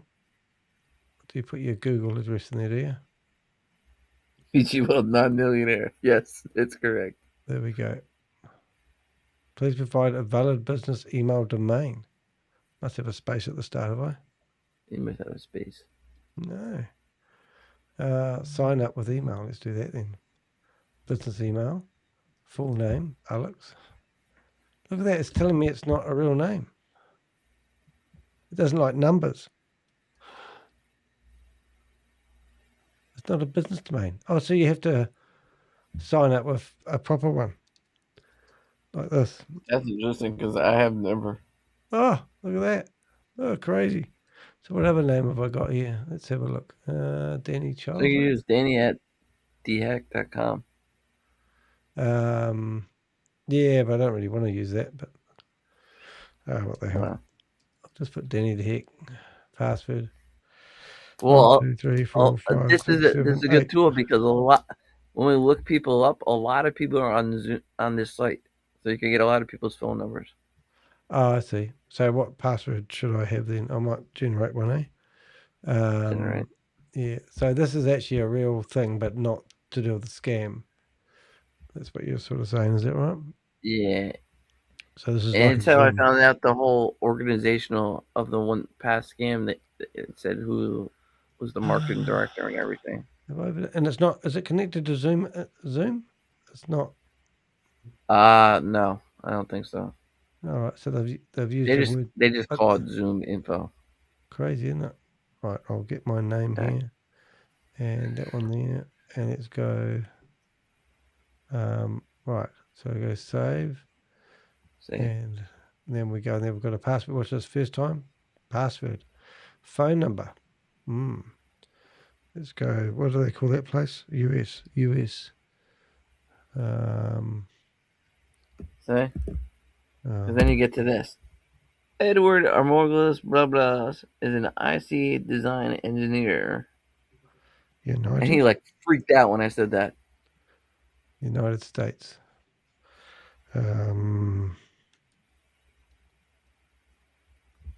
Let's try that one. Right, here we go. Oh, could not complete the sign up. If you've already created an account, please log in and try here. Oh my God. All right, well, you do it later. Yeah. And there's a guy named Archie Lim on Facebook We already started to expose this. Oh, code. Paul Aquino and Andre Ortega scam alert. Philippines. Antigua.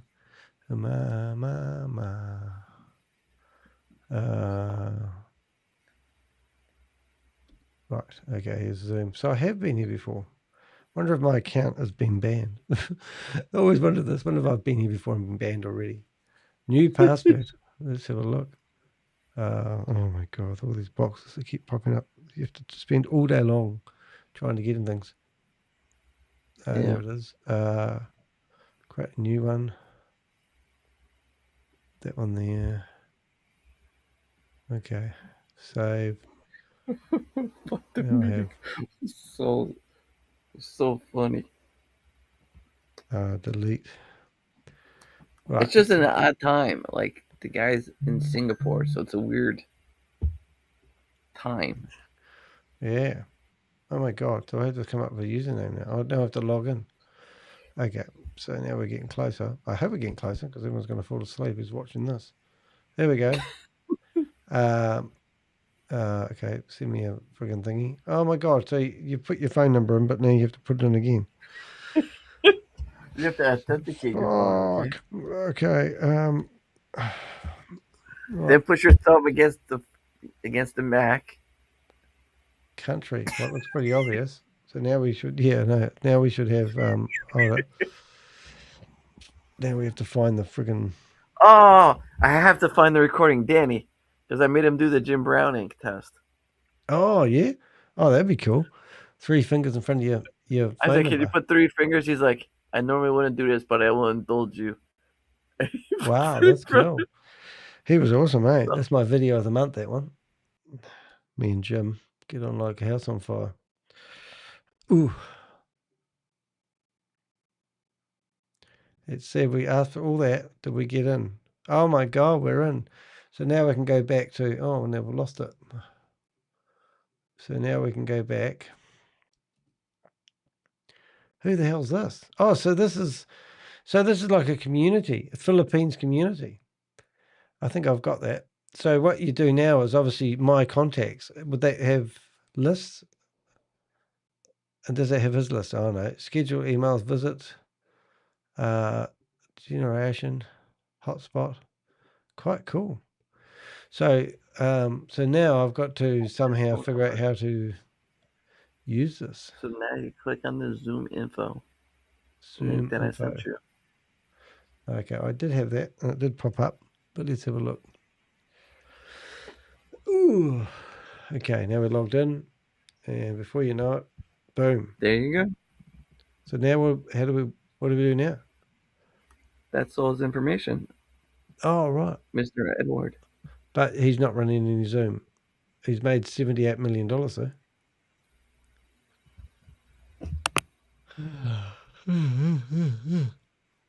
And there's his LinkedIn too. Oh my God, top executive, is that him? LinkedIn? Oh, yep. Everything's there. I also put it in the chat. And is that Froggy? No. This is Ziggly. Oh, right. The 1, 2, 3, 4, 5, 6, 7, 8 password. Right. So g'day. So now we go hello. Oh, no. So I'll probably come down here and find him. The one that I posted in the chat. Okay. Better find him here first. It's in the chat. The guest chat. It'll be that one there. Probably already kicked him out.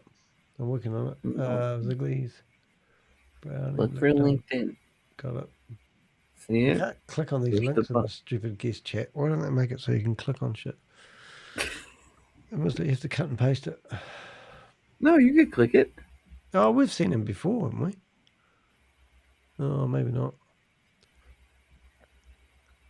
Connect. See him without a note. You should ask him, how do I join Ziggly? Signals. Yeah. Follow. How do we do that? Message.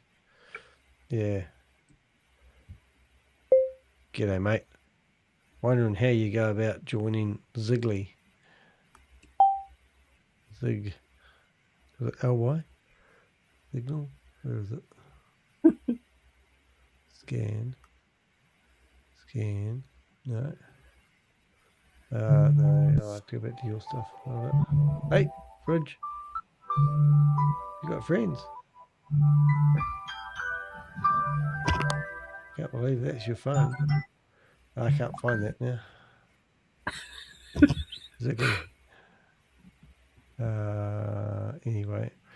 Yeah, interesting. All right. So, Zigly.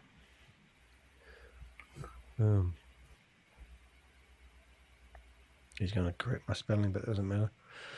All right, get rid of that. Now, play goal. Where are we up to here? All right, here we go. Let's have a read. Read loud.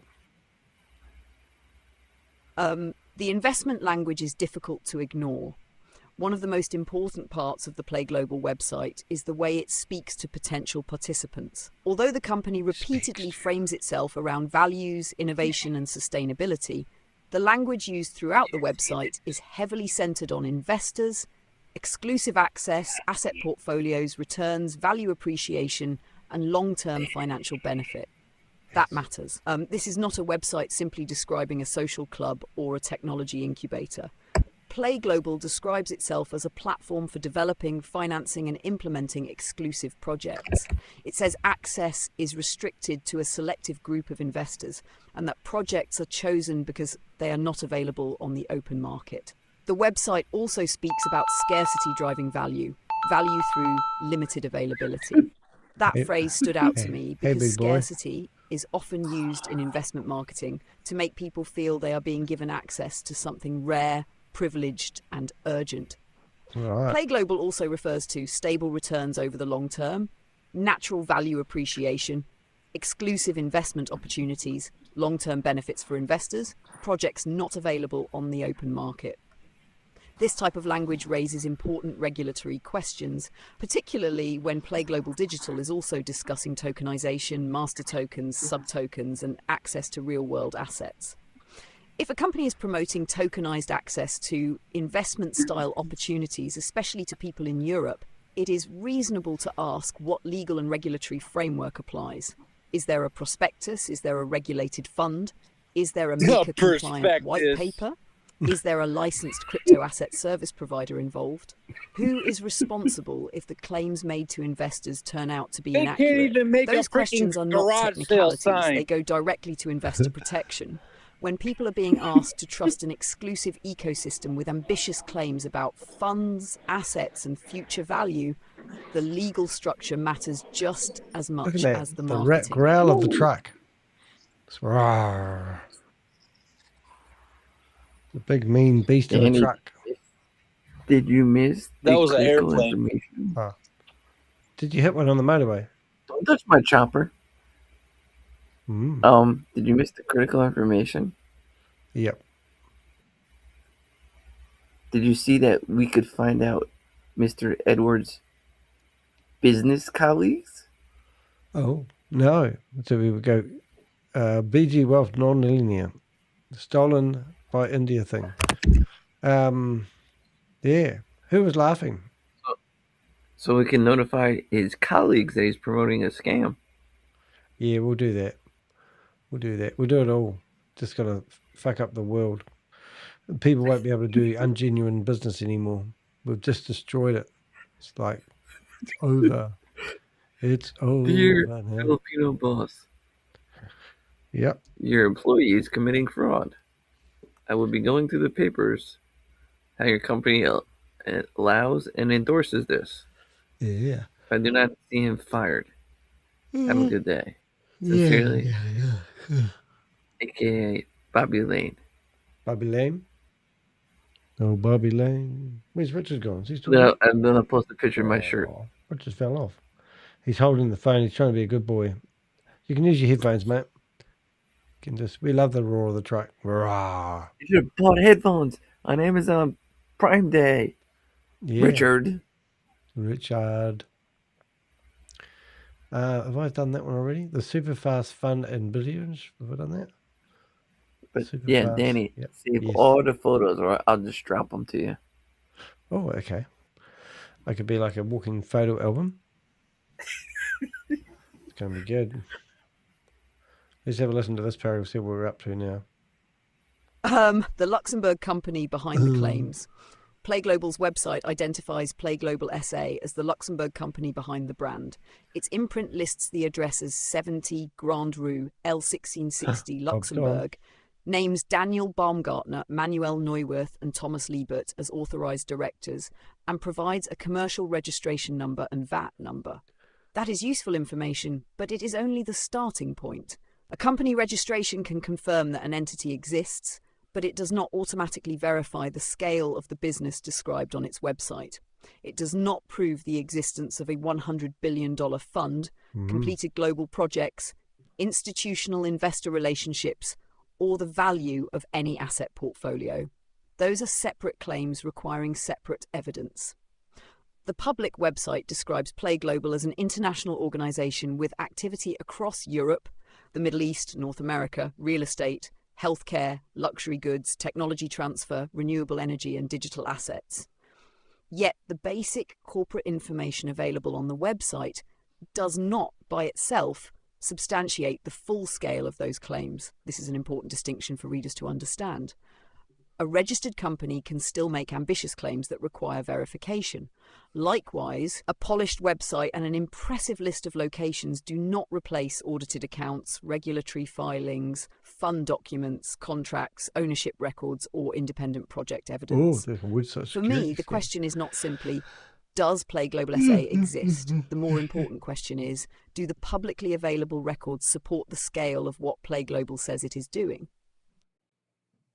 Yeah, that's a good idea. They want to raise $100 billion. Yes, billion with a B. That's crazy, isn't it? Website security scan. This would be good. Okay, as part of the due diligence, I also reviewed the technical footprint of Play Global's website. This is not a central issue in the investigation, but it is another data point worth recording. Ooh, here we go then. Let's have a listen. The website security scan. As part of my due diligence, I also reviewed the technical footprint of Play Global's website. This is not the central issue in the investigation, but it is another data point worth recording. An automated scan of playglobal.lu produced a poor security rating and identified multiple configuration issues, including missing security headers such as content security policy, anti-clickjacking protection, strict transport security, and X-content type options. The scan also identified the website as running on common WordPress-related technologies, including plugins such as Contact Form 7, Slider Revolution, SiteKit, MailChimp for WordPress, and WP Bakery. This does not prove fraud. Many legitimate companies use WordPress, and many websites fail automated scans because of missing security headers or configuration weaknesses.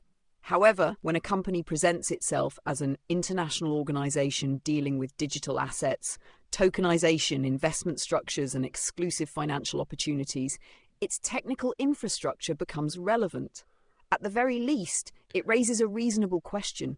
If Play Global Digital is presenting itself as part of a sophisticated blockchain and asset management ecosystem, why does its public web presence appear to have such basic security and configuration issues? That question is not definitive evidence of wrongdoing, but it is another example of the gap between the company's highly sophisticated marketing language and the publicly visible evidence currently available.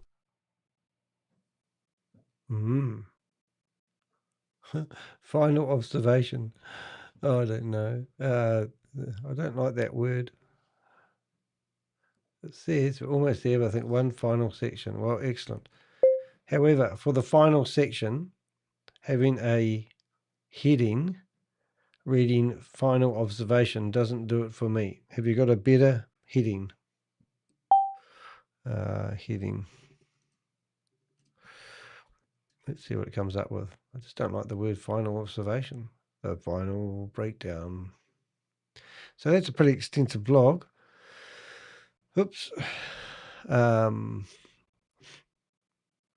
Of course, it's giving me a choice where the evidence leads. That sounds better. Okay, where the evidence leads. So now I'll go back to the paragraph. Final observation. copy here, there. Where the evidence leads. Now, was that what I had? Was that what they suggested? Where the evidence leads. Let's have another wee look. Where the evidence leads. Yeah, so that will do. And now I'll read this later and I'll finish this later, but you get the idea. So what I now do is tell it to do me a few keywords. Boom, look at that. Global following. I don't know if that's really a good title, but that will do for now. Right. That's it. And then we've got the Zoom. What's that say? Just so I know. After joining an MHT recovery Zoom, I uncovered plague legal threats, privacy complaints and unanswered questions that demanded closer scrutiny. Squash or scrutiny.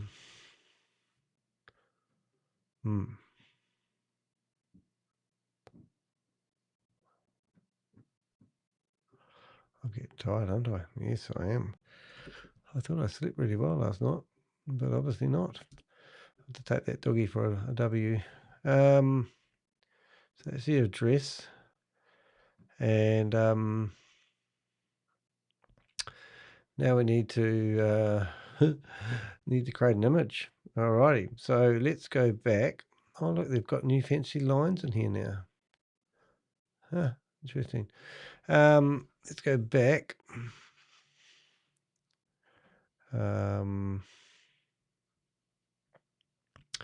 See if I can get some images.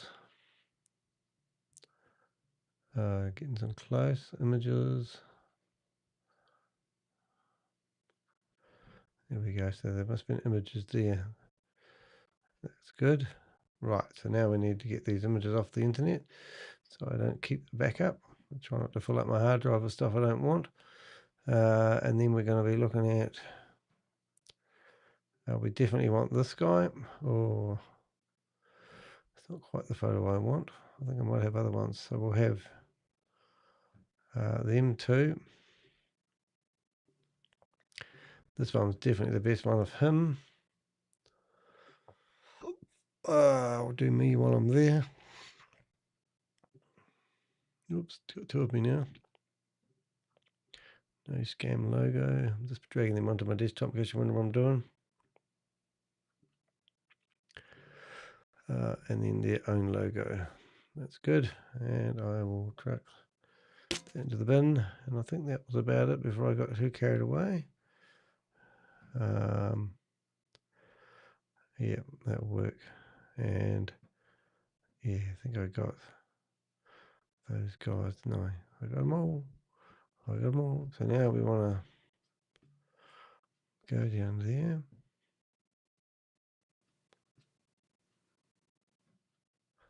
Somebody just walked over my grave, I think. Yeah, so now we need to somehow get to the bottom. Can we just click on these? Maybe you can. Does that work? Oh, maybe we go to the bottom like that. Keywords. Oh, it does work. That's pretty cool. Always changing, isn't it? All right, so now I've got my logos.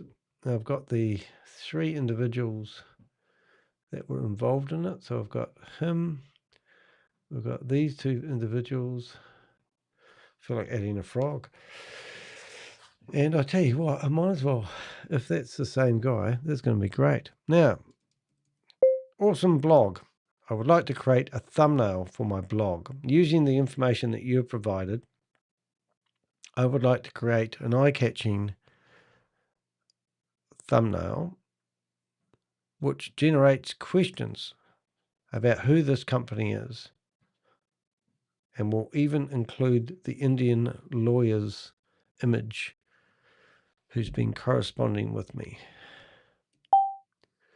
So let's go back to our story here. And if he's meant to be involved, and we might as well include him as well. There's no law about that. Alrighty, let's go. And what was his name, just for the record? The guy, the lawyer's name was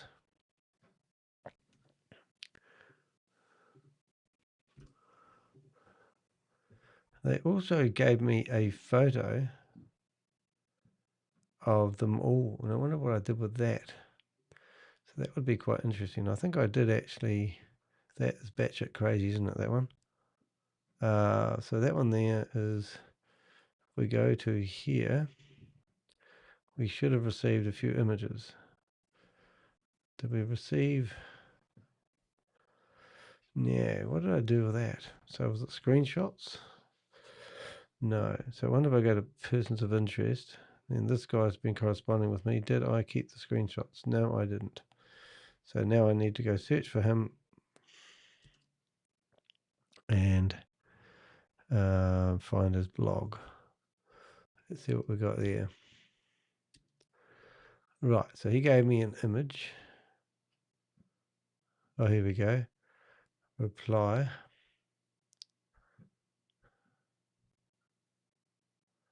They gave me a newspaper clip, which wasn't even relevant. I don't even know why they even tried doing it. And it was about a whole lot of corrupt people got arrested in India, policemen and the like. And I'm going, well, what's that got to do with you guys? It doesn't mention that this was connected to blah or anything like that. But they just, seems like they're trying everything to convince me that this is real. And they actually have. And also what you don't know is Crypto G has done a paid for examination for somebody who invested in this scam previously. He told me the other day, and he discovered that the whole company is a sham. So even the company before the guy's theoretically stolen all the money is a total sham. So it's just ridiculous, really. I can't seem to find what I'm looking for here. So I'm looking for his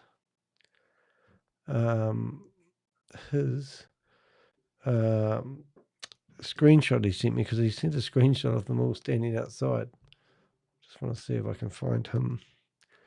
So where is that screenshot, Danny boy? Is it there? Hold up. No, that's something different. That one there. No. That one there. No. Going through all my emails. Won't be a second, guys. Oh, so what's the date?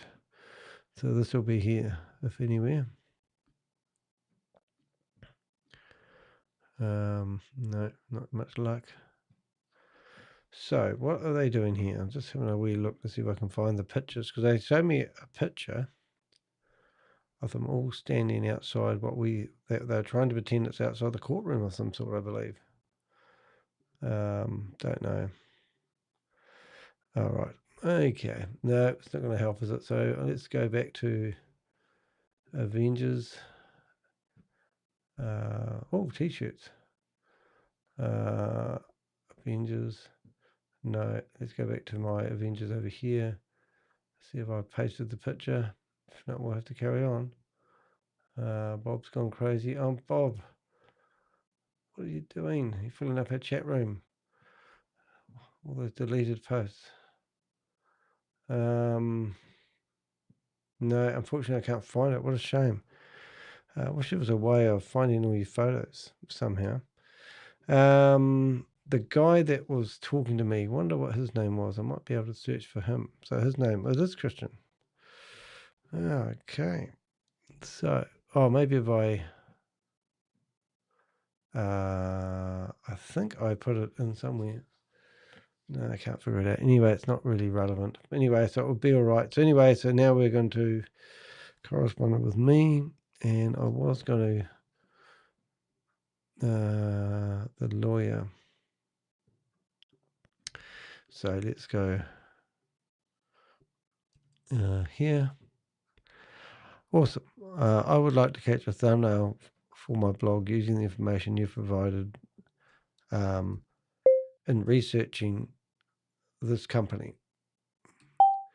I would like to create an eye-catching thumbnail which generates questions about Indian lawyer. I'd like to include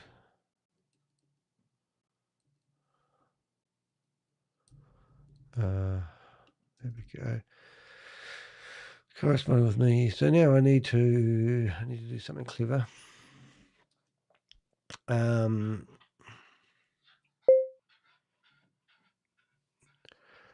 Right, so now I want to go that company there. So what am I saying? It wasn't blog, right? To come and tell this blog using the information you've provided in researching that company. Create item with that will generate questions about who questions about who this company is, who is. We can have me watching a Zoom meeting and listening to them telling me they're going to give me the information I've requested, and then we could have the lawyer handing me a lawsuit in the image at the same time. All right, don't know that's going to work. Anyway, they have got some shortcut keys here, which I'll use in a second. So I'll go to my prompts. Oh, can you hear noises out there? Prompts. New donation from official GVI Liquidity Pool Manager. Liquidity Pool Manager. GVI Liquidity Pool Manager. Well, hello, you. I know who you are. Thank you very much for your donation. It is much appreciated. It's just popped up in my email as well. Keep them coming. My first donation of the day. I'm going to be having a good day today, but I did well yesterday. Thank you very much for your kind donation. You will get in trouble with your wife if you keep giving me donations, and she will say I scammed you. so behave yourself. All right. Yesterday, Justin, I'm trying to find, there they are, my prompts. There we go. We're all back to normal. And there's the prompt. All right. So out of all that there, putting that prompt in there, we should be able to get a pretty tight blog. We'll have a wee look at this now. And we are going to verb. Well, I've never heard of that. Save as draft. Everything's pretty wordy. I don't know what verb is, but I'm pretty sure that's going to be preview. It's gone into a different language by the look of it. So there we go. Global scam exposed.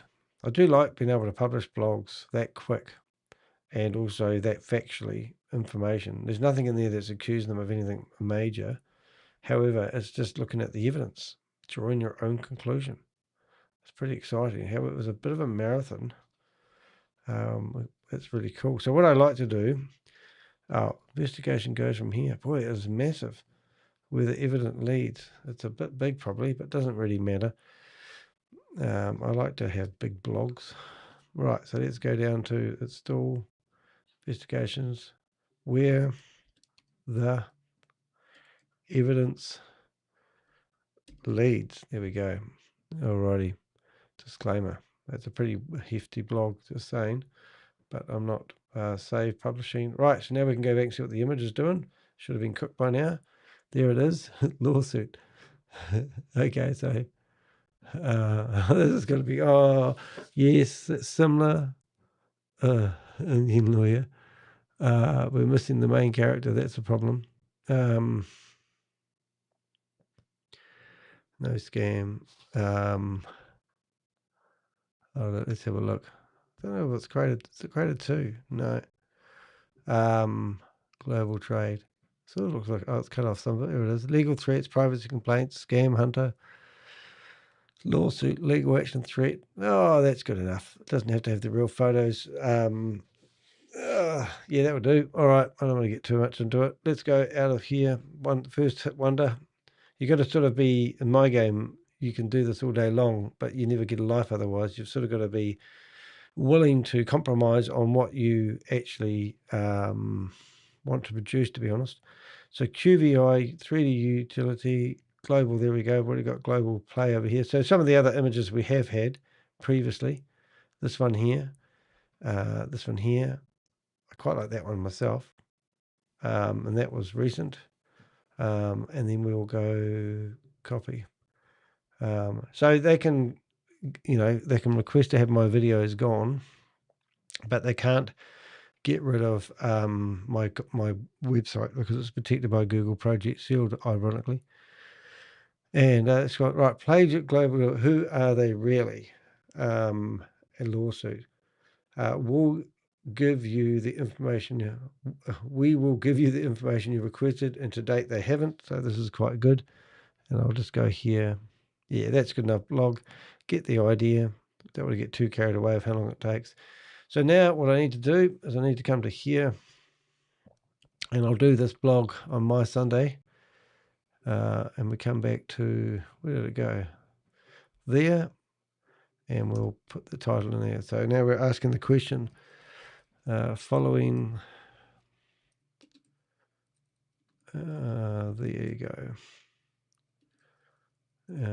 And so I don't know why Valerie would be ringing me and then hanging up. Like it's taunting me or something. I don't know. She might be a cyber bully. I don't know. All right, so that's that. Now I go share, download, ping, PG, pages, select all, select that one, go done, download. Then I come here, I go back to here, and we will make sure it's categorized in the right area. Scam prevention, photo, upload, things, and now we're here. And there we are. And there we go, 1 picture, 2 picture. And insert, and voila.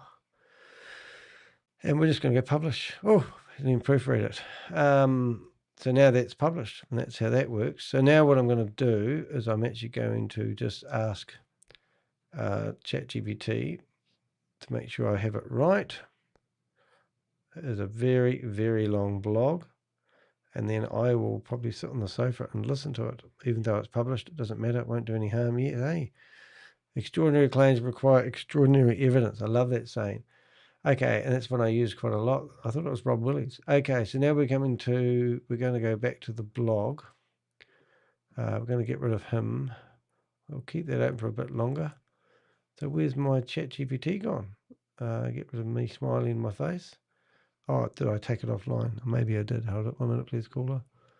Have I taken it off here? I have taken it off. There it is. So can you please check that I haven't left any ChatGPT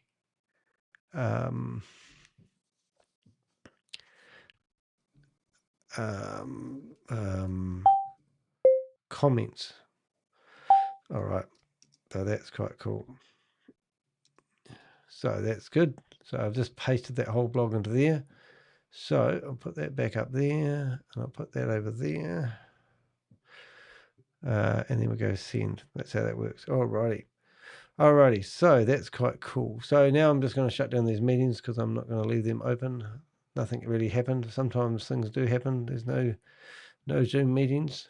I brought my meeting closer earlier, and I don't seem to be getting more meetings lately, but they're obviously still happening, but they're just not happening when I'm going live.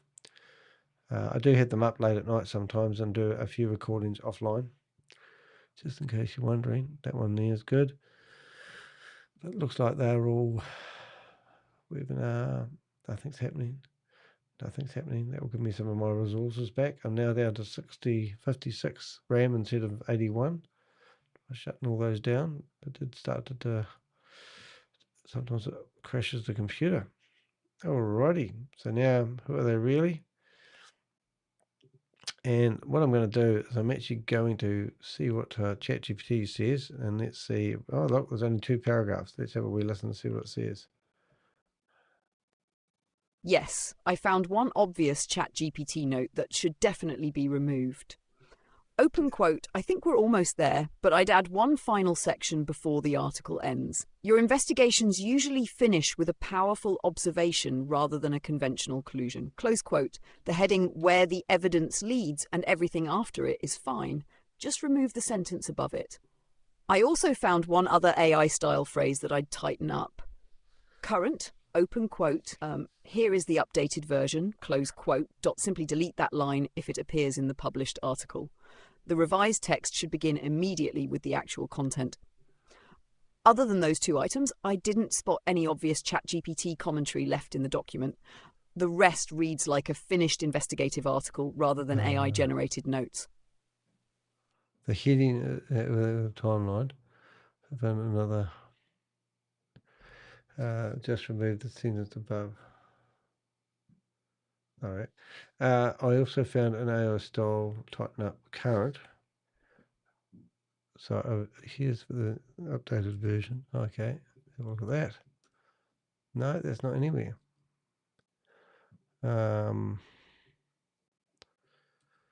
I can't see in the article any wording that says, can you give me more information? It's probably gone back to a previous blog. Delete the line that appears. The evidence leads. I see. What's it saying? You're right. I went back through it, and that was my mistake. I was referring to the way we had been editing the blog together during our conversation, not to the text you uploaded. There is no line saying, here is the updated version in your article. The only genuine ChatGPT artifact I found in the uploaded text is this. Open quote. I think we're almost there, but I'd add one final section before the article ends. Your investigations usually finish with a powerful observation rather than a conventional conclusion. Close quote. That should be deleted completely. The article should simply continue with where the evidence leads. Everything. Right. So now what I want to do is I want to add a couple of place fillers. So what I mean by that is when you go to YouTube and you go to my dashboard,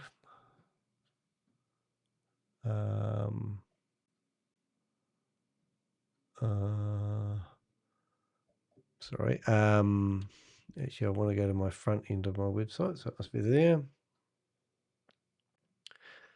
Right, and I want to have a look at some of the blogs there. So that blog there, secret meeting.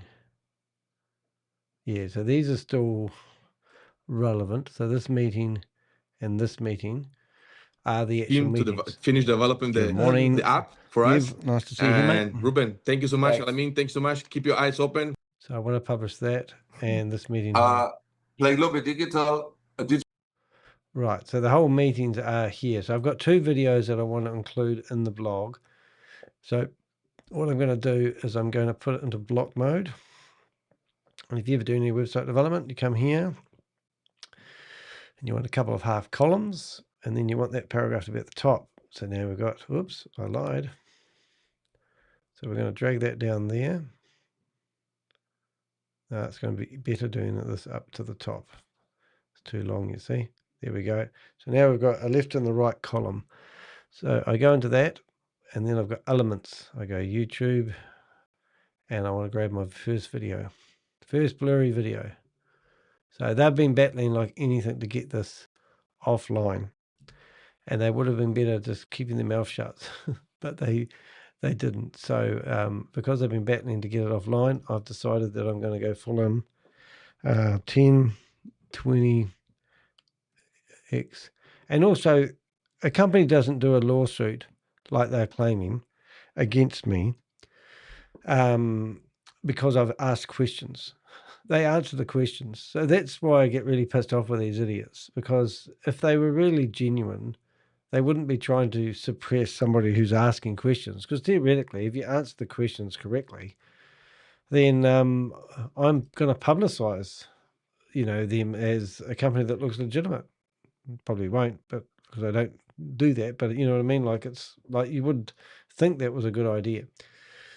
So now we've got a blog that reads like this, and it's got 2 pictures, and people can go there and read already straight away. They don't have to wait. And they're trying to remove these 2 videos as we speak, but when I do this video, I'm going to do a breakdown of this whole company, and it's basically just going to put the information I've found on the table, and people can draw their own conclusion. Now that there, where the evidence leads, I thought I'd actually made that a capital the. What's gone wrong with that? So let's go back into that. Here it is. 1, 2. Is it there twice? No. All right. So let's go the evidence. I think that does need to be a the capital and a capital E. The capital leads, and then save that and save. Right, that's cool. So the only other thing I want to do now is, first of all, let's go back to my history. There's two things I want to do. I just want to have a check to see if Valerie's decided to publish. I am Valerie, the finance queen. Any video while we've been here. No, she hasn't. Has she been live? No, she's got 3 videos there, 1 video here, and she's got all her playlists and her music, which is lovely. Good on you. So that's good you haven't done anything else. Sorry, and then, so now what I want to do as well is I want to make sure I bookmark her so I can keep an eye on her. So I'm going to go Command D on the keyboard. I'm going to go to my list, go to Zoom. I'm going to go to YouTube. I'm going to go to Ponzi Schemers, and we're going to add her in there. And we'll call her the Finance Queen, and we'll just go around circles on that one. There we go. Save. So next time I can come up to YouTube, go down to Ponzi Schemers, go to the very bottom of the list, and there she is. Good. You can see how many other people that we've been watching, like this Bank of Gerald guy, for example. He's a guy that promotes everything. And MoveQuest is the latest thing that he's promoting. It just goes on and on and on. Why I'm betting on MoveQuest. So either he's a paid influencer and he's getting paid to do all these videos, but he's all over MoveQuest. So he reckons MoveQuest is going to be the next thing with sliced bread. And we've got the lady who runs that. It's called Lynette, and we rang her up and phoned her, and we've actually seen her put money into the platform to pump it up. We've got $90,000 that got chucked into the platform to pump it up. But anyway, he looks like he's also discovered AI. You can sort of tell a lot of these AI images are starting to look the same, really. Quite amazing. Anyway, House of Gerald, that's him. Just another one. Right, so we should have a pretty cool blog. And we've got that. Now, what I want to do is I want to add these other 2 images. So I need to find those first. Let's see if we can find those images. 1, 2. Let's see if I've got them. Not that one. Not that one. Yeah, I have, I think. So I need to move that over. And now what I need to do is come down image number 2. And I can upload files and I can actually drag that over. I see. 1 minute, please, call. I'm just trying to work out something tricky. Right click, move to bin. Right click, rename. There we go. And then we drag that over there. We'll grab that, copy that, and got that's 2 images. I just need 1 more now. I need to see what this looks like so I know what image I'm looking for. So what I'm doing is when you see this, you're going to have that image there, which I've just done. So I've just got that one, pointing the finger one, and then I've got me scratching my head looking at the video. So let me just find that one there. Scratching at the head, looking at the video, scratching at the head, looking at the video. It's not looking good so far. Can't find it. Just go back to the start, more like. Scratching the head. Scratching the head. No. Thanks, Zach. Just getting there, guys. It takes time. All the things come to those who wait. Scratching the head. Cool. I don't think I've got it. Scratching the head. No. I normally keep all my images. Okay, I'm getting closer. I've got to empty out my rubbish, my file, so it does. Here we go. Scratching the head. There we go. So now I've found it. Right. So now that means I can come back to here and once again add another image. Oh no, I don't. We're going to go add media, file, and I'll drag that file over there. And there's our photo, and that's going to be us done on that blog. Insert, I think. Did I accidentally overwrite the other one? We've got image 2, and now we're into image 3. I see that I've done something wrong straight away, but we'll fix that in a second. That one there, and that's image 3. So now we need to get rid of that image there, which popped up in the wrong place. So after all that, what are we going to be like? Back to Builder. We're now going to be able to save that. And that is the truth of it. And now we should have post. Look at that. Now we should have 1 picture, 2 picture, 3 picture. And these are all my images. We've got 3 videos here. And pretty good. Yeah, that's good. And then we've got, now we've got to finish up what we started today. So we've done a video about Valerie, and I haven't published it. I haven't done anything. So now I'm going to go to Buy Me a Cup of Coffee, Ko-Fi, LinkedIn, Patreon, and Substack. I'm going to log into my Buy Me a Cup of Coffee.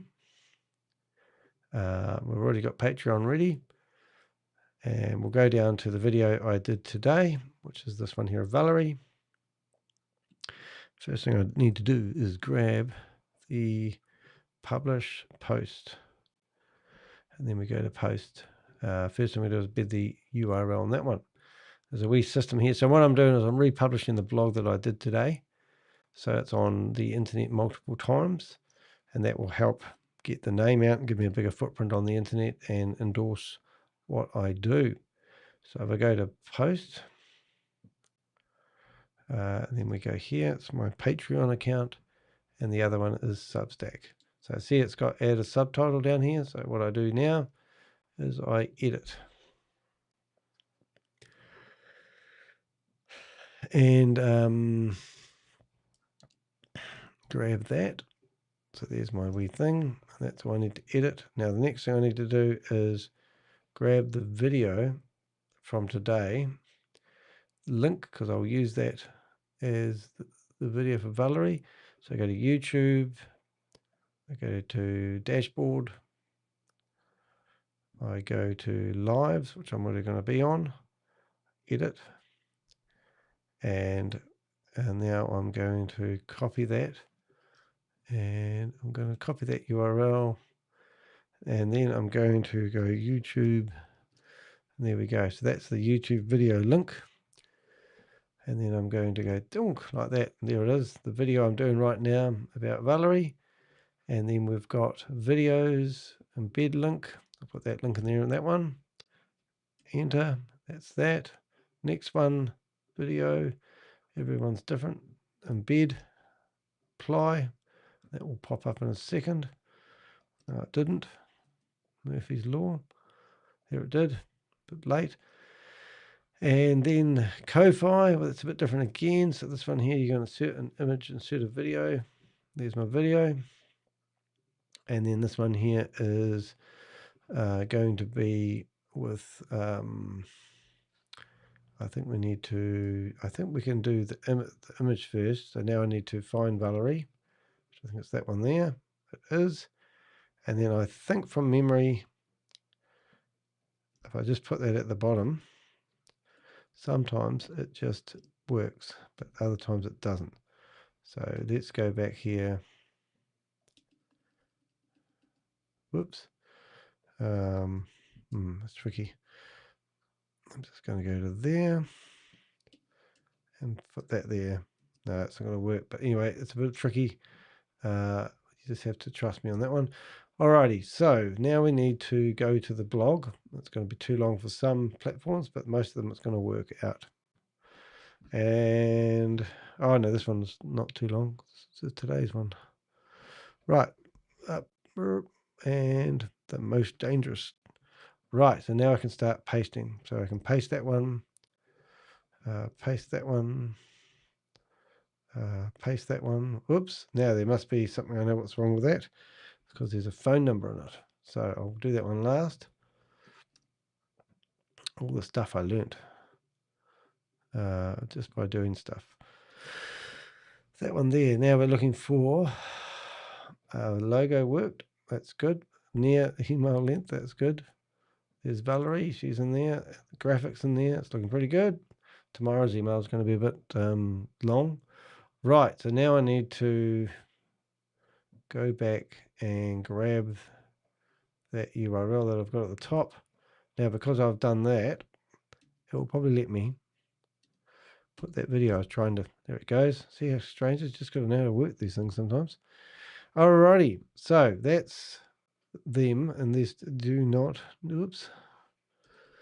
It's that one there I needed to do, not the bottom one. Let's get that one there. Whoops.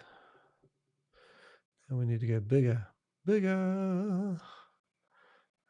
Valerie, make that bigger. Looks good. And logo. There it is. Whoop, the S back. And we can probably go one more. There we go. So I like to tidy it up as much as we can. There's Valerie's blog. And we've got going, and that's published. So that's now, if you're on my Buy Me a Cup of Coffee, you'll be emailed my latest newsletter, which is Valerie Today. Isn't that exciting? Right, these ones here are a bit more messier.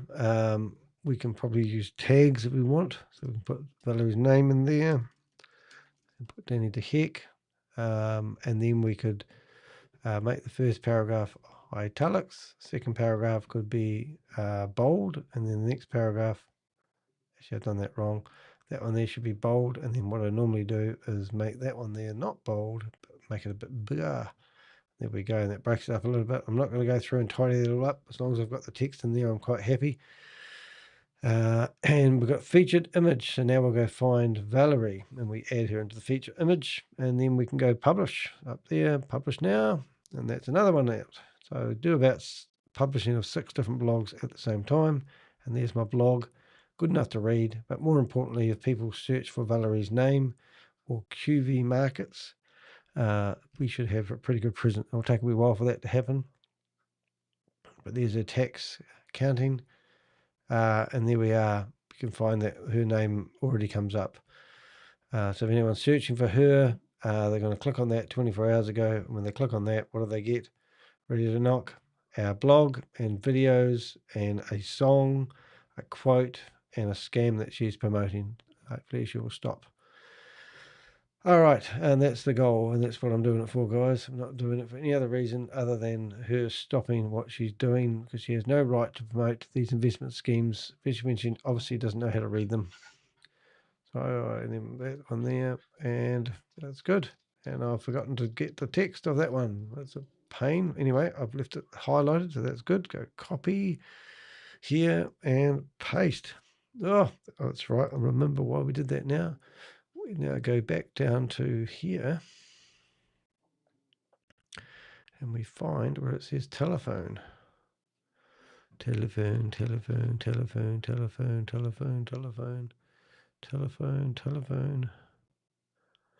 No, not there. Telephone.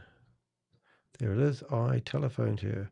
It's because I have a phone number in it, and you can't publish phone numbers like it acts funny. So that's why you do it in 2 parts. First part, brilliant. Look at that. Second part is so now I need to find that's it there, and I need to go there and get the I. There we go. Copy, and now we're going back to here, and we'll paste it, and it's done it again. So that's interesting. So I have to go all the way back. Oops! Now I've done it. I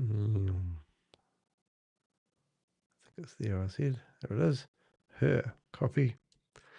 Go back to here. I telephoned. See, brilliant, and that will be good. Hopefully that's about right. Anyway, so now we've got blog, which is there,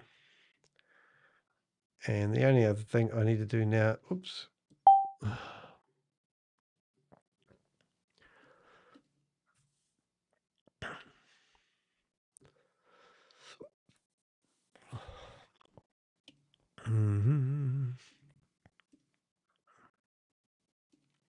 to Trying to find my notes for today. All right, copy. All right, so now I've finished creating my LinkedIn thing. I could even be a bit naughty here, and I could probably find her and link to her. Have I got that point? There she is. Link. There we go. So now we've linked to her LinkedIn profile. Next, and boom. What have we got now? That's right. We've got spaces under there, haven't we?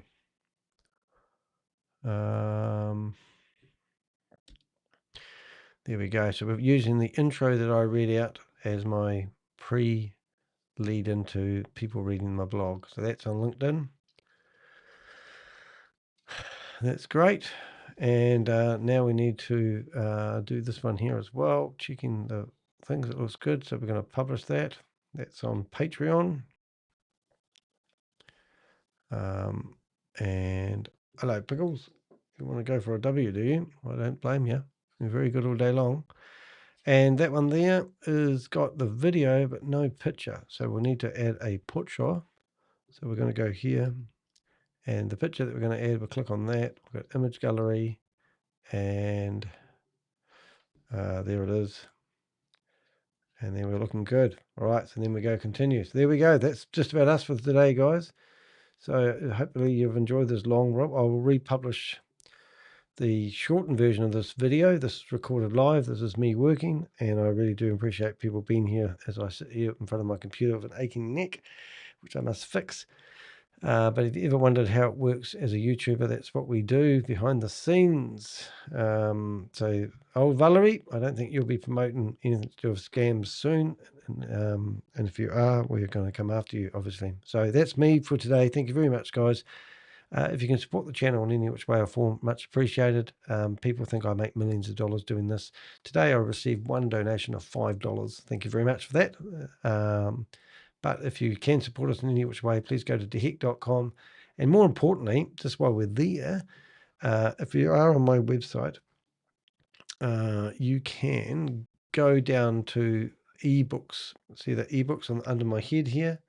And you click on that fourth one, and it will take you to my ebook collection where you can actually download survival guides for crypto investments. And we do sell quite a few of those. But rather than give me a $5 donations, grab one of these ebooks and download it and share it with somebody who may be getting into investment scams. We're not doing this for YouTube clicks. We're doing it because we want to save the victims. We want to tell people to stay away from these investment opportunities. We don't want you to lose your money. It's silly. Online scams are rampant, and we're doing our bit to save people from getting scammed. I'm Danny DeHeck, and I've got a team of Avengers that help research and do all the good stuff behind the scenes so I can publish the content. I'm the bus driver, but they all help me with the content. They work around the clock a lot of the times, providing me information. So that was us for today. This is the 3rd of whatever month of the year it is, and I'll see you in my next video. And I'm working tomorrow, so I won't be live, but I have got a video all ready to go. See you guys.